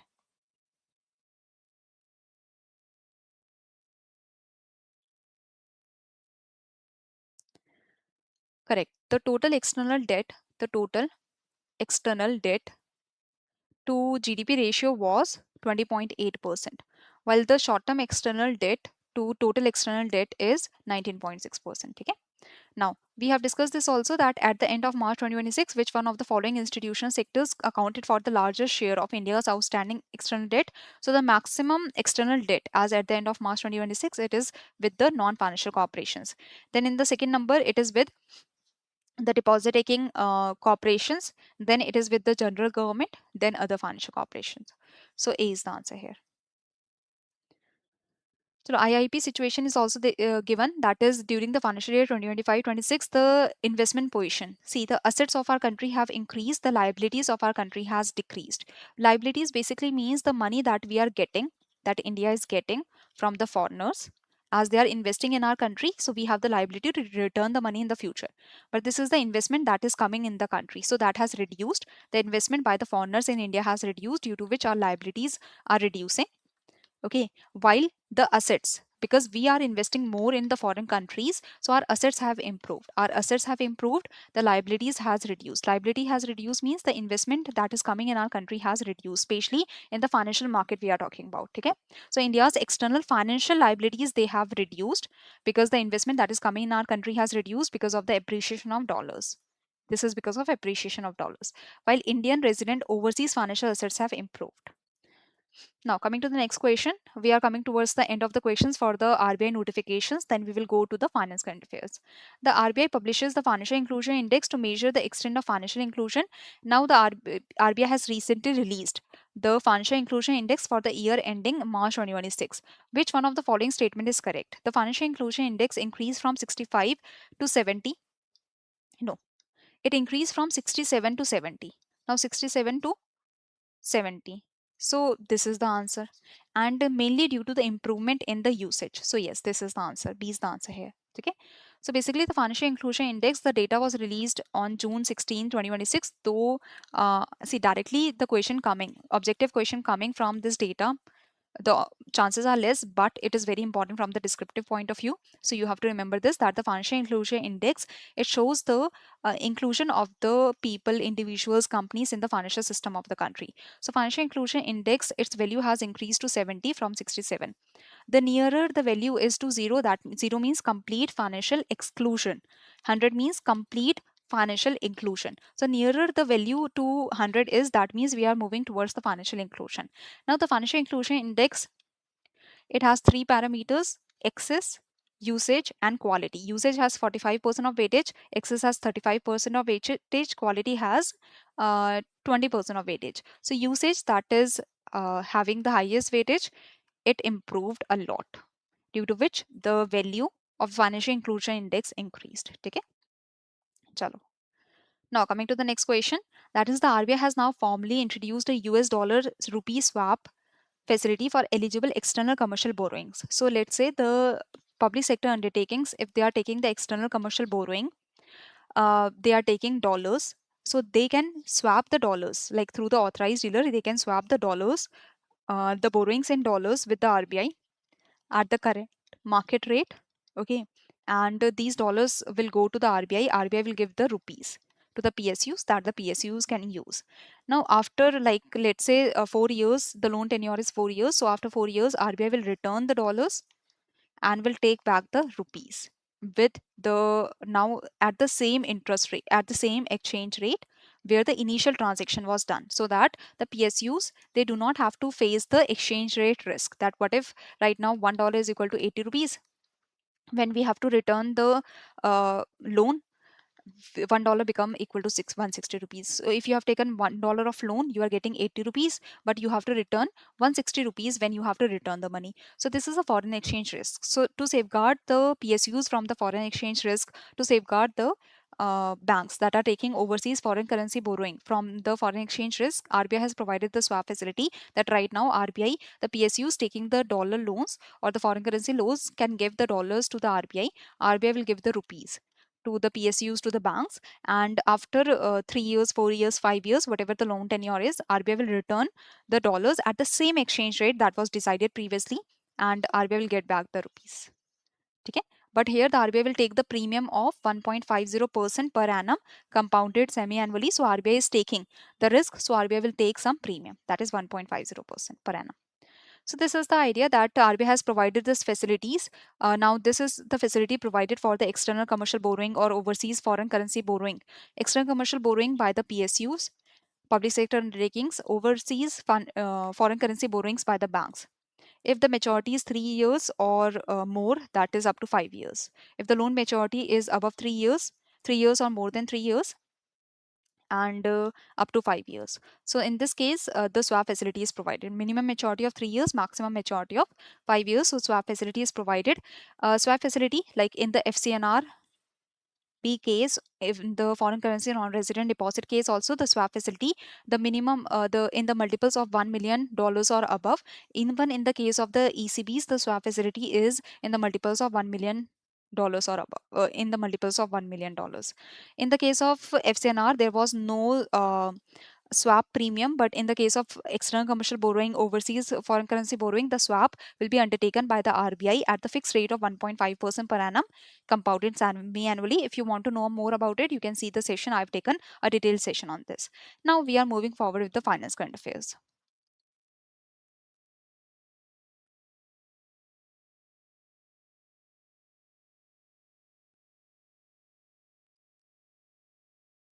Okay, ठीक है. Give me like read the statement, ये पढ़ लो paragraph, और उसके बाद try to answer the question. ये सब हमने पहले डिस्कस कर रखा है in the finance 360 degree session, तो अगर कोई कंफ्यूजन है तो आप फाइनेंस 360 का डिटेल सेशन देख सकते हो. बेसिकली ये स्वैप फैसिलिटी जो है वो आरबीआई ने इंट्रोड्यूस किया है. तो आरबीआई इज सेइंग कि पब्लिक सेक्टर अंडरटेकिंग जो भी एक्सटर्नल कमर्शियल बोरोइंग ले रहे हैं, जो भी बोरो कर रहे हैं डॉलर्स में या फॉरेन करेंसी में, वो आरबीआई को दे सकते हैं through the authorise dealer banks.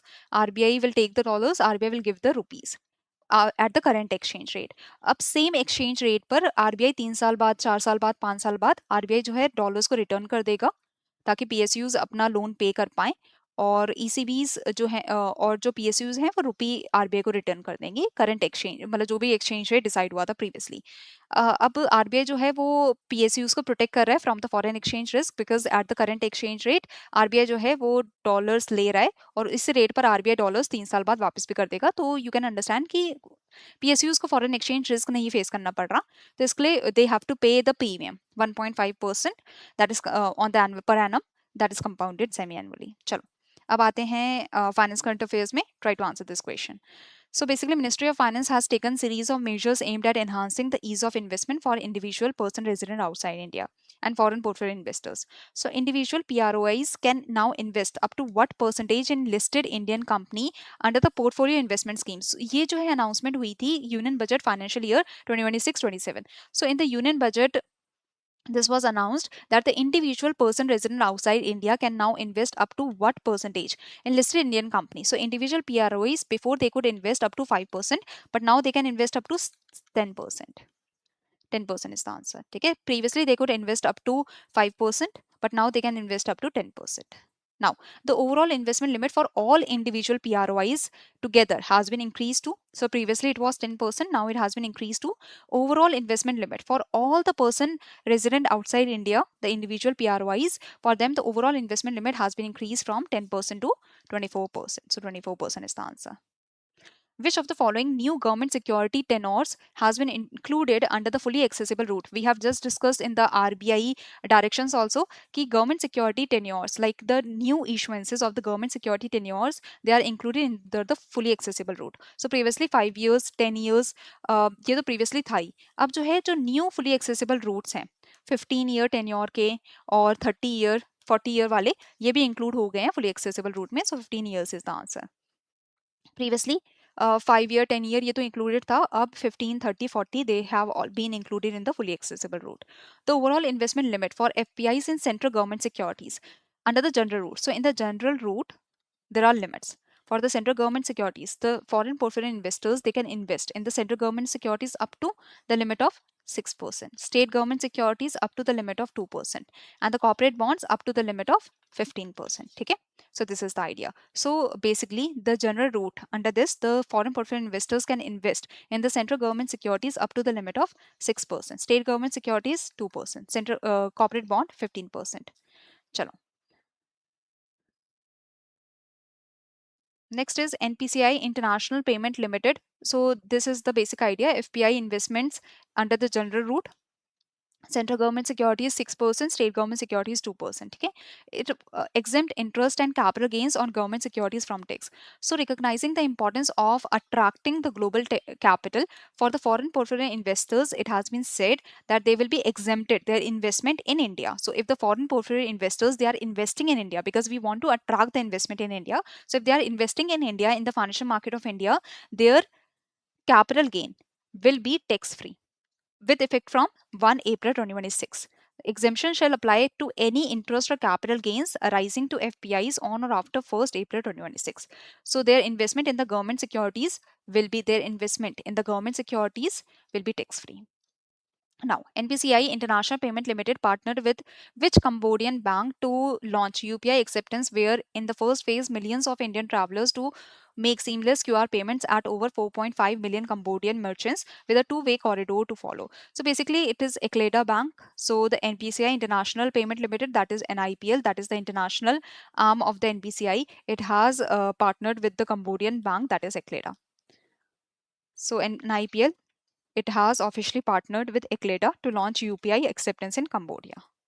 Next is BSE Limited, through its subsidiary BSE Index Services Limited, launched India's first Satvik themed stock market index. So in this BSE Satvik 100 index, there will be 100 top 100 companies from the BSE 500, that is from the companies that are listed on the Bombay Stock Exchange, the top 500 companies listed on the Bombay Stock Exchange. From them, 100 companies will be chosen to be included in the BSE Satvik 100 index. These companies, if they are following the Satvik principles, the Indian philosophical principles of ethical system, the harmony, truth and such. Okay, so the index is derived from the constituents of BSE 500 index and has the base value of 1000. The base value is 1000. Okay, what is the base value? It is 1000. So BSE Satvik index, BSE Satvik 100, that is Satvik originates from Indian philosophical traditions, purity, balance, truth, harmony. So number of companies in the BSE Satvik 100 will be the top 100 companies that follow the Satvik principles. They will be derived from the BSE 500 companies. Launch year is 2026, base value 2000, sorry, base value 1000, base date 20 June 2005, base date, base year is 2005, base date is 20 June. Rebalancing or reconstitution twice a year. Purpose is ethical and value-based investing benchmark. Okay. Now coming to the next question. Try to answer this question.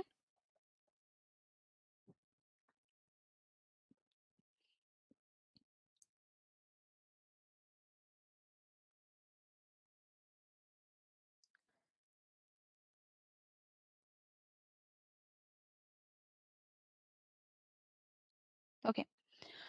So basically, SEBI has introduced a new trading framework for exchange traded funds to ensure that ETF prices remain closer to the value of their underlying asset. So basically, the revised rules include dynamic price bands will come into effect from 1st September 2026. The base price will now be calculated. So this is a new trading framework for the exchange traded funds. Exchange traded funds, they are the funds that follow a particular index. Okay. Let's say they are following the top BSC 500 index, or they are following the Nifty 50 index. So in the Nifty 50 index, the top 50 companies in the same weightage, the ETF will invest in the same companies in the same weight.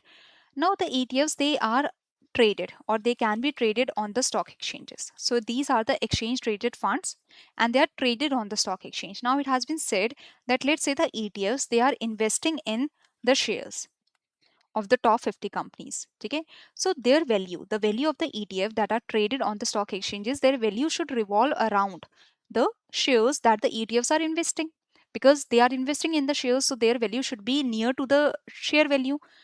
It has been said that there are certain revised rules.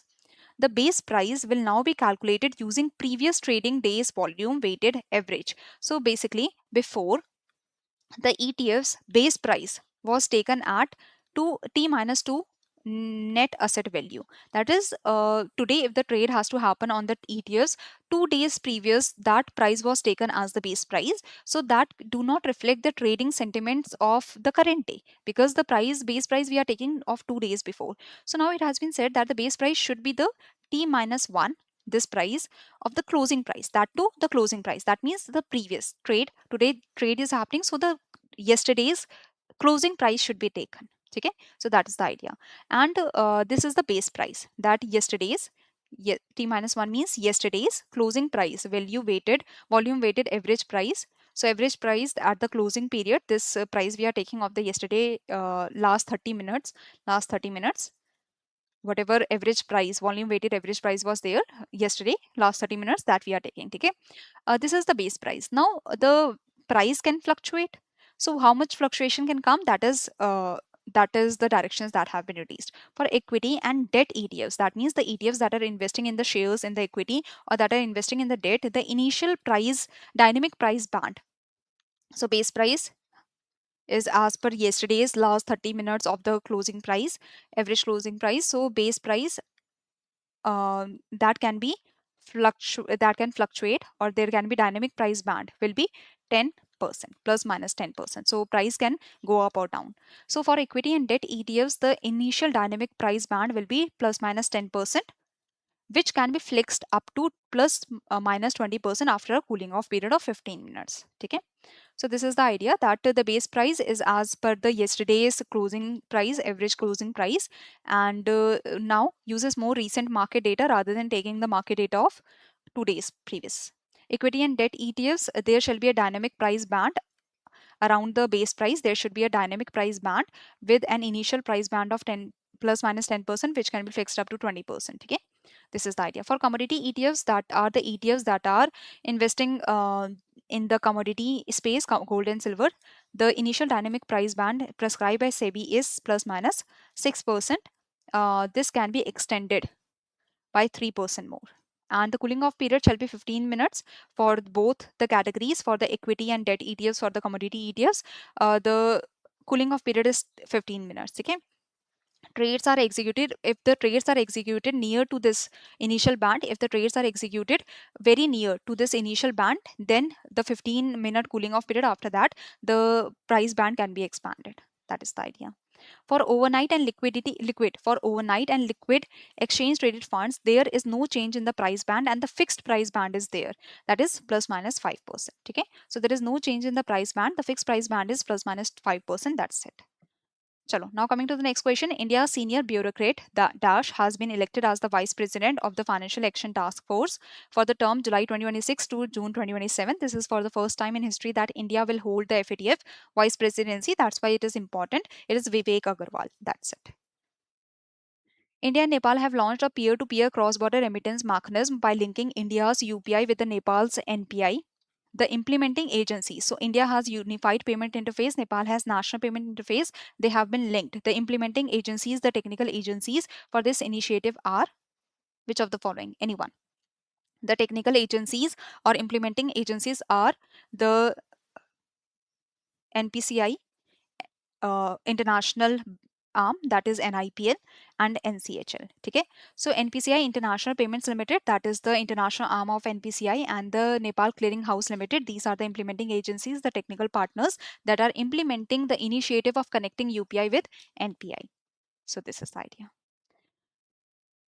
Now, Sabka Bima Sabki Raksha Act 2025 is a major insurance sector reform aimed at expanding insurance coverage, attracting investment, and simplifying regulations to achieve the vision of insurance for all by 2047. Prior to the amendment, transfer of shares exceeding what percentage of the paid up share capital of an insurer, public insurer basically, public sector insurer, required prior approval of IRDI. So basically, if the transfer of shares were exceeding 1%, so here the prior approval of IRDI was required. Now this new threshold, the threshold has been changed to what? Has been increased to 5%. So C is the answer. So previously, if the transfer of shares was exceeding 1%, IRDI has to be informed, approval has to be taken. But now if the transfer of shares is more than 5%, then the IRDI approval has to be taken. Okay. So Sabka Bima Sabki Raksha, under this, there are changes that has happened in the Insurance Act, LIC Act, IRDI Act, and basically the increase in FDI limit from 74% to 100%. For LIC, I think it is 20%. In LIC only the FDI limit is 20%. For all the other insurance companies, they have the FDI limit of 100% through the automatic route. Net owned fund requirement for foreign reinsurance branches have been reduced from 5,000 crore to 1,000 crore. And previously, if the shares had to be transferred exceeding 1%, approval from IRDI had to be taken. Now the limit has been increased to 5%. Now, coming to the next question. With reference to ARIFEC, that is the Alliance of Reporting Entities in Anti-Money Laundering and Countering the Terrorist Financing, which of the following correctly identifies the observer and the secretariat of the platform? The observer is who and which entity, and who or which entities are the secretariat of the platform? So observer is RBI, secretariat is NPCI and IBA. No. Observer is Financial Intelligence Unit India, because here we are talking about anti-money laundering, countering the combating the financing of the terrorism. So if we are talking about the anti-money laundering, combating the financing of the terrorism, so Financial Intelligence Unit India is the observer. Secretariat is Payments Council of India and the FinTech Convergence Council. So B is the answer here. Okay. So, ERIFEC has been launched as a national industry-led platform to strengthen India's anti-money laundering and combating the financing of terrorism. And here, the observer is FIU India, the Financial Intelligence Unit of India, and the secretariat is Payments Council of India and FinTech Convergence Council. SEBI has approved several measures to improve capital market efficiency, corporate flexibility, investor protection. So there are multiple steps that have been taken by the SEBI. Now, with reference to reintroduced open market buyback, so SEBI has reintroduced the open market buyback. The companies in the open market can buy back its shares. So, company has issued, let's say, 30% of its shares. It can buy back some portion of its shares. Okay, minimum public shareholding should remain 25%. So, the rest, that is 5%, can be bought back by the company in the open market. At least what percentage of the proposed buyback amount must be utilized during the, or must be taken back, or the proposed buyback is of 5%. So what percentage of the proposed buyback should be done in the first half of the buyback period within total of dash working days? So see, the total buyback period is 66 days. The total buyback period is 66 days. In the first half of the period, that is in the first 33 days, 40% of the proposed buyback should be completed. So here the answer is C. Okay. So this is the idea. SEBI has reintroduced the stock exchange open market route for share buybacks. Buyback completion period is 66 working days. At least 40% should be bought back during the first half of the buyback period. Minimum 25% of public shareholding has to be maintained.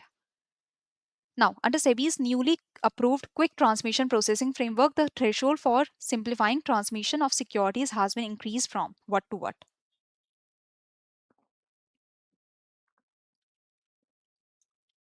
See, in case of the deceased person, if someone has died, so the shares, the bonds, the value should be transferred to the nominee or the legal heir.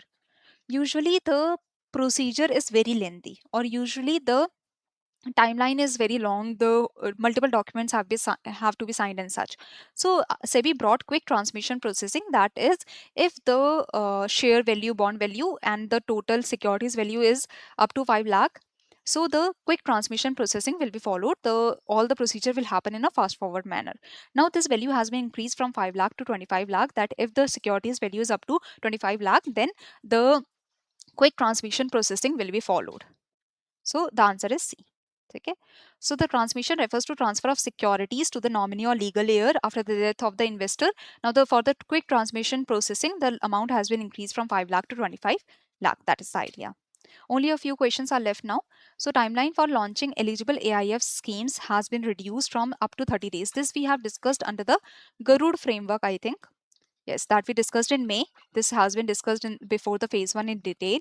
So timeline for launching eligible AIF schemes has been reduced from up to 30 days to around 10 days after filing the placement memorandum, enabling faster fund launches. So alternative investment fund, they can launch their new scheme after providing the private placement memorandum to the SEBI. After providing the document to the SEBI, they can launch the scheme after around 10 days. Before they had to wait for 30 days, but now they only have to wait for 10 days. Chalo. The Ministry of Coal has amended the coal block allocation rules. Basically, if some entity is getting the coal block and they have promised that they will develop the coal block, they will provide some profit sharing with the government. So they have acquired, some entity has acquired the coal block from the government. Now the government is afraid that what if the entity do not fulfill the, or what if the contractor do not fulfill the terms and condition. So whenever the entity is getting a coal block, it needs to provide the performance guarantee to the government. It is the bank guarantee has to be provided to the government, that in case the entity is not able to fulfill the terms and conditions and the government faces any losses because of the entity that is getting the coal block, so the bank which has provided the bank guarantee will bear the losses. Okay.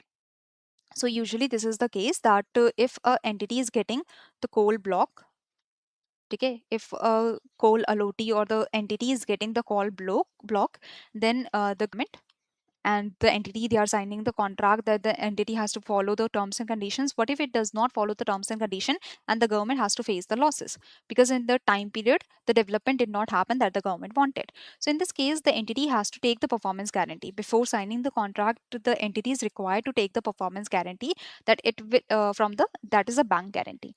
So entity has to give the regular premiums to the bank with the collateral has to be given to the bank, that in case entity fails to fulfill the terms and conditions and to fulfill the stated things, so the bank will cover the losses of the government, and the entity is giving regular premiums and the collateral to the bank to provide this kind of guarantee to the government. Okay. So now it has been said that instead of getting the bank guarantee, the entity can also take the insurance surety bond, where the insurance company is guaranteeing the government that in case the entity fails, in case the entity fails to fulfill the terms and condition, the insurance company will bear the losses and will cover the losses. So that is the whole idea. So insurance surety bond issued by the insurance company, it is an alternative to the performance bank guarantee. So this is the idea. Okay. So B is the answer. Now, if you read the question through your basic logic also, you can answer that bank guarantee. What is the alternative to the bank guarantee? Corporate guarantee? No. Letter of comfort, standby letter of credit, sovereign guarantee. The alternative is insurance surety bonds. ठीक है? Bank guarantee का alternative insurance surety bond होता है. That is the idea. So Ministry of Coal has introduced, now the coal block is given to a company which has to develop the mine within a prescribed timeline, start the production, comply with the allocation conditions and such. So whenever a coal block is allocated to a company, before the final allocation, the government requires to have the performance guarantee. So company has to give the bank guarantee taken from the bank to the government, so that in cases of any losses to the government, that is covered by the bank. So company gives the regular premiums and the collateral to the bank, so that the bank taking that fees, taking that premium, gives the bank guarantee to the government. Now the insurance surety bonds have been allowed, that the insurance company can also provide the surety bond to the government, that in case of the losses, the insurance company will bear the losses. Insurance company will get the regular premium from the company. That is the idea. Now try to answer the next question. Ministry of Ports, Shipping and Waterways recently conducted an industry consultation on proposed maritime investment fund in Mumbai. Which of the following organizations jointly organized the consultation? It was Sagarmala Finance Corporation Limited and the SBI Venture Limited. That's it. Now BSE Index Services has launched a new index to provide a benchmark for passive investment products. Which of the following assets are specifically covered under the index? So BSE Index Services has launched the REITs and uh, company index. Okay, so this is for the listed REITs and the companies having significant commercial rental income exposure. So basically, the BSE Index Services, this is a subsidiary of the Bombay Stock Exchange, has launched a new benchmark called the BSE REITs and the Commercial Real Estate Index. The index is designed to track the performance of the listed REITs and the companies linked to the significant commercial rental income exposure. Okay, so the index. Now we want to see that what are the top REITs, what are the companies that have significant commercial rental income exposure. So we want to invest in the real estate segment. Now we do not know that which are the top REITs, which are the most trustworthy REITs, or which are the REITs that have been working for a long period of time, which have a lot of asset size and such. So now we can see this REITs and commercial real estate index to see that what are the top REITs. Okay, so this is the idea. Chalo. Next is SEBI has revised the framework governing the handling of clients' unpaid securities by stockbrokers to align it with direct payout system. So before, what was happening? Let's say that XYZ person, it wants to buy the Reliance Industry shares, 1,000 shares. It has paid 1 lakh rupees. The total shares are of 10 lakh rupees. It has paid 6 lakh rupees. Now the trade was initiated today with the margin, and tomorrow the settlement has to happen. But tomorrow the XYZ person is saying that I do not have this rest of the 4 lakh rupees. So broker will have to complete the transaction, because anyway the transaction has been initiated, so broker has to complete it. Now usually what used to happen, that these shares were transferred to the broker's client unpaid securities account, because client has not paid the amount fully. Client only paid 6 lakh rupees, 4 lakh had to be paid by the broker.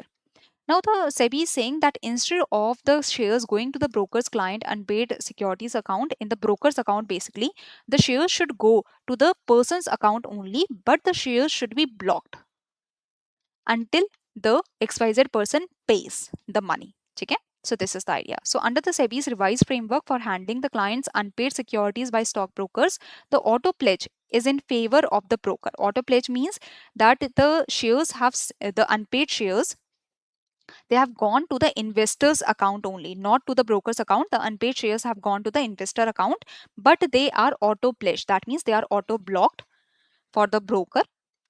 They are blocked for the broker. They are blocked in the investor's account, because the investor cannot use it, because the investor has not paid the amount completely. So now the auto pledge in favor of the broker is created through which of the following account? Through the client unpaid securities pledgee account. Okay, so auto pledge is through the client unpaid securities pledgee account. So holding of unpaid securities, so securities are credited directly to the client's demat account, investor's demat account. There is no transfer that happens to the broker's account. So that is the idea. Ownership of securities remains with investor, because investor is the final beneficial owner.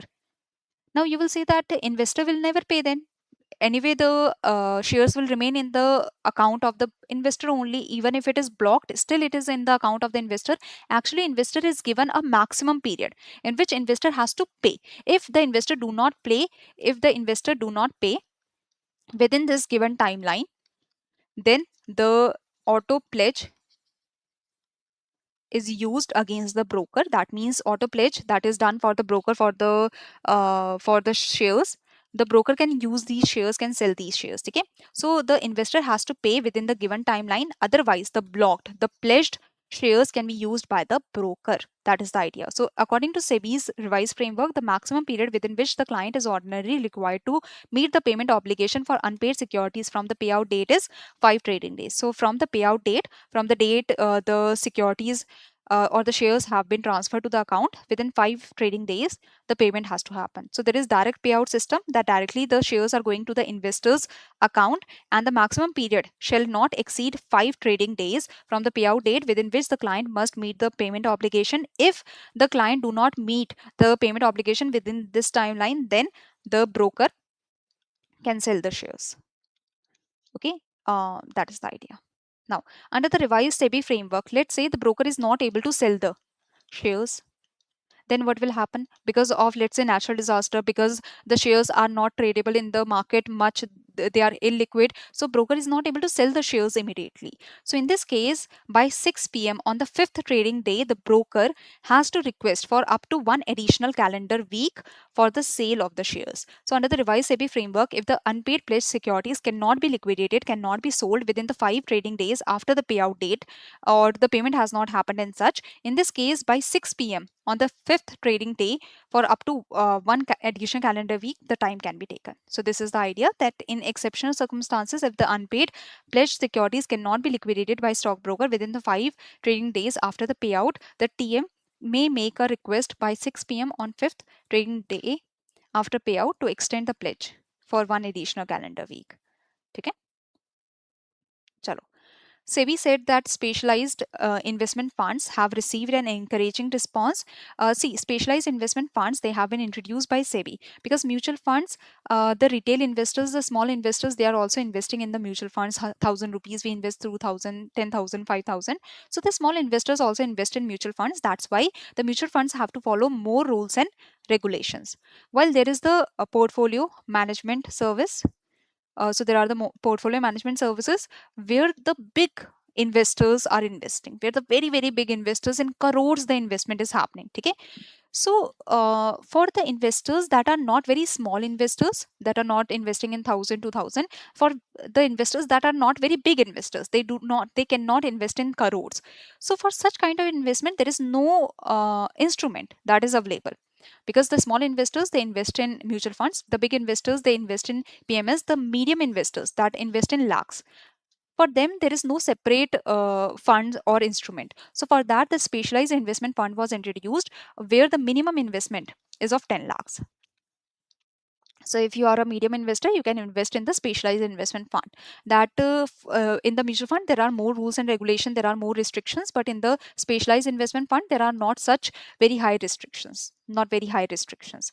So you can take more risky adventure also. Okay, specialized investment fund introduced by SEBI is primarily intended to bridge the gap between mutual funds that are very less risky, and there are huge rules and regulations that have to be fulfilled, and the PMS that are for the very very big investors. So in between them, now the SIF, that is specialized investment fund, that has been introduced. That's all. The minimum investment is 10 lakh in the specialized investment fund. Coming to the next question, only a few questions are left. 5-6 questions are left only. Try to answer this. Under SEBI's revised regulation, the registration fee for the category 1 FPI, or foreign portfolio investor, or the foreign venture capital investor, has been revised to. See, before the investment, they were before the fees and all these, before the fees and before all these amounts, for the foreign portfolio investors, they were informed, or for the foreign venture capital investors, they were informed in dollars. But now the SEBI has said that, as the SEBI is the regulatory authority for the domestic tariff area, for the domestic area, so SEBI will introduce the fees in rupees. That means FPIs, FVCIs, they can pay in dollars, but this money will be converted in rupees, and rupees will be sent to SEBI. Okay, so basically, the first of all, registration fee for the category 1 FPIs and FVCIs, this has been revised to 2.3 lakh. D is the answer. So here you can see the fees will be specified and paid in Indian rupees. Even if the FPI or FVCI, they are paying in dollars, they can pay in dollars, but it will be converted in rupees to send it to SEBI. Okay. The category FPI FVCI registration fee revised to 2.3 lakh. Custodian payments fees to SEBI will be 85,000 per month, or 0.0000416% of assets under custody, whichever is higher. So fees are denominated in INR, but FPIs, FPCIs, they can pay the eligible foreign exchange equivalent to the designated depository participant. They can pay to the designated depository participant in foreign currency, they will convert it into rupees, and the rupees will be sent to SEBI. Now, coming to the next question.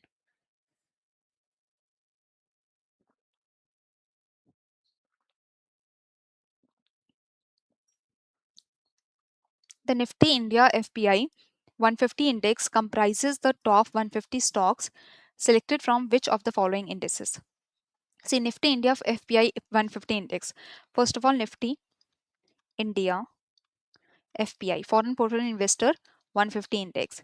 So this index shows the top 150 companies that are the most investable or that are most accessible, where the most investment is done by the FPIs. Okay, so that is the idea. Now, the Nifty India FPI 150 index, it consists of companies that are in the Nifty 500 index.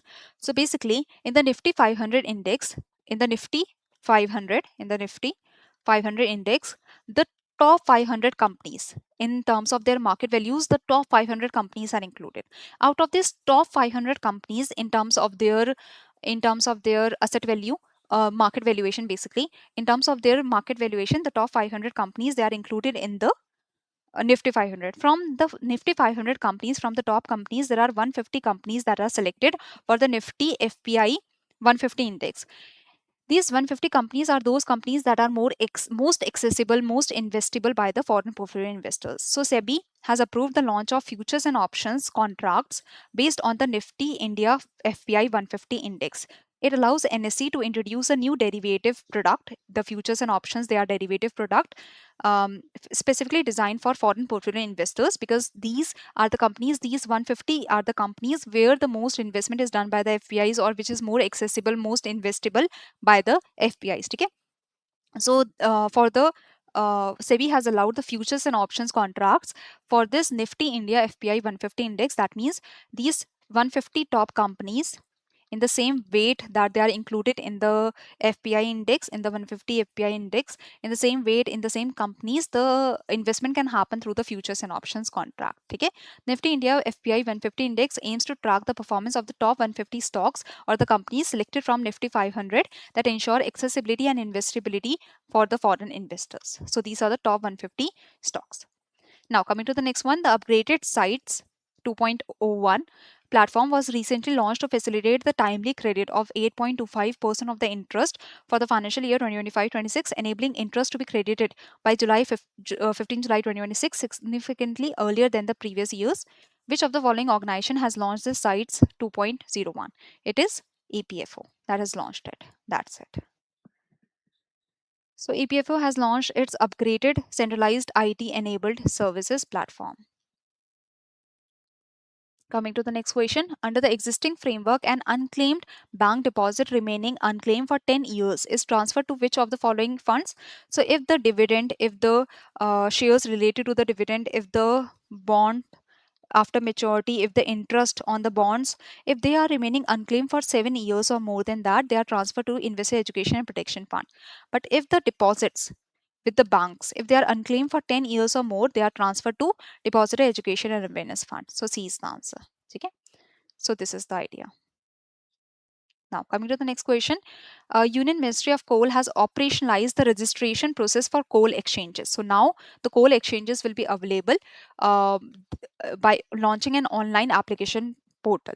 So basically, Union Ministry of Coal has operationalized the registration process for the coal exchanges. So the entities, they can become the coal exchanges, as they can send their application through the online application portal. Under the Coal Exchange Rules 2026, every registered coal exchange is required to establish a settlement guarantee fund, so that the in the exchanges, the transactions that are happening can smoothly happen. And through this settlement guarantee fund, even if, let's say, there are two parties, one party is saying that on 30th of August, that after 1 month, I want 100 quintals of coal, or whatever the metric is. The other party is saying, okay, we will sell, like on 30th of August, we will sell the 100 quintals of coal at the price of one barrel, or one quintal, 1,000 rupees. Okay? Now this contract has been signed, but this party that had to buy the coal is is not buying it now, or this party is like defaulting in the contract. So the other party will have the loss because the other party wanted to sell the 100 quintals of coal at one quintal 100 rupees.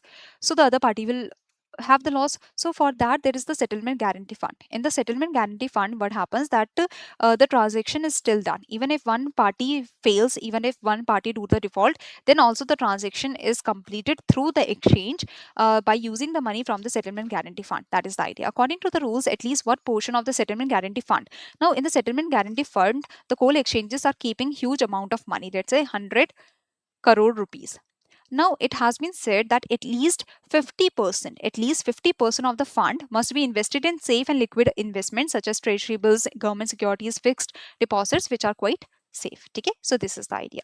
So first of all, what is the whole idea? Union Minister of Coal and Mines G Kishan Reddy launched an online portal for applications to register and operate coal exchanges in India. Now, Coal Exchange is an organized electronic marketplace where approved buyers and sellers can trade delivery based coal contracts. So, this exchange will be for the coal contracts basically. It facilitates transparent price discovery by allowing the coal prices to be determined through the demand and supply forces rather than private negotiation. Now, the negotiation will happen, or the transactions will happen through the coal exchanges where the transparent mechanism will be used. So the online platform for application to register and operate the coal exchange in India, this has been launched so that the entities they can become the coal exchanges if they fulfill certain conditions. Now, eligible entities can now formally apply to establish coal exchanges under the supervision of coal controller organization. Every coal exchange must establish a settlement guarantee fund so that this fund act as financial safety mechanism to ensure that transactions are successfully settled even if one of the trading participants defaults. At least 50% of the fund should be invested in the safe assets. Registration of the coal exchange will remain valid for 25 years for long period of time. Non-refundable application fee for the coal exchange. Let's say you want to establish the coal exchange, so non-refundable application fee will be for 3 lakh rupees. The one-time registration fee will be for 50 lakh rupees. Huge investment. Coal exchanges will trade authority approved delivery based coal contracts. Application related payments can be made through Bharat Kosh and such. Now, an entity proposing to establish a coal exchange in India must satisfy several eligibility conditions. It's not like that I want to establish coal exchange, I don't have the money, I am able to establish it. No, there are certain conditions. Which of the following combination or which of the following is correct? Minimum net worth. So an entity that wants to establish the coal exchange in India, it must have the minimum net worth of 50 crores. It must have the minimum net worth of 50 crores. So being a company limited by shares under the Companies Act 2013, it should have the ownership and management separated from the trading rights so that those managing the exchanges, they do not simultaneously enjoy the special trading rights. Minimum net worth requirement is 50 crore, satisfy prescribed ownership and governance conditions. Okay, an individual member or client together with connected persons cannot hold 5% or cannot hold more than 5% of the exchange equity. All members and clients together cannot hold more than 49%. After 5 years of registration, a non-member shareholder generally cannot hold more than 25%. So after 5 years of registration, a non-member shareholder generally cannot hold more than 25%. So these are certain conditions that you have to remember. Now coming to the last question. Under Securities and Exchange Board of India, so under the SEBI, the threshold for acceptance of gifts by SEBI employees has been revised too. So before, the gifts could be accepted up to 10,000, but now it has been revised to 50,000. So D is the answer.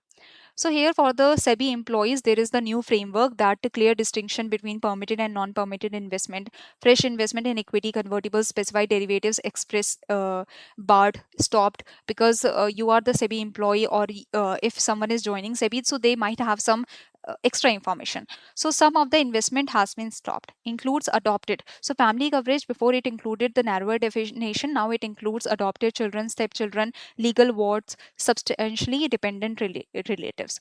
Future employment negotiations and agreements for future employment must be disclosed. Post employment conduct. So post employment conduct means after the employment. Let's say you have been retired from SEBI. So after that, for 2 years, you are barred for representing clients before SEBI or against SEBI in covered matters. So for 2 years, you cannot represent any client before SEBI or against SEBI. Now, gift threshold, it was 10,000 before, now 50,000 from anyone. Okay. So gift threshold is 50,000, up to 50,000 only. Now, this is a question that is your homework question. That is your homework question because it is related to one of the article that we have discussed previously. I have told you that the banks, they can take overseas foreign currency borrowings. They can take overseas foreign currency borrowings, and the banks can come under the swap facility. Can come under the swap facility, right? So banks, they can borrow the overseas foreign currency borrowings. The banks, they can have the overseas foreign currency borrowings, and they can have the swap facility from the RBI. Let's say the bank, ICICI Bank, has taken the overseas foreign currency borrowing, and the bank has taken the dollars in the borrowings. The bank can give dollars to the RBI, can take the rupees from the RBI at the current exchange rate. Now, at the same exchange rate, after 3 years, after 4 years, or after 5 years, the RBI, whatever is the tenure of the loan, whatever was the tenure of the borrowing, the RBI, after the 3 years, let's say, RBI is returning the dollars so that the bank can pay back, and the bank is returning the rupees at the same exchange rate that was predetermined. So, there is no exchange rate risk that is involved for the bank, but the bank has to pay what percentage per annum, or what is the premium that the bank has to pay. So, this we have discussed. So that is the idea. Chalo. Now these are some of the additional articles for finance current affairs that you can read. The BSE Limited has announced it will directly manage the licensing of its market data products for international clients. Before, it was handled by Doge Borse AG Limit. Union Cabinet has approved the additional investment commitment of 30,000 crore for the National Investment and Infrastructure Fund. So total commitment is 60,000 crore now. IRDI has constituted 7-member working group on artificial intelligence. They have to provide the report within 3 months. A chairperson of this committee is Professor Sandeep K. Shukla. Bureau of Fintech India, an NPCI certified technology service provider, received certification as biller operating unit to work as the biller operating unit under the under the Bharat Bill Pay Limited, okay? Under the Bharat Bill Payment System. So biller operating unit, uh, they basically help the different companies to different billers to get enrolled on the Bharat Bill Pay system. So you are paying the water bill, you are paying the electricity bill, you are paying XYZ bill. So these billers, they are onboarded on the Bharat Bill Pay system. These billers, they are onboarded on the Bharat Bill Pay system through the biller operating unit. So the Vienna FinTech India has got the certification as biller operating unit. Zerodha Fund House has launched the India's first target data life cycle fund. That is, a target data fund is a mutual fund designed for a specific future year, and they can invest. Initially they invest more in equity, but in the later on days they invest more in the secured instruments, like, or the safer instruments like the debt and other low risk assets. Now, RBI has also provided an illustrative list of 11 dark patterns relevant for the regulated entities. False urgency cannot be created. Basket sneaking, inclusion of additional items without the consent of user cannot be done. Confirm shaming, using a phrase that you do not love your family if you're not buying this product. Such kind of phrases cannot be used. Subscription trap, that cancellation becomes impossible. This cannot be done. Interface interference, that 50% off only on selected items. So 50% off is written big, and only on selected items is written very small. So this kind of interface interference cannot be done. Okay. Bait and switch, the practice of advertising a particular outcome but giving some alternate outcome. Drip pricing means not revealing the price components upfront. Such kind of dark patterns should not be followed by the bank. Okay.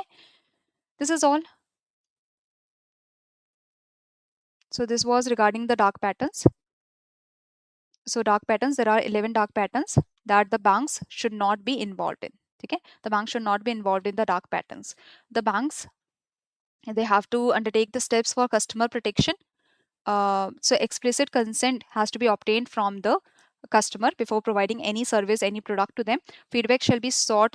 Feedback shall be sought within 30 days from the sale of the financial product. Customer may lodge complaint within the 30 days of buying the product. Marketing and distribution, if the marketing is happening, that should be, regulated entity shall not advertise or market any of the third party products as its own. So third party product cannot be marketed as its own. If the marketing is happening, or if there are the agents, these are the agents, the DSA, DMS, they are the marketing agents. If they are engaged for marketing or selling, regulated entity shall maintain a list of these DMA or DSAs. And these 11 dark patterns, they should not be done by the banks. Chalo. A person resident outside India may open a special non-resident rupee account with an authorized dealer in India or its branch outside India for the purpose of putting through permissible current. So let's say a person resident outside India is doing some trade activity with India, is doing some investment activity in India, so they can open the special non-resident rupee account in India now with the authorized dealer in India or its branch outside India, including in the IFSC and such. So special non-resident rupee account, like before there was NRE account, there was NRO account, non-resident external non-resident ordinary account. Now the special non-resident rupee accounts are also there. So these are some of the additional information that you needed to know. That's it. Okay. India's first target date life cycle fund. For life cycle fund, they are for the long period of time, like for life cycle fund 2036, life cycle fund 2041. So initially the investment happens in more risky asset, that is like the equity, which has more risk, more returns. In the later on period, the investment happens in less risky assets such as the debt and low risk instruments. That's all. So this is it for today. I hope you enjoyed the session. All the very, very best for your phase 2. All the very best for your phase 2. Give the examination and just use the PDFs for your revision. Do see the marathon session for the phase 1 that we have taken, the weekend marathon, the other marathon sessions that we have taken for phase 1 that you can use for your revision. So this is it for today. I will not waste your time, and if there is any confusion, you can write. And if you want to ask anything, you can ask in the comment section also. So this is it. Thank you everyone. Thank you for joining. Any confusion anyone? कोई confusion किसी को? Any confusion? No confusion? Okay then. Thank you everyone. Thank you for joining the session. All the very, very best for your phase 2. I hope you rock the examination. I hope that you do very, very well in the examination, and just trust yourselves. I know that in the last few days, now only 2 days are left, so you must be worried, you must be feeling like what is going to happen, but just have confidence on yourself. Whatever you have studied, just revise that. That's it. Chalo, thank you everyone. Thank you.